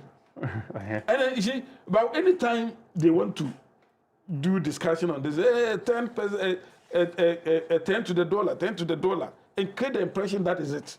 Meanwhile, if you want to do business, real business itself, how many people go to the Bank Who's of giving Ghana? $1 13 cities? Is someone doing that 13 cities? Pardon? You mentioned 13 cities. I said almost 13 cities. It's 12 point something. All right. That is the reality on the ground and all that. The minority is bringing all this and saying that, look, whatever modicum of achievement that the NDC says they have achieved, it's on the back of the IMF that we left with them. Because the IMF will not allow you to do certain things. And when you do, they will expose you. And when you do, you will veer off the metrics that have been given and all that. And it might come with sanctions, or they might not give you the next trench and all that. And if you look at all these things, the fact that the NDC have ensured that Galamsey continue to thrive and thrive well with active participation of the members of the NDC themselves. When these very people were very loud and tumultuous in their noises about Galamsey, look at the point when the MPP was, when we're going to the elections, they were all over the place, goading people on to say that, oh, let's go for a state of emergency and all those things. They talk about LGBT. Look at LGBT. These people say that, oh, LGBT is abhorred by Ghanaians and all that. So we are coming with a law. Even though if you look at our laws in the Criminal Act, Section 104, it talks about carnal knowledge of a man. I mean, if you engage in that act, it talks about the fact that it's unlawful and a criminal offense and all that. So we already have laws that deal with LGBT. But because of politics, some George and his cronies, including John Mahama, the president, were goading people, like I said, on and letting them go on demonstration and even rewarding someone after they won election. That they should go and then make the MPP unpopular by saying MPP, and even including the NACA, the primary schools books, class 4 books and all those things that has something with LGBT tone. There was an error. And all that. So the things that they accuse MPP of, they are doing worse today. So these are, like I said, these are a group of dishonest group guys who main aim is not for the people, but to continue to be in power using dubious means, using all manner of dishonest utterances in order to stay in power. When you give the opportunity to them, they do practically nothing. And I'm saying if you look at the MPP and what we did, because look, like we said of COVID, people will say that, oh, everything that you say COVID, but that is a reality. COVID has devastated the world, devastated every economy of the world. And we are not an island. We interdepend.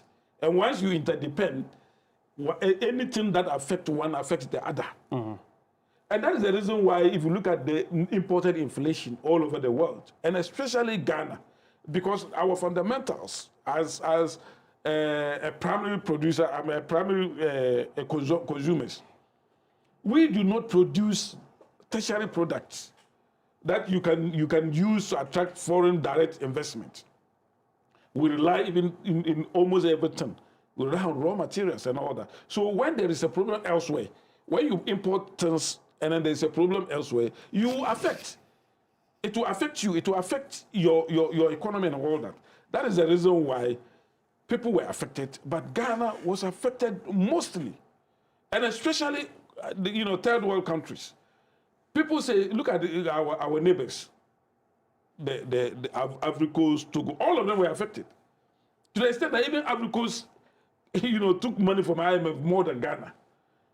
Historically, these Francophone countries, they do not even experience inflation because of the fact that they are reserved and are being held by France, and then it's very strong and all those things. So they are able to do whatever that they want to do. In Togo, for instance, you can have a price that can be stable for like 10 years. But all of them were affected. They had their worst inflation in so many years. Even though their inflation is not as worse as ours. They can have an inflation like 5% that can stay like 20 years. But it affected them and all that. So when the NDC, and especially John Dramani Mahama, the president, went to Harvard, what did he say? He said that COVID has devastated the world, and the hardest hit is in Africa. And especially in Ghana, about 800,000 people were forced into the poverty line. He mentioned about all the things that COVID has done to our economies, the economies of all those countries. But when they arrive in this country, then the situation, the narrative, become different. In all these sense, what the minority is saying is that the NDC majority should not use their numbers to bully anybody. And they made it palpable clear that they are not going to continue to tolerate the things that they do over there, where almost everything is under a certificate of emergency. Look at the Dumso levy that they smuggle in. You have to pay like almost 5 cedis for every gallon of petrol. Look at the number of taxes that these NDC people introduce into the budget. Then they'll go and remove some taxes that do not affect Ghanaians that much. You go and do all these things. You say that you are removing e-levy. You remove e-levy and you bring that something that is even worse than e-levy. Then you come and say that, oh, the NPP mismanaged the economy and we have done A, B, C, and D. When IMF had already projected all the things that you said you have achieved. Even with the NDC, Ghana was on course. Didn't the IMF itself say that they actually find it very impressive, the rate at which Ghana has? Where did they say that? I mean, recently. You can only hear that from the NDC themselves. Oh, really? You heard the IMF saying that? Yes. You heard the IMF saying that? Yes. Go on. Which officer of the IMF? Go on. It is the NDC themselves who are narrating what the IMF told them. Which is a lie. Because why is growth not as big as the NPP left it? So is the IMF proud of the NDC for giving us, smaller growth rates? Is that what they are saying? Is the IMF proud of the NDC for 214 million decline, loss that we had in the with good for oil, with Sami Jemfi, what's the name? What's the name? Gold Board.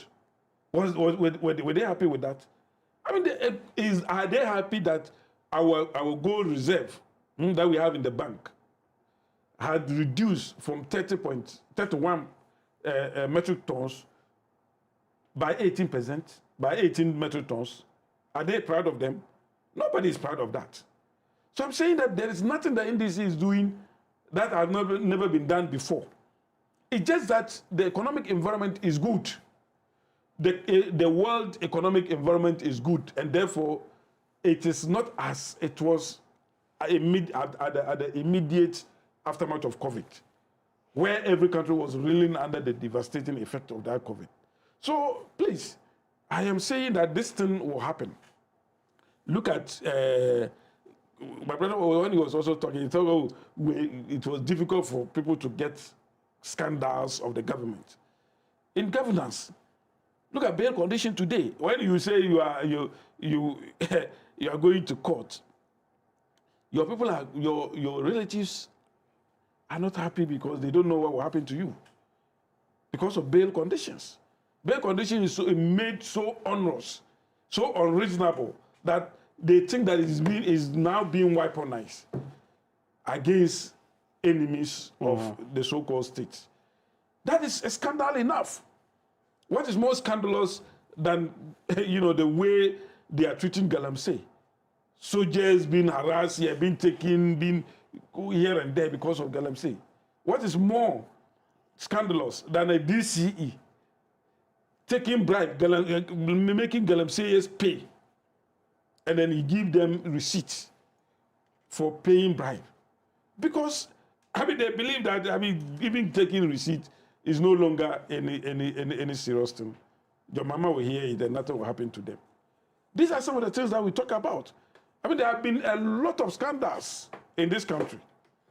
And when we talk about scandal, it's not only the fact that, financial scandal, like somebody is going to steal money or there's an allegation or something. But in governance, if the government is doing things that do not inure to the benefit of the people, and especially when those things are not common. Look at people who are being alleged to have committed crimes.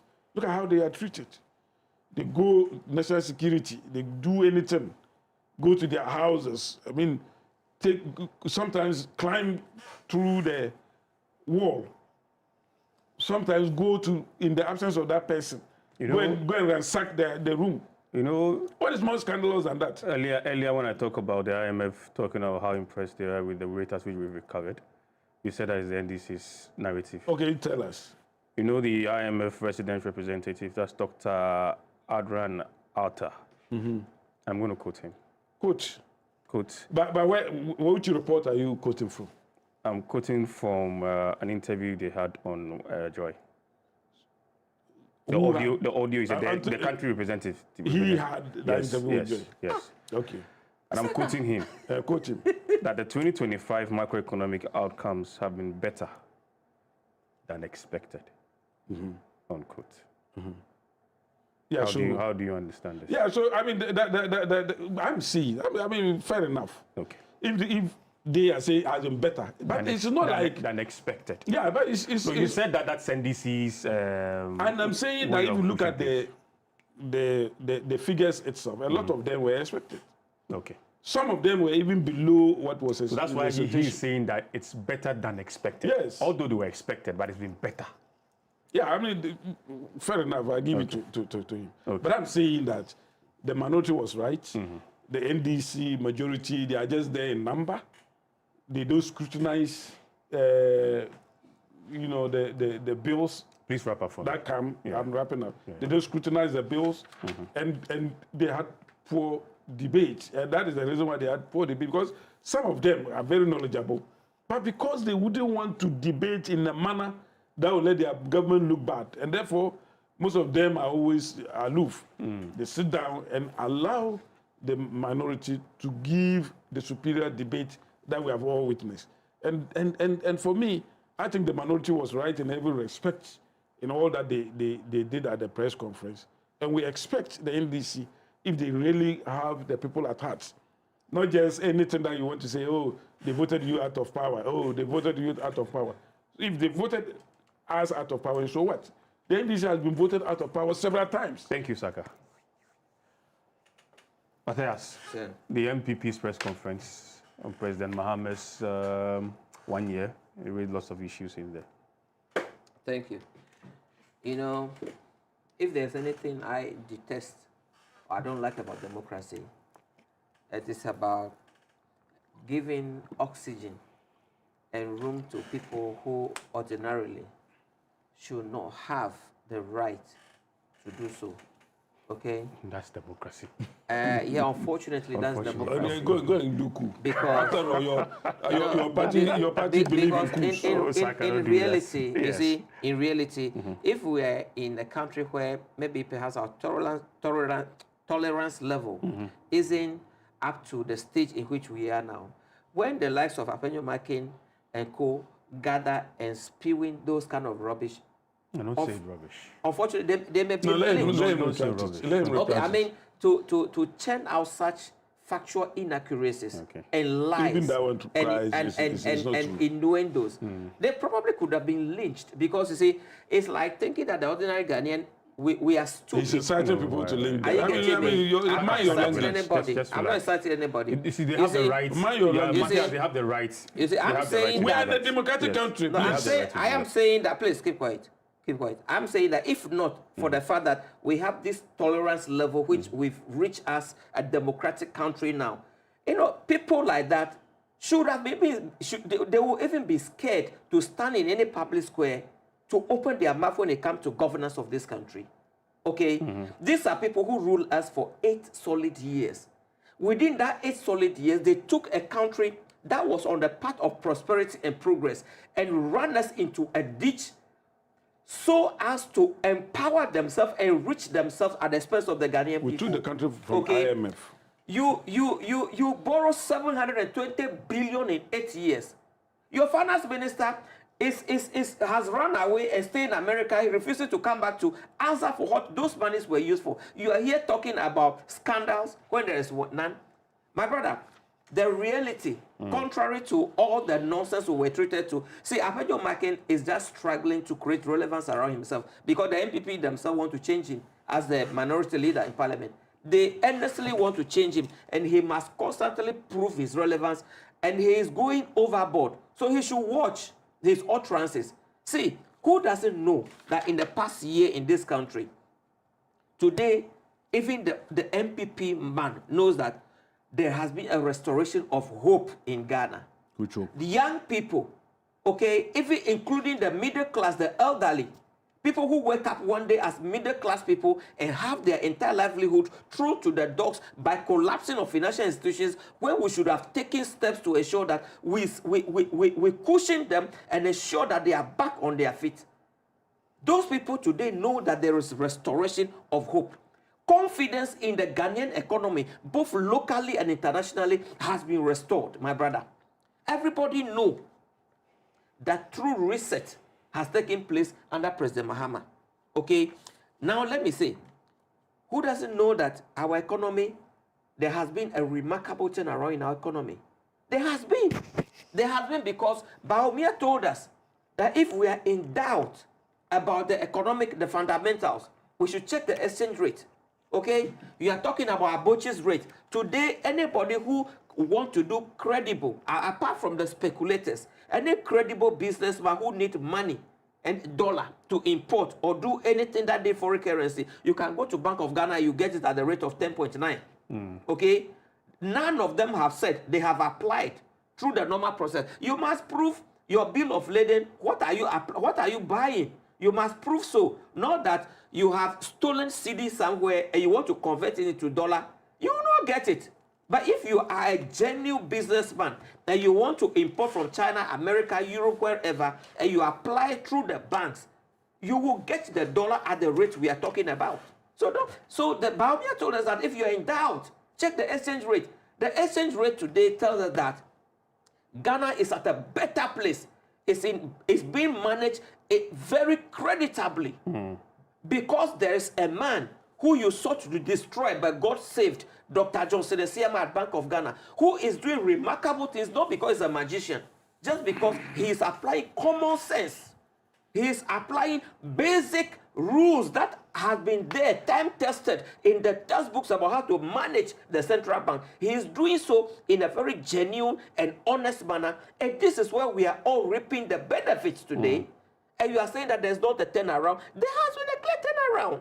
By the time you were leaving office, interest rate was around 30%. Today, interest rate has come down to about 11.4, meaning that the ordinary businessman,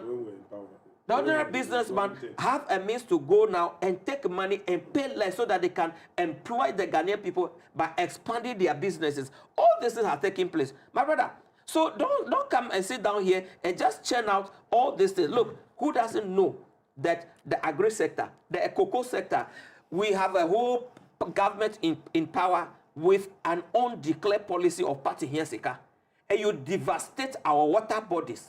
You destroyed it. Leading members of your government were involved in Galamsey. You destroyed it because your pursuit was money. The environment, you subject our country to environmental terrorism. You subject our economy to economic terrorism. You virtually destroy everything that this country people will look up to. Today, a lot of things are taking place to ensure that the fight against Galamsey is real, that the threat. They need to see police officers being confronted by communities the last time. They stood up to them. They did. See, the government of President John Mahama have undertaken. Look, we do not approach the fight against Galamsey through chop bar, more or less like methods. So we are scientific about the fight against Galamsey. Okay? Yes, that is why we have instituted what we call stakeholder education and collaboration. You see, Galamsey doesn't happen in a vacuum. The chiefs and the people in the communities that are looking on when the water bodies are being destroyed, perhaps they need to be engaged, and the demerits, the disadvantages of Galamsey ought to be explained to them. They must still reason to believe that, to accept that, look, once we can make instant gratifications, gratuities by making money through Galamsey, the long-term effect will be that your children's children will die from poisonous chemicals that have been pumped into the water bodies. The chances are that your children's children will not live here because the land will not be able to support human life. The people need to understand that it is better for us to have our cocoa so that periodically, through government improvement support, free fertilizer, free insecticides, government ensuring that the benefits of cocoa sector come back to you. We should better go on that tangent instead of destroying our cocoa farms for Galamsey. Government has been doing that. There has been regulatory reforms. There is a regulatory reform which bring about the change in the laws that ban Galamsey completely in our water bodies and forest reserves. There is that. It has happened.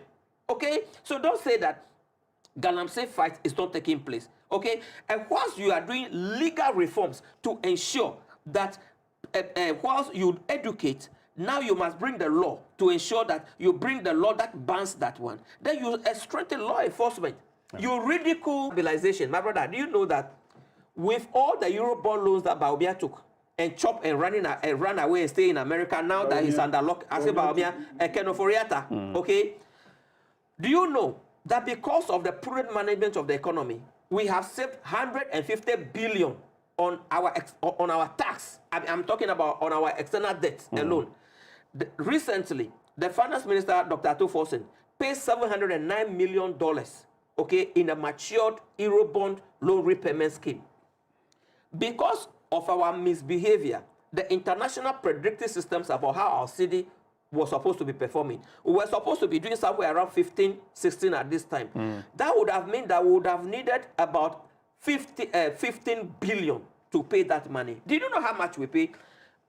Dr. Ato Forson used 7.5 billion to pay. Okay? And we made a cool savings of 3.5 billion. How much are we spending on Free Senior High School this year? 4.5 billion. Did you see that event? What is scandal? Bro! He's trying to invent what is scandal. President Mahama stated it time without number that under my government, if we are caught, culpable, you are on your own, okay? For the first time in the history of our country, for one clear year, after 8 years in opposition, that everybody will be expecting that our appointees will be misbehaving today. Look, not a single scandal has been recorded. Great. And this is a remarkable feat that you should be celebrating and celebrating us for. And you're here saying that there's a scandal, there's a scandal that. There's nothing like that. Thank you very much. Bail condition. You talk about bail condition. Okay? Thank you. George, what is more scandalous? Let's end it here. George, what is more scandalous? Saka, thank you very much.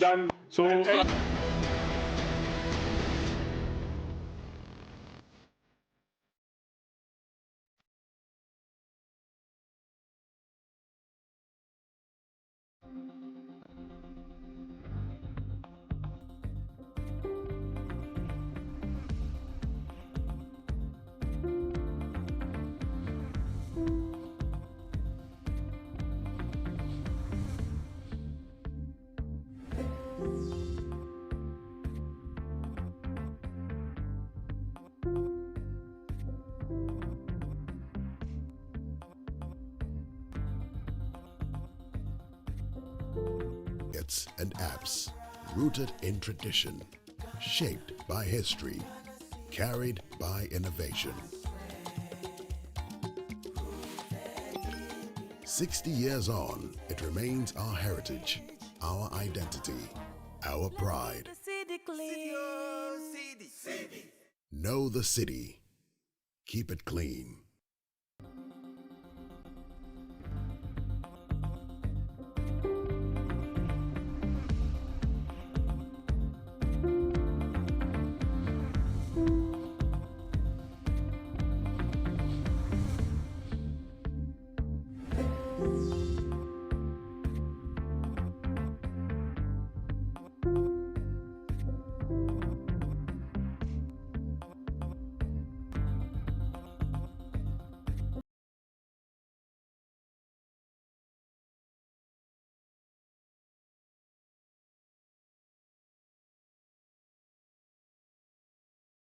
We have been in government before. Our job as minorities is to support government when it comes to certain key policies for the governance of the country.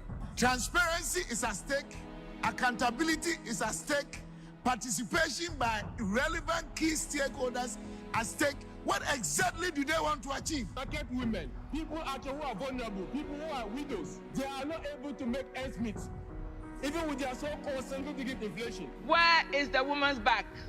Where is the woman's bank? And I kill and tia.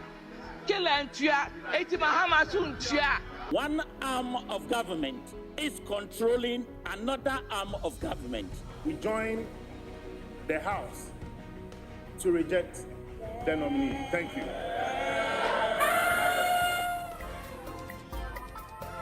1 year in opposition is not a season of silence. It is a season of scrutiny, responsibility, and resolve.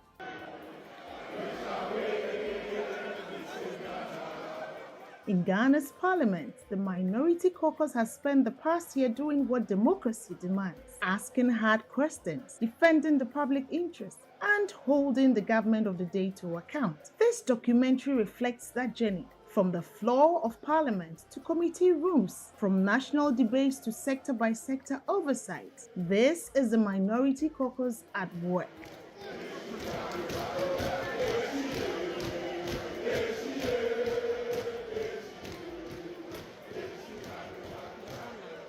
You know, my position is a bit unique, serving as second deputy speaker in a parliament that is dominated by a majority. My role is supposed to superintend the House in such a way that I should show my uniqueness in terms of balancing the situation by way of neutrality, fairness, diligence, in such a way that I'll be able to handle the House in peace. Right from the onset, it was clear to me what the mandate was: to cut through, to stay focused, and demonstrate resilience and become formidable against an overwhelming majority. It was quite disappointing at the polls, but I was determined that together with my colleagues, we'll make an impact, scrutinize every single government policy that comes to the House floor, remain relevant, and reassure Ghanaians that we're ready to live up to our mandate.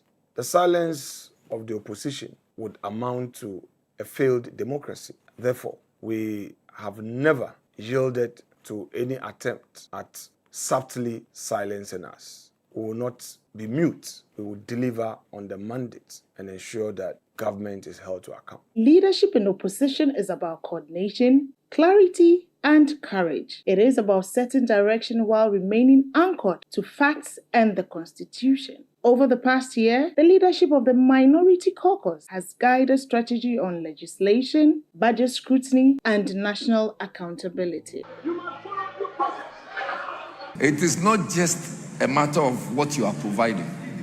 It's a matter of the implementation. Indonesia has set the example, China has set the example, and there's a lot we can do with this lithium. You have realized that you didn't do anything concerning your policies. Nothing. Education Minister, this is very bad, and I think you still have an opportunity on the second reading to withdraw this. We in the minority have remained relevant, holding the government to account, pointing out inaccuracies, and consistently raising matters of public concern. In our time, it was more of a structured business, and therefore you could plan yourself. Now it is not structured. They try to take us by surprise. But we've met up to them. They have been struggling. On the contrary, the majority have been struggling to get their numbers as compared to ours. We are few, but we are mighty. We are 87, and these 87 have a lot of fire in their belly. The kind of cooperation that we have together, the kind of work that we are doing together, this is a very well composed minority. I've always said that we are mighty because we do all the best of submissions on the floor, do a lot of critical thinking, and debate in a manner that if we left it to the majority, most of the things that we debate on would never be seen. And a classic case is the budget. And obviously, when it got to the stage of my respected minority leader, virtually had to show to the whole world that the budget was culled from a certain previous budget.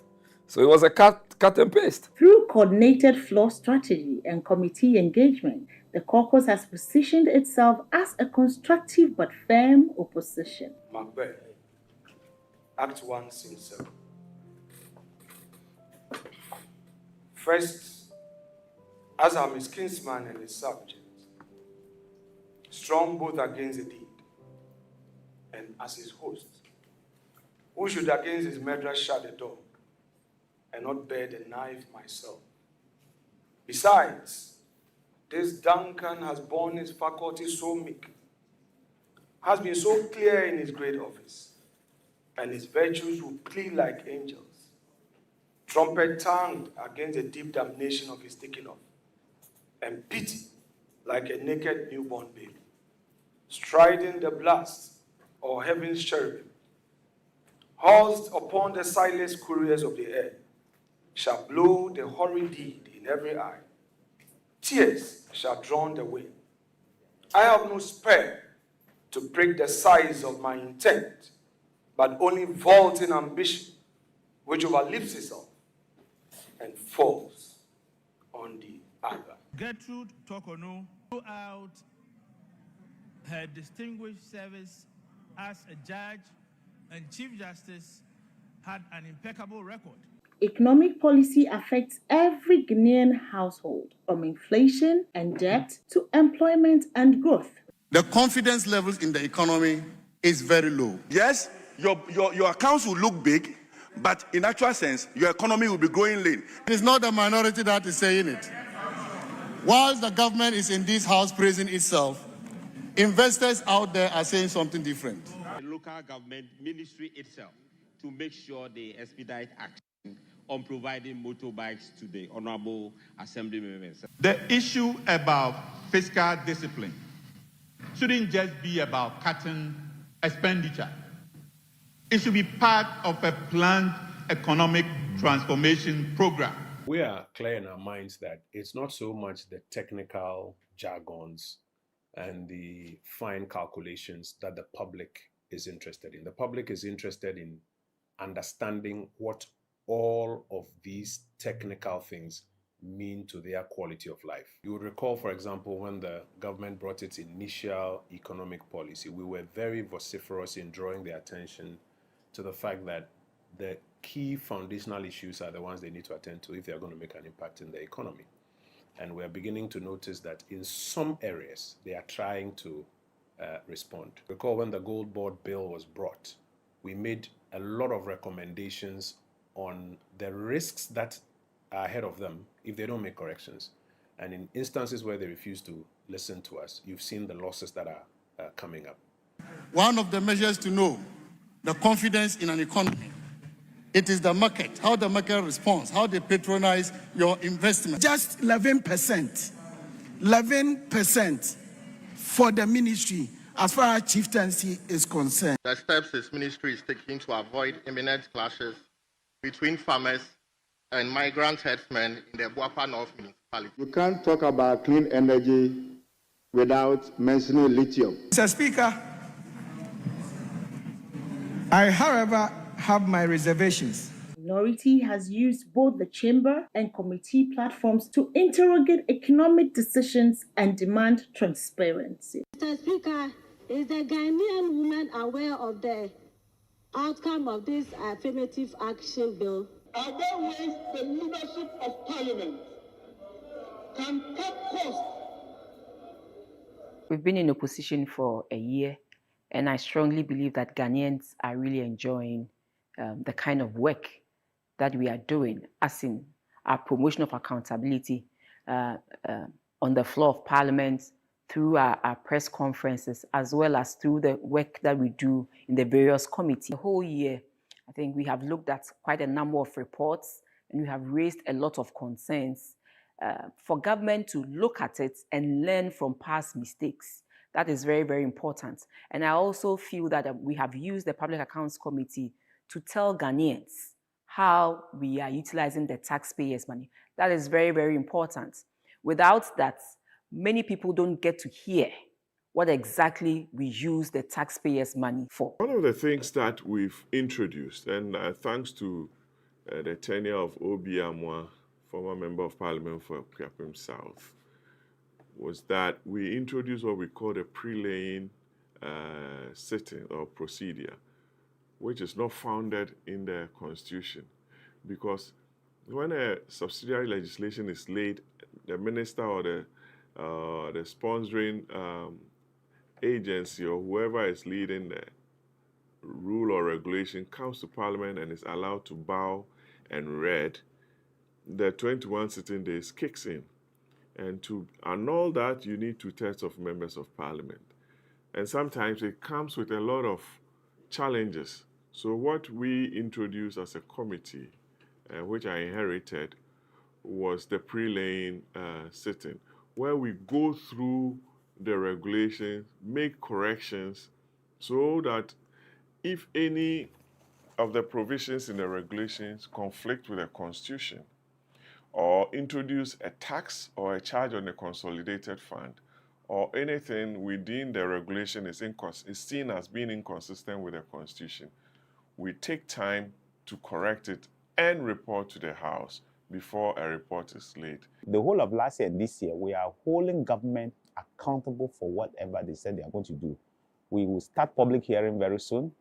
We are intending to visit all sites that the government had made promises starting from February, that you said you were going to finish the Agenda 11 hospitals. Have you finished them? We'll go to the site, we'll invite the people, we'll hold debates with the people, we'll check and see whether they said they're going to do with them.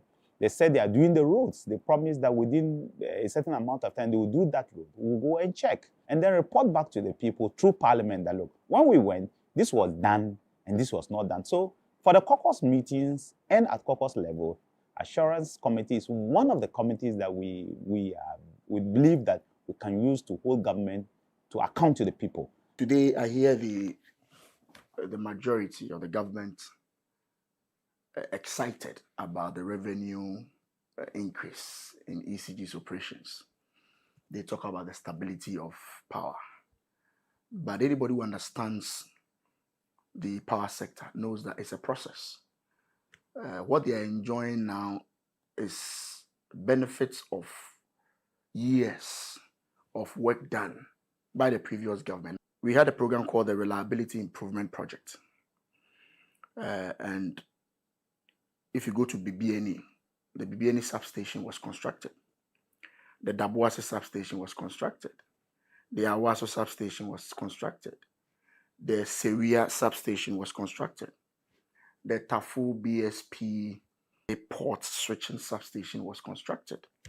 The Obuase BSP substation was constructed. These are projects that help to stabilize the system.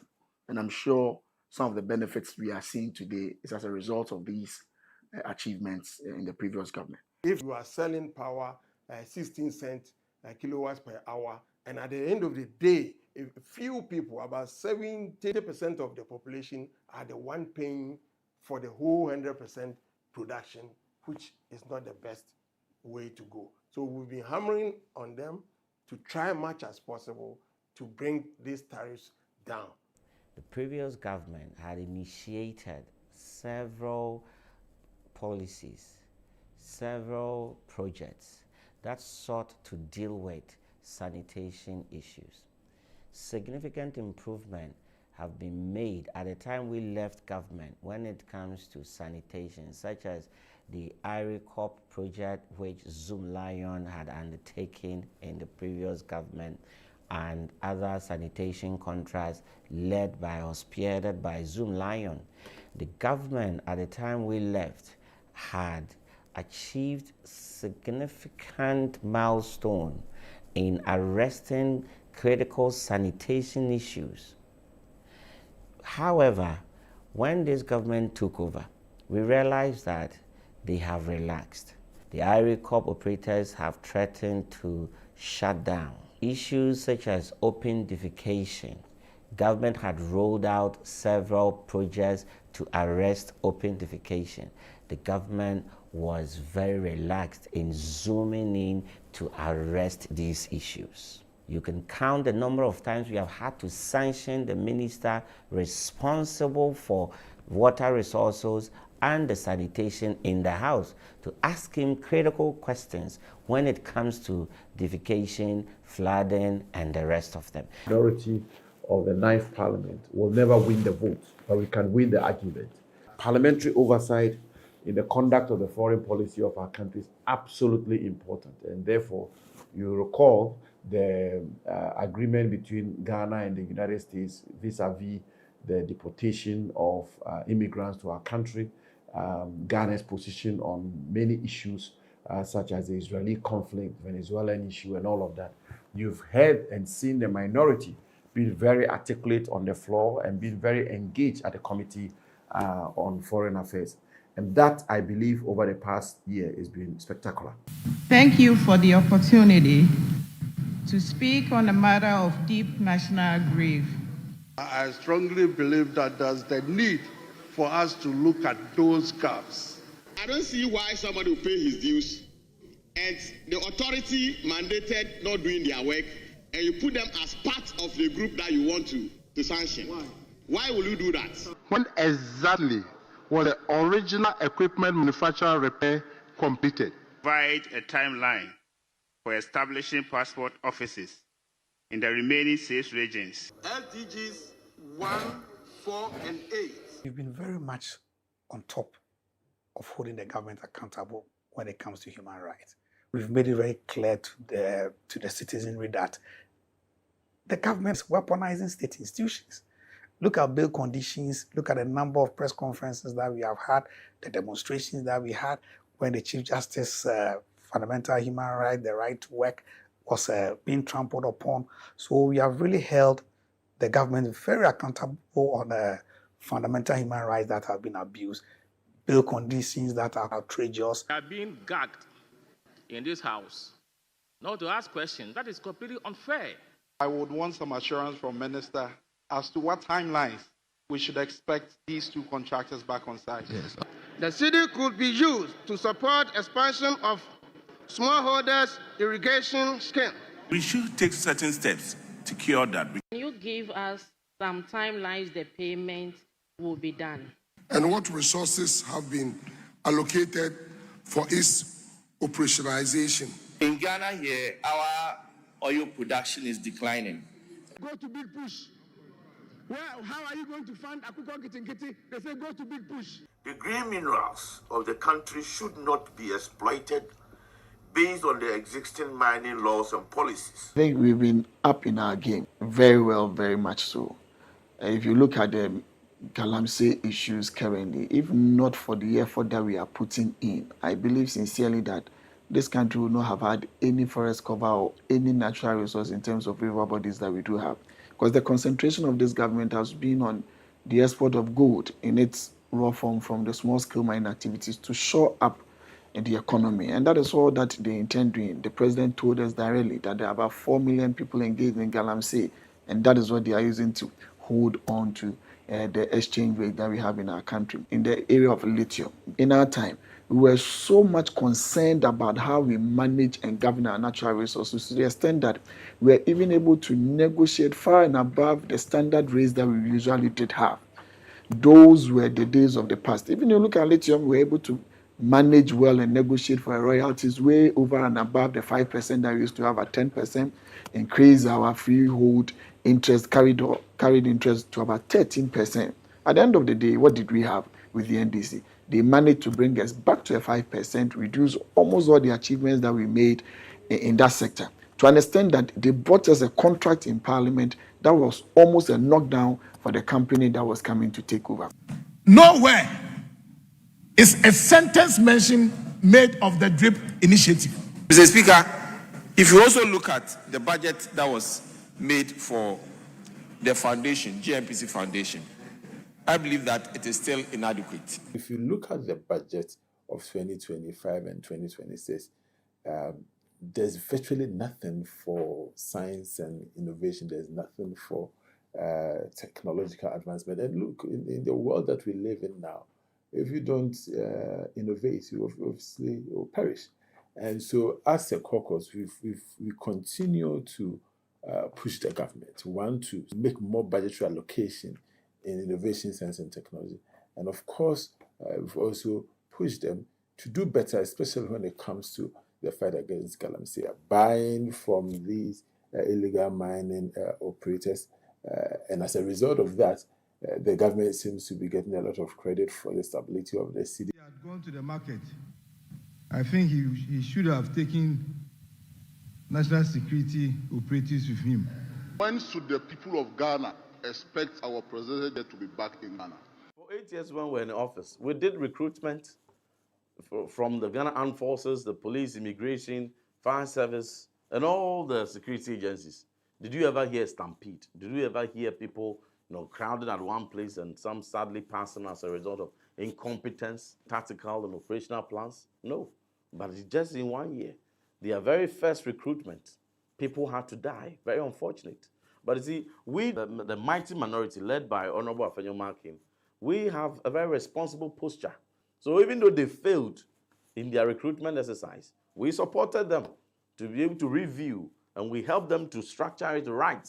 And then the process recommenced. And that is how come they were able to get it right, and so far we are monitoring.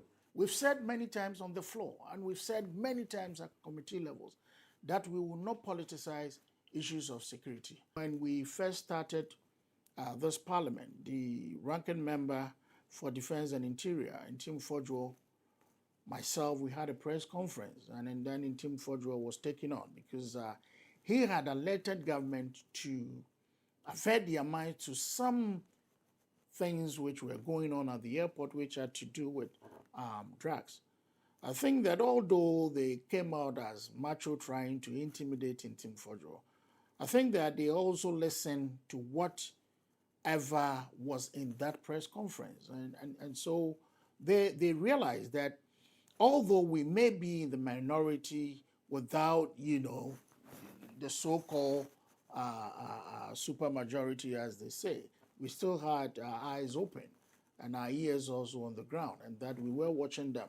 We have convened this press conference to demand consistency, accountability, and legislative integrity from a government that spoke with moral certainty in opposition. Of particular concern is the inclusion of redefined concepts of sex, sexuality, sexual orientation, sexual rights, and gender identity, which fundamentally depart from Ghana's cultural, religious, biological, and moral foundations. In my submission, I said when they were going for the health on this, we are ready to join them.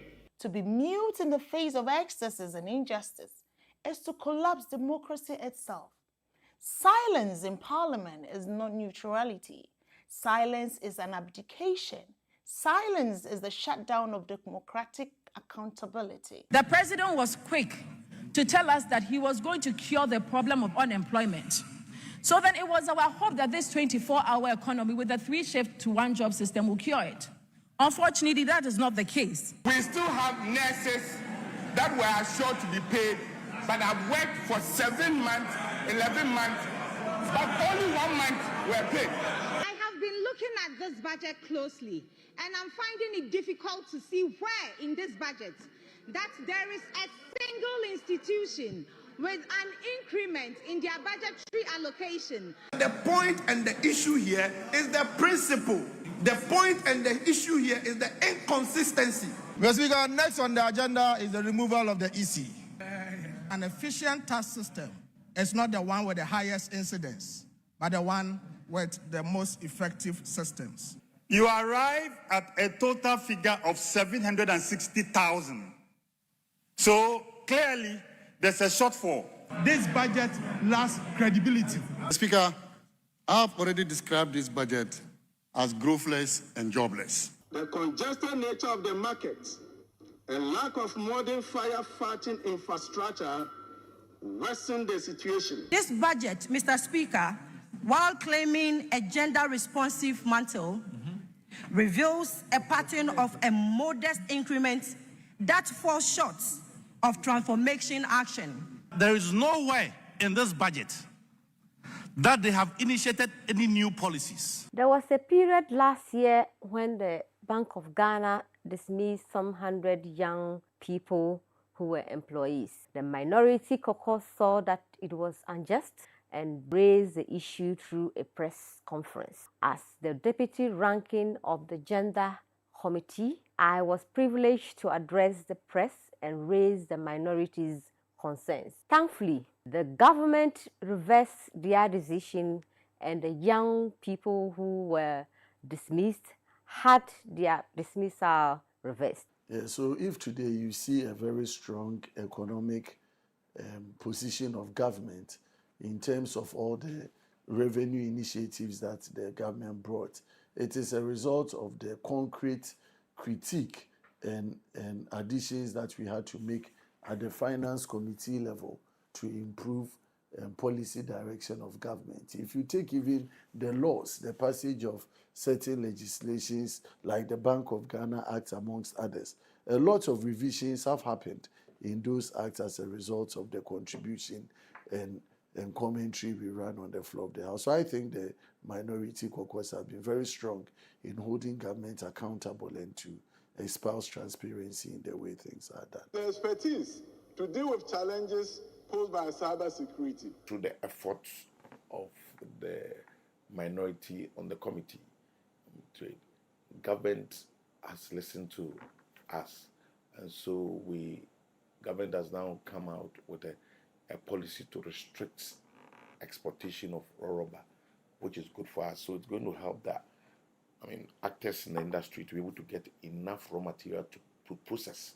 We in the minority, in the trade committee, doing all we can, be able to support government, to be able to focus the attention on trying to help those in the SMEs grow. Mr. Speaker, the biggest challenge for the sports sector is funding. And today, as we speak, the amount of money that has been released to the NEIP to be able to, as it were, conduct or make sure that the Jumeirah project sees the light of day.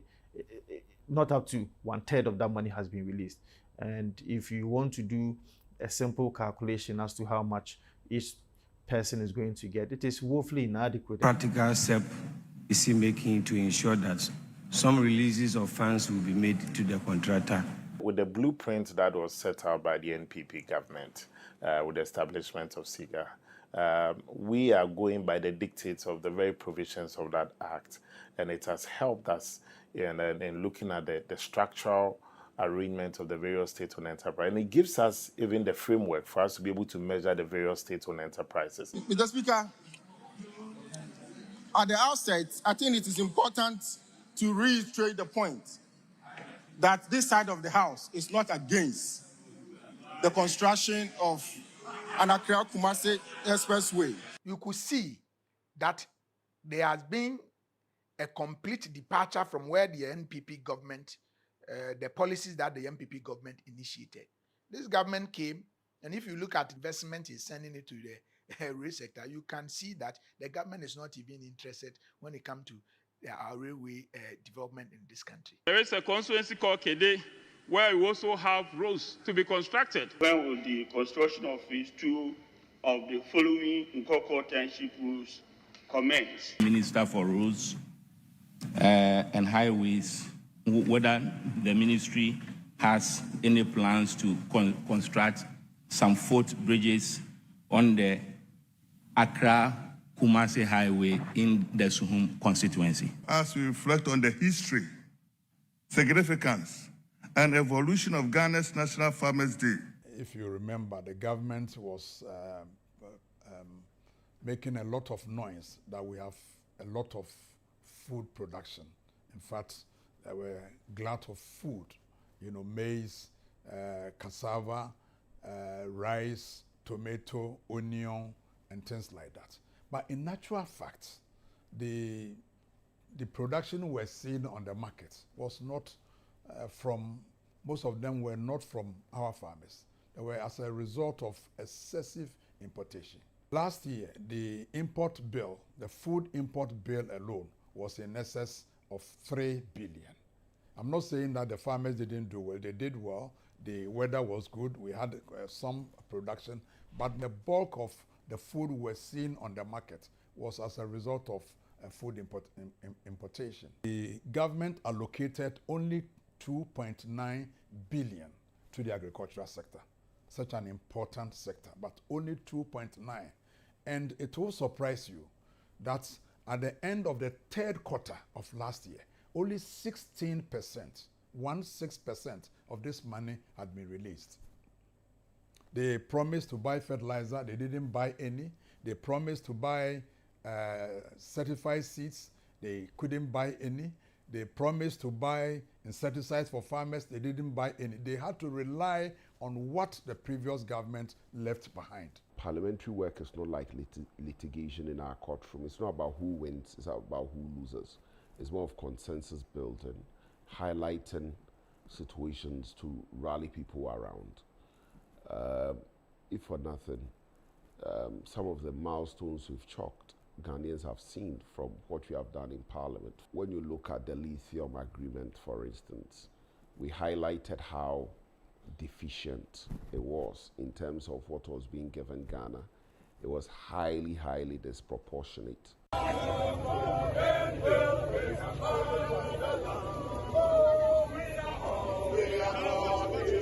After the primaries, we need each other to build or stand up to the government at any point in time. So it's important that we hold ourselves in check, we discipline ourselves, and ensure that we always remember that if you are doing anything or engaging in anything that will cause us in the future, you should know that it will not help. Should stay united, and I think that if we do, the sky will be the limit. I just want to encourage my colleagues that they have done a very good work.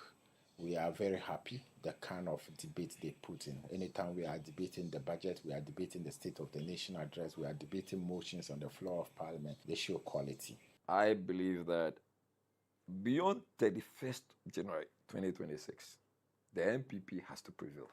The MPP must prevail.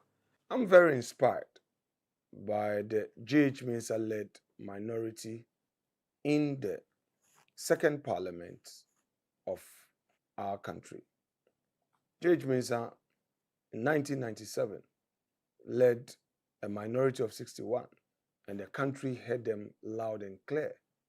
And that is the same posture I have adopted from day one, that we would not allow our numbers to deter us, but the substance we bring on board is what would inspire us to deliver on our mandate. So, my dear colleagues, let's remain focused. Let's remain united. We've done it in year one. Let's carry the same energy into year two as Parliament resumes. The new flag bearer that will be elected, we all rally behind that flag bearer, work with him, and deliver for the party.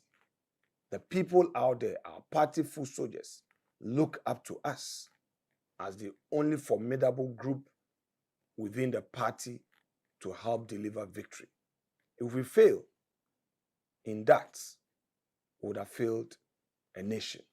Let's work together and be firm, determined, and deliver for the people of Ghana. Thank you very much.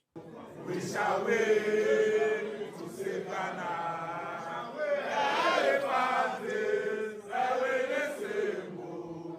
We shall wait to save Ghana.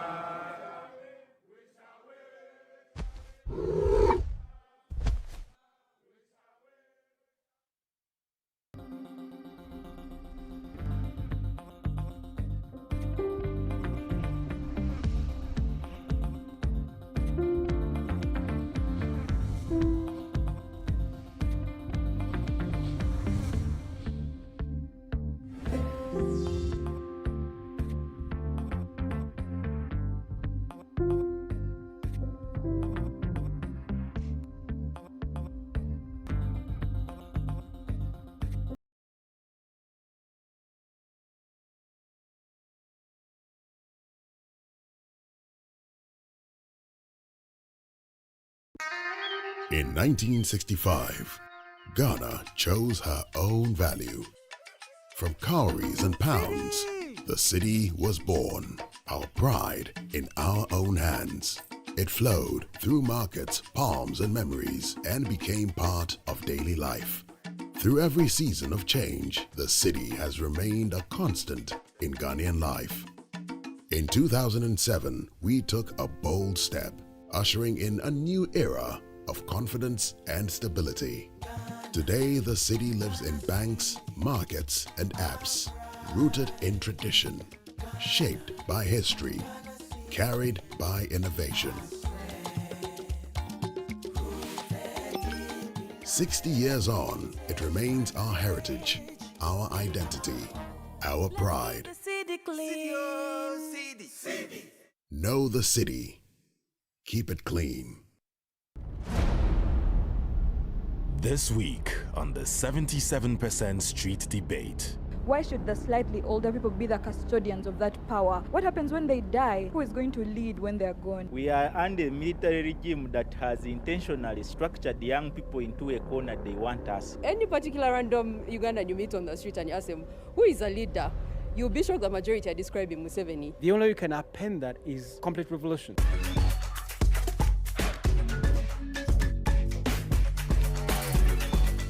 Hello there, welcome to the 77% Street Debate. I am Fatu Elika Muloshi. We are coming to you from Kampala, Uganda, and this debate is in partnership with NBS. And my name is Edgar Matthew Karuhanga. Now what you should know is that Uganda has over 529 members of parliament, but only 5 positions have been designated for the young people. We ask ourselves, are these young people competent enough? Is this a systematic problem? What could be done about this issue? Edgar, I am so excited because I learned that over 70% of this country's population is under the age of 30. But in reality, the people at the realm of political leadership do not fall under this age bracket. So why are we seeing this much young people showing enthusiasm to apply for leadership positions? And what is the current reality? This is exactly what I want to find out. And I'm going to start with you, Yvonne. You are not only a lawyer, but also a political aspirant. Tell me, why are we seeing this phenomenon of many young people showing interest in leadership? Well, one, let me correct that. I'm not a political aspirant right now. Okay. I was, but I was eliminated. I was a presidential contender, and I was hoping to be one of the youngest female contenders in Uganda's history to ever run for presidency. But like the story has had it, we got some constraints with the system and were eliminated before the nomination process. It's why we have an all-male ballot. But we've made sure that the country knows that it's all male. There are no particular young people that are representing the demographic we're representing today. So it's very important they know that. This is very important that you clear that. Now you are no longer even running. I want you to tell us about your experience. What exactly happened? We feel the system was not transparent in terms of what the clear criteria for determining who gets nominated is. There is a particular step they require from whoever is contending to collect support from the entire country. There was a lot of security on ground that was sabotaging efforts in terms of stealing supporter forms, in terms of stealing files. So this is a point where I lost all these files, and there were about 5,500 signatures. And when I tried to report this back to the Electoral Commission, what they told me was, you might be the one who is reckless and not able to run a team. They still frustrated us and didn't give us a clear criteria for why they're not endorsing us by telling us that most of these signatures looked forged and that they were not clear. Are you saying that for you the process was not fair? It was not fair. All right, I put a point to that, and I come here to Churchill here. You are yourself a youth leader as well. Do you think that the process, this climate, is very encouraging for young people? Does it promote legitimate competition for young leaders? A big no, because it is really a tough situation. You have the ambition, you have the zeal, you have the knowledge, you have the support, but you don't have the technical help to continue with doing certain things. So you wouldn't have evidence whatsoever, or you would even be put on a fishing expedition to say that there is really fairness, or the system has been positioned well enough to facilitate for young people to go on and be encouraged to stand for this position. Thank you for that. I just come quickly to Yusuf here. Yusuf, you are a political researcher, but you are also a political commentator. Talk to me. If we have 70% of the country's population being youth, not represented at the realm of political affairs, what does that say about the country's democratization process? We live under modern autocracy, and modern autocracies oscillate between tyranny and the things that define a democracy. So what you're witnessing is efforts geared towards sustaining the status quo, not meant to open up for young people. Because the unpredictability, when all these young people join the political fray, what will happen? It might destabilize the status quo. Destabilize the status quo? How? Because you live under a tyranny, and a tyranny, when it goes to the polls, it's a masquerade. They don't really mean it. So if you invite young people in big numbers, you open the spaces for them to participate freely, it might be so fluid. All right. A tyranny, he says. Edgar. A tyranny, but for me, it's in the submissions that they're making, because for one to run for example, the biggest office, you need 100 signatures per district. That is 98 districts. That means we're talking about 9,800 districts. My question is to you, Yusuf. Do these young people have the capacity to collect these signatures? Because according to the Electoral Commission of Uganda, it says they did not have the capacity. Some of the signatures they had were actually false. So are they decrying foul play, or they actually have a reason or a basis?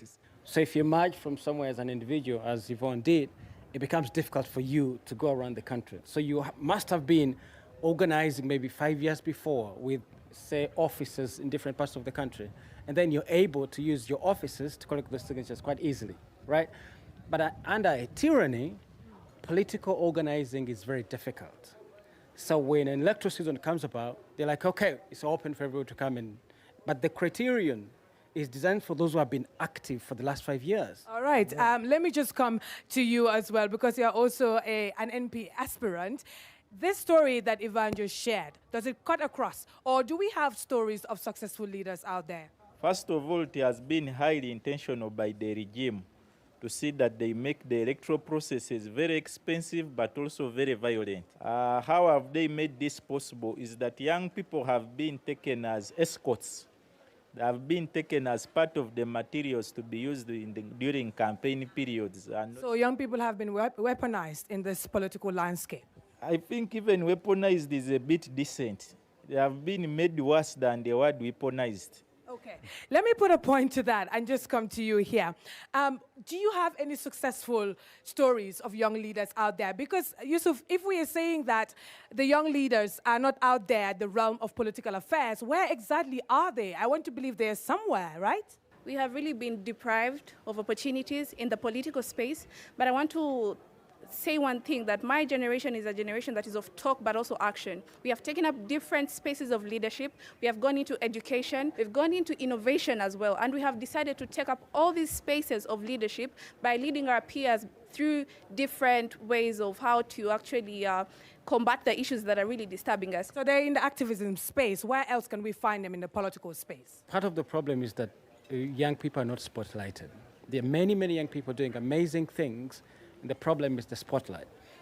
Also true is that the space doesn't allow them to actively become visible, right? But we need to acknowledge that the media is unfair to young people. Okay. That in those small spaces, they don't make them visible. All right, they don't make them visible. The space environment is not there. But Edgar, for those young people who really have proven successful and they've really penetrated the system, what is there for them to understand about the political system that they're planning to enter? Exactly, because that's the question we ask. If you are the young person and you want to enter the system, is it the system that is decrippling them, or is it something that is, making sure that they enables them to participate in the politics? And now I come to Yvonne Pambara to just paint a picture for us. You vied and you tried to participate. When you look at our, context as a country, as a system, is there something that is crippling the young people, or? There are so many challenges that young people face. The slightly older elites have now kept majority of what we feel should be positions that could literally be demarcated, or if we are to be fair, these positions should be filled with a mixed level of generational leadership, but they've been kept to these elite few that have managed to accumulate a certain amount of resources, a certain amount of wealth. So because majority of us young people have not yet reached that level of accumulating those resources, we are automatically sidelined. For those who have tried to make it, I mean, at times it's either luck or for some strange reason, either you've done some exceptional community mobilization, modern trend of leadership, you still need resources. You talk about resources, and that brings me to the question of the youth elections that we are seeing. And we had allegations of billions of shillings that have been invested by the young people. The same young people that you're saying don't have the money. Isn't this a contradiction? It should be. Where are these young people getting that money from? If you see some of maybe the incumbents ruling party and its young people have been there, they've accumulated wealth in a certain way, which is not honest. We need to be honest about that, because in the particular system we're in right now, it's very hard to accumulate those resources if you're not properly aligned to the Musevenism of politics right now. I don't know what that Musevenism means, Fatu. Edgar, I think it's very interesting that she mentioned patronage politics. And for those of you that are hearing that for the first time, it means political leaders giving out favors in exchange for loyalty. Exactly. And that brings me to the question of, what about those young politicians out there who do not want to side with any strong networks or the big men, so to say? In Uganda, unlike other countries like Kenya, where they can have a financial bill and have Genesis on the streets, we are under a military regime that has intentionally structured young people into a corner they want us. And it is not that we also enjoy it. We have been fighting, but the cost of systems, barricades they put along, first of all, they make sure that they make the politics very violent. You will find young elections and young people are fighting against each other. Okay. So Fatu, the fighting, I know it, I have covered it here in the country, but let me come to Churchill. And Churchill, you are young, and the older folks are saying you're not mature enough to run the country. What do you think about that? Maturity is entirely bestowed upon the person. The people that are running the country today started running when they were young. So there is no stereotype whatsoever that is going to make us think and believe that we ourselves are not mature enough to run this country. The system itself is crippled in its own mandate. So I think it is very difficult for us to add a voice to these particular cries, because we have 500 members of parliament. Only 1% of parliament is designated to the youth, who make up 73% of the population. I mean, it's really crazy when you think about it. Cassandra, we have young ladies who are not in parliament, in politics today. Is the system decrippling them, especially when we are at a point where we even have affirmative positions? That means every district in Uganda brings up a female member of parliament, but even up to today, the young women are not being seen in Uganda's politics. What do you comment on that, and how can this be addressed? Like everyone has been saying here, the system is very broken. We have so many youths that are, and especially females, that are change makers down there. But when they see a gap above and they try to rise up and come and make change, the system is set up such that they never break out, they never break through, and they're never heard. Everyone keeps saying the young people shouldn't come up to lead because we don't know if they'll make mistakes or if they'll destabilize the system. But you can't know that unless you give them a chance to actually try. Why should the slightly older people be the custodians of that power? They should be grooming other people to take the helm when they are done. What happens when they die?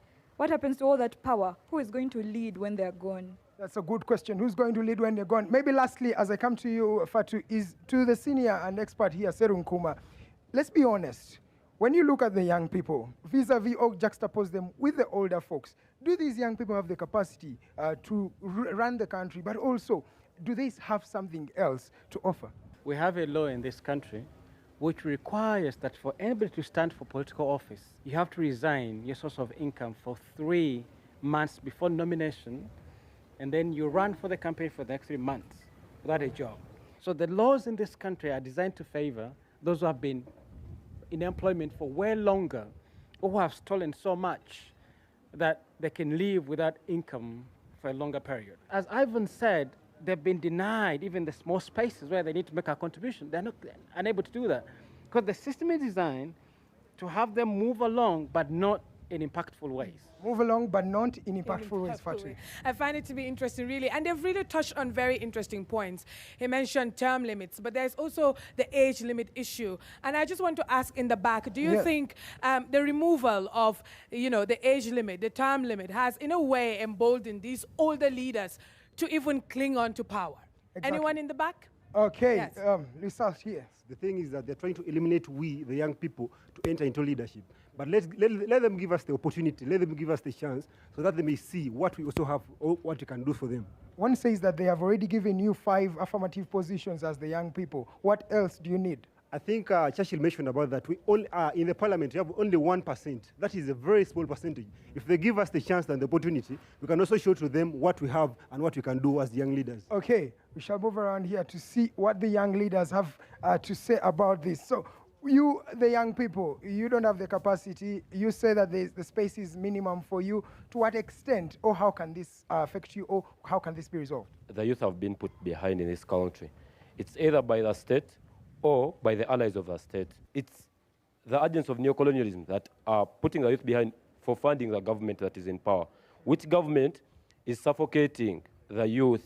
Wow, suffocating them. But Fatu, one thing that you should know is that there is a percentage, an income that is given to young people at every parish in this country. That means 30% of the PDM, which is 100 million. So that means 30%, 30 million per parish for the young people. There is also designated positions in parliament. There is also, in fact, a designated position for the youth in the National Resistance Movement, Central Executive Committee. We ask ourselves, what more do the young people want in Uganda? And we were talking, young people, what exactly do they need and what do they want? Because if we're saying young people need all these resources, is ambition alone enough to you, Cassandra? What do you think young people also need to bring to the table?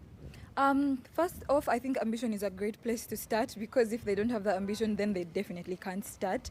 They need to have a clear vision and a clear plan in how they're going to accomplish their vision. And I think the biggest thing that the youth need is to be able to stand out and be seen and be heard and communicate clearly how they're going to change this country. Very well. And let me just come quickly here to Yvonne. Of course, we know there are still bottlenecks that make these things very difficult for young people like yourself. When you talk of you as a female, do you think that gender and your age play a double factor in what hinders your progress? In terms of mindsets, you realize that majority of Ugandans have a particular picture of what a leader looks like. And I think if you ask them, any particular random Ugandan you meet on the street and you ask them, who is a leader? You'll be sure the majority are describing Museveni. They're saying a military man who is a certain age and who behaves a certain way. But can I just ask, really, do you agree to that? Do you agree that this notion of a leader has, for the past years, shaped the perception of what a leader should look like for Ugandans? Anyone? I would like to go against you on that. You claim that all Ugandans are perceiving a leader as someone who is from the military. We do have people who are beyond that. We have religious leaders. We have people from cultural systems as well. So we cannot say that a leader is generally someone from the military. And I don't think that should be a perceived norm. Let's change the perspective of how we have to look at things like that. What do you have to say to that? I see myself at presidential level. I'll correct that. So I feel for the ones who are aspiring for MP, they'll be able to answer ably who they feel the image of a leader is. But I will tell you, Ugandans, even when you're talking to them about what change looks like, majority of them, their mindset goes back to what the Bush war tactics look like. They assume that if for change to happen in Uganda and it's successful, it has to look like a Bush war. What do you mean by a Bush war? How NRM came into power. You mean your current president? Yes. Let me just come to you, Yusuf. Very interesting revelations there. But if we are talking about how he came into power, the person right now in power, and we're still talking about young people in that realm of politics, we look around the region, for example, where I come from, West Africa, Senegal to be precise, their president right now is around 40 years old. And when you look at their prime minister, it's also within the age bracket of just 50.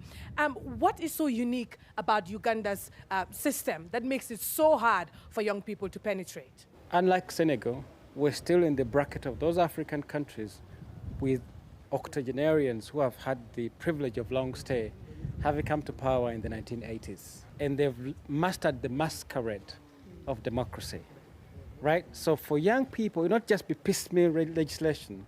I think Uganda is over-legislated.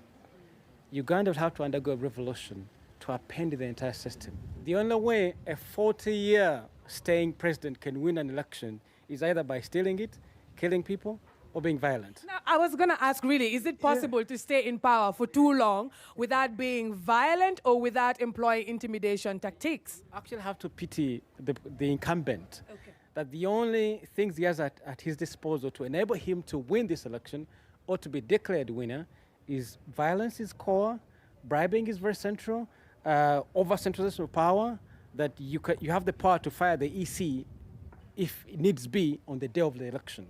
Right? So that immense amount of power, the only way you can append that is complete revolution. All right. Oh. Edgar, militarized politics, violence, everything out there. Exactly, and the military also accuses the young people of actually being violent. They say they're the ones who are starting the violence that we are experiencing, especially in elections. And they have actually dubbed them a name, hooligans. To what extent is this true? Let me talk to Maseruka Sadat. Can you paint a picture for us of the violence that we see in the elections? Is it a product from you or from the state? First of all, I want to disabuse the notion that the state has structured violence. It is an element that is built by a certain group that believes that they can have power by all means. The youth in this country are one of the most peaceful people, because if you find the levels of apathy, the levels of unemployment that the young people are facing, the only way out to solve these problems is by actually coming out and express their voices in elections. But there is a group that believes that with use of violence, and they have been able to use it for the last 40 years, they find it a workable solution to subjugate the young people that are agitating for change in this country. And at this point, I think we've established the problem. Yes. We need to now discuss the solution. I read through Uganda's history, and I realized that most of the people that fought for this country's independence were actually young. The likes of Milton were in their 30s. Why can that happen now? Why do you think that young people are not in a position to lead? How can that change right now? Someone has their hand here. So we'll start with you on the practical solutions. One of the major challenges we are facing is a challenge of political patronage, where positions are given to people that have been loyal to the political power, to the political party that is in power at the moment. However, I think it would be better to create systems that empower and educate the young people in preparation to take up leadership roles later. First of all, empower the young people themselves. Let me come to you. Do we change something in our policy? Do we change the government framework of doing things? What do we do if we are to enable young people's voices be heard, especially in the leadership of this country? There are two terrible assumptions in this conversation. The first assumption is that Uganda is a democracy, right? I think it's a terrible assumption. I think palpable even in this conversation, we feel like somehow things can be better somehow because, systems can be fixed. Now, the second assumption, which is also very problematic, is that our problems are technical, that we are missing technical input, that the people there don't know the right thing, so we're trying to give it to them. That's also a dangerous assumption. Our problems are not technical, and Uganda is not a democracy. So to fix what is not technical, our problems are political. You need to answer the political question first. We need to overcome a presidency which is sworn on long stay. I began with this conversation and I said, modern autocracies learned so much from the autocracies that came before them. They don't suspend the constitution. They don't govern us through decree. They have a big and noisy parliament. They have a supposedly free press. But through those channels, they reproduce them, so they carry on forever. Okay. So our problem is not technical. It's like you're saying we're gone. It's beyond redemption. Is that what you're trying to assert? Or what practical solution then? Diagnosis has to be precise. These young people, there's not a shortage of good opinion on what needs to be done. No. The problem is the political will, which needs a revolution to change. Political will, that's a long stride to go. But Yvonne, what do we do then to enable young people? Change the top leadership of this country. He has mentioned it. Because again, we're also going to give you technical solutions at the same time. We have established that because of the centralized nature of power, that majority of the institutions have failed to work, that, most of these positions are tokenized, there's so much patronage. So at the end of the day, then what happens if we know that the problem is coming from one particular area and it's what we need to change? How then we give you solutions that continue to be technical, like he has said, and yet you know that the one solution lies in terms of changing what the top structure is. So when Museveni is gone, hypothetically, that means Uganda will become, US or, Change is not no, change is not just change. We need a capable leader who knows that trust has to go back into institutions that work for all. In Africa, they say that the fish rots from the head. So if you were to solve the head, that means you will have a good fish. But I don't know how, to what extent that will work in Uganda's context. Fatu. Yes, I mean, great wisdom there, Edgar. But he was telling me, Churchill, that he has something to say. And just quite quickly, tell us, what exactly would it take? What reforms would you need to ensure a fair playing ground for every single person in the political space? First of all, I think it's not individual based. It is not about the particular person that is in the power. I think the youth have been brought up in a way that they believe you must have something to offer plus your wisdom. They don't believe in just your wisdom. Whatever these people are saying will be looked at as nonsense tomorrow. If you go to the public and be like, hey, my name is Churchill Sentamu, I want to be the president. I believe our problem is institutions. They'll be like, yes, okay, but I don't have food at my home. Yeah? The rate at which the government financializes the election is very, very detrimenting. It is only Uganda and a few other countries that have actually, where the economy is in imbalance after election. Because there's too much money that is used in the mobilization of a certain political party, or because now, for example... So election financing is not fair, is that what you're saying? It has never been. Right. Monetization of politics is not the solution. Case in point, an opponent of mine looked at me as a very big threat that he had to ask the Electoral Commission, pay certain people to phrase that have forged nomination signatures. So in one sentence, what will it take going forward? Going forward, I believe it is institutionalization. Institutional governance has got to be really pinpoint. Public corporations have got to step up. I mean, even when you decide to change government, yes, but even the idea of governance itself, the type of governance we receive has got to be to the level or in line with what we want to achieve. Edgar, I'm here, Cassandra. I would say that this has been a very eye-opening debate for me. What do you think right now? It's eye-opening, but it also speaks of the realities that we experience in Uganda or this part of Africa, that we still have challenges in the system itself. And one thing that is confirmed is that the older folks, the people who make up only 2% of Uganda's population, continue to run the country. That means the 98%, I don't know what we do, Fatu. Well, I think for me, I have really learned a lot today. And from what I see, I can definitely tell with confidence that Uganda's youth has what it takes to run the country. But whether really the system is ready for that, that depends on what Uganda wants to build henceforth. But I've been Fatu Elika Muloshi from Deutsche Welle. And Edgar Matthew Karuhanga from NBS TV. Thank you so much for watching. Bye.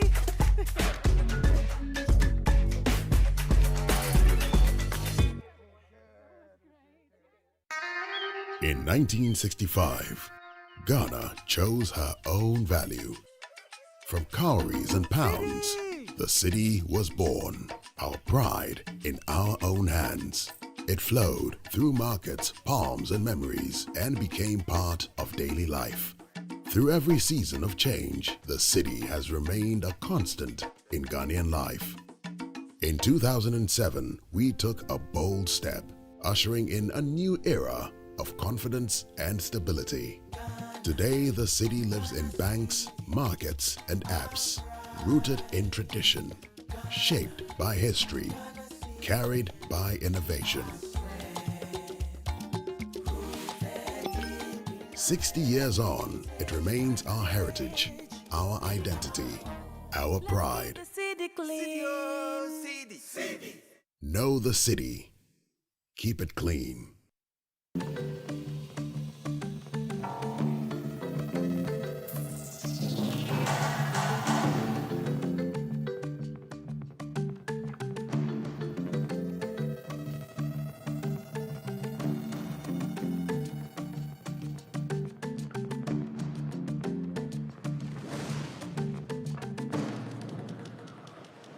The Director of Humanitarian and Social Affairs of the ECOWAS Commission, Dr. Sinteki Tarfa Ugbe, recently visited the Tarikom Refugee Center in northeast Ghana. Traditional songs and dances punctuated this memorable day, which marked the official launch of ECOWAS Humanitarian Initiative for Vulnerable Population. Sitting in the shade of a butter tree, Reinatu breastfeeds her sixth child. Far from her native village in southern Burkina Faso, more than 20 kilometers from the border with Ghana. Aged 39, she was forced to flee her country after surviving a deadly attack by terrorist groups that devastated her community. They put on masks and they left their eyes visible. They killed my brother's wife and also her older brother. They killed several of our people. Altogether, they killed about 10 of us. As for us, the ones who managed to escape, we are no more than 10, I think. As for the others, we don't even know where they are. It was night time. Reinatu has been living here for at least 2 years, separated from her 4 other children who remain in the country with their grandparents. Moreover, she's not the only one in this situation. Moro, 23, lost track of her 9 family members during her frantic flight following a surprise terrorist attack. I left my village in Nyale in Burkina Faso because of the terrorist violence to seek refuge in Ghana. Here, we are well taken care of. We are given food and water, but despite this, I miss my family and loved ones very much. According to the latest news I had, they are in Kumasi. We are in northeastern Ghana, more than 800 kilometers from the capital, Accra, and only a few dozen kilometers from Burkina Faso. Since 2022, thousands of Burkinabes have fled terrorist violence in their country to seek refuge in Ghana. Set amidst lush vegetation, the Tarikom Refugee Center stands as a symbol of hope. For thousands of displaced people, this place is much more than a shelter. It is a haven of peace, where families find a semblance of normalcy after times of uncertainty. We feel good here. We are safe. The only problem we face is the lack of some conveniences. Other than that, everything is going on well for us. We are integrating very well and everything is going well. But we wish we were given more land to cultivate. The Director of Humanitarian and Social Affairs of the ECOWAS Commission, Dr. Sinteki Tarfa Ugbe, met with displaced persons housed in the Tarikom refugee camp. This visit, which brought together representatives of the Ghanaian government, community leaders, traditional and customary chiefs, took place in a festive atmosphere. Traditional songs and dances punctuated this memorable day, which marked a special event, the official launch of the ECOWAS Humanitarian Initiative for Vulnerable Populations. The regional organization, in accordance with its humanitarian mandate, aims to provide protection and assistance for refugees, asylum seekers, internally displaced persons, and stateless persons, as well as host communities. Tarikom, this district represents the spirit of regional integration. This region represents what ECOWAS stands for, ECOWAS of the people. In this region, we have seen host communities, traditional rulers like the chief of Tili, Tarikom, open their hands to refugees from across the border. You may say Burkina Faso, but I know some of them will come from Mali and pass and come to Burkina and come here. You have demonstrated what the spirit of regional integration is. ECOWAS of the people, peace and prosperity for all. When the host community of CARICOM opened their hands to these refugees, they did not just say, come and stay. They made sure they provided land for you to farm, to be able to feed your family, to offer you protection, and to offer you dignity. This is the spirit of regional integration.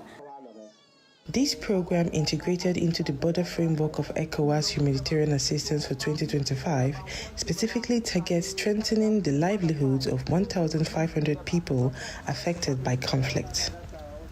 They will receive support in form of cash transfers and provisions of basic needs. For optimal project implementation, the ECOWAS Directorate of Humanitarian and Social Affairs is working in close collaboration with the Ghanaian government and the local NGO Right to be Free, which promotes solutions rooted in community realities. We receive asylum seekers, we take them through refugee status determination, and then we recognize them or otherwise as refugees. As managers of the program, we also ensure that refugees receive international protection that is guaranteed by the state. And we also, as part of that, make sure that they have access to all social services, including health, education, financial services, employment. And so we facilitate all these, we facilitate access to all of these services. And so there's a reason why, for instance, we give refugees the ECOWAS identity card, that is their non-citizen card version of the ECOWAS identity card. This gives them access to many services, financial services, I can remember one of them. It also gives them access even to buy a SIM card for a mobile phone, which we all know these days is a very powerful thing. It also gives you access to financial and other services. We facilitate their registration onto the National Health Insurance Scheme. And then we also make sure that they have access to education, free education. In the project component, we have what they call borehole. We have borehole as one aspect. We have non-food items, which include roofing sheets, cement, and things to people who have been displaced. We have also non-food items like rice, oil, and then maize for the people who are in the camps, refugees who have come to the camp. And then we also some for the livelihood skills for those people. At the same time, we have what we call some grants to support farming of these refugees who are living in this camp, who have come here because of this problem. We're also supposed to support the host communities in the country where the settlements are, to help them to be able to sustain them, and then so they can take care of them. In the borehole, we're going to put boreholes in the host communities, at the same time in the refugee camps, to support both groups. And then we also provide them with livelihood skills. Some of them come here, they don't have anything to do. So they need to have some skills that enable them to start some business. With this project, we have worked with ECOWAS and a lot, and this project is supposed to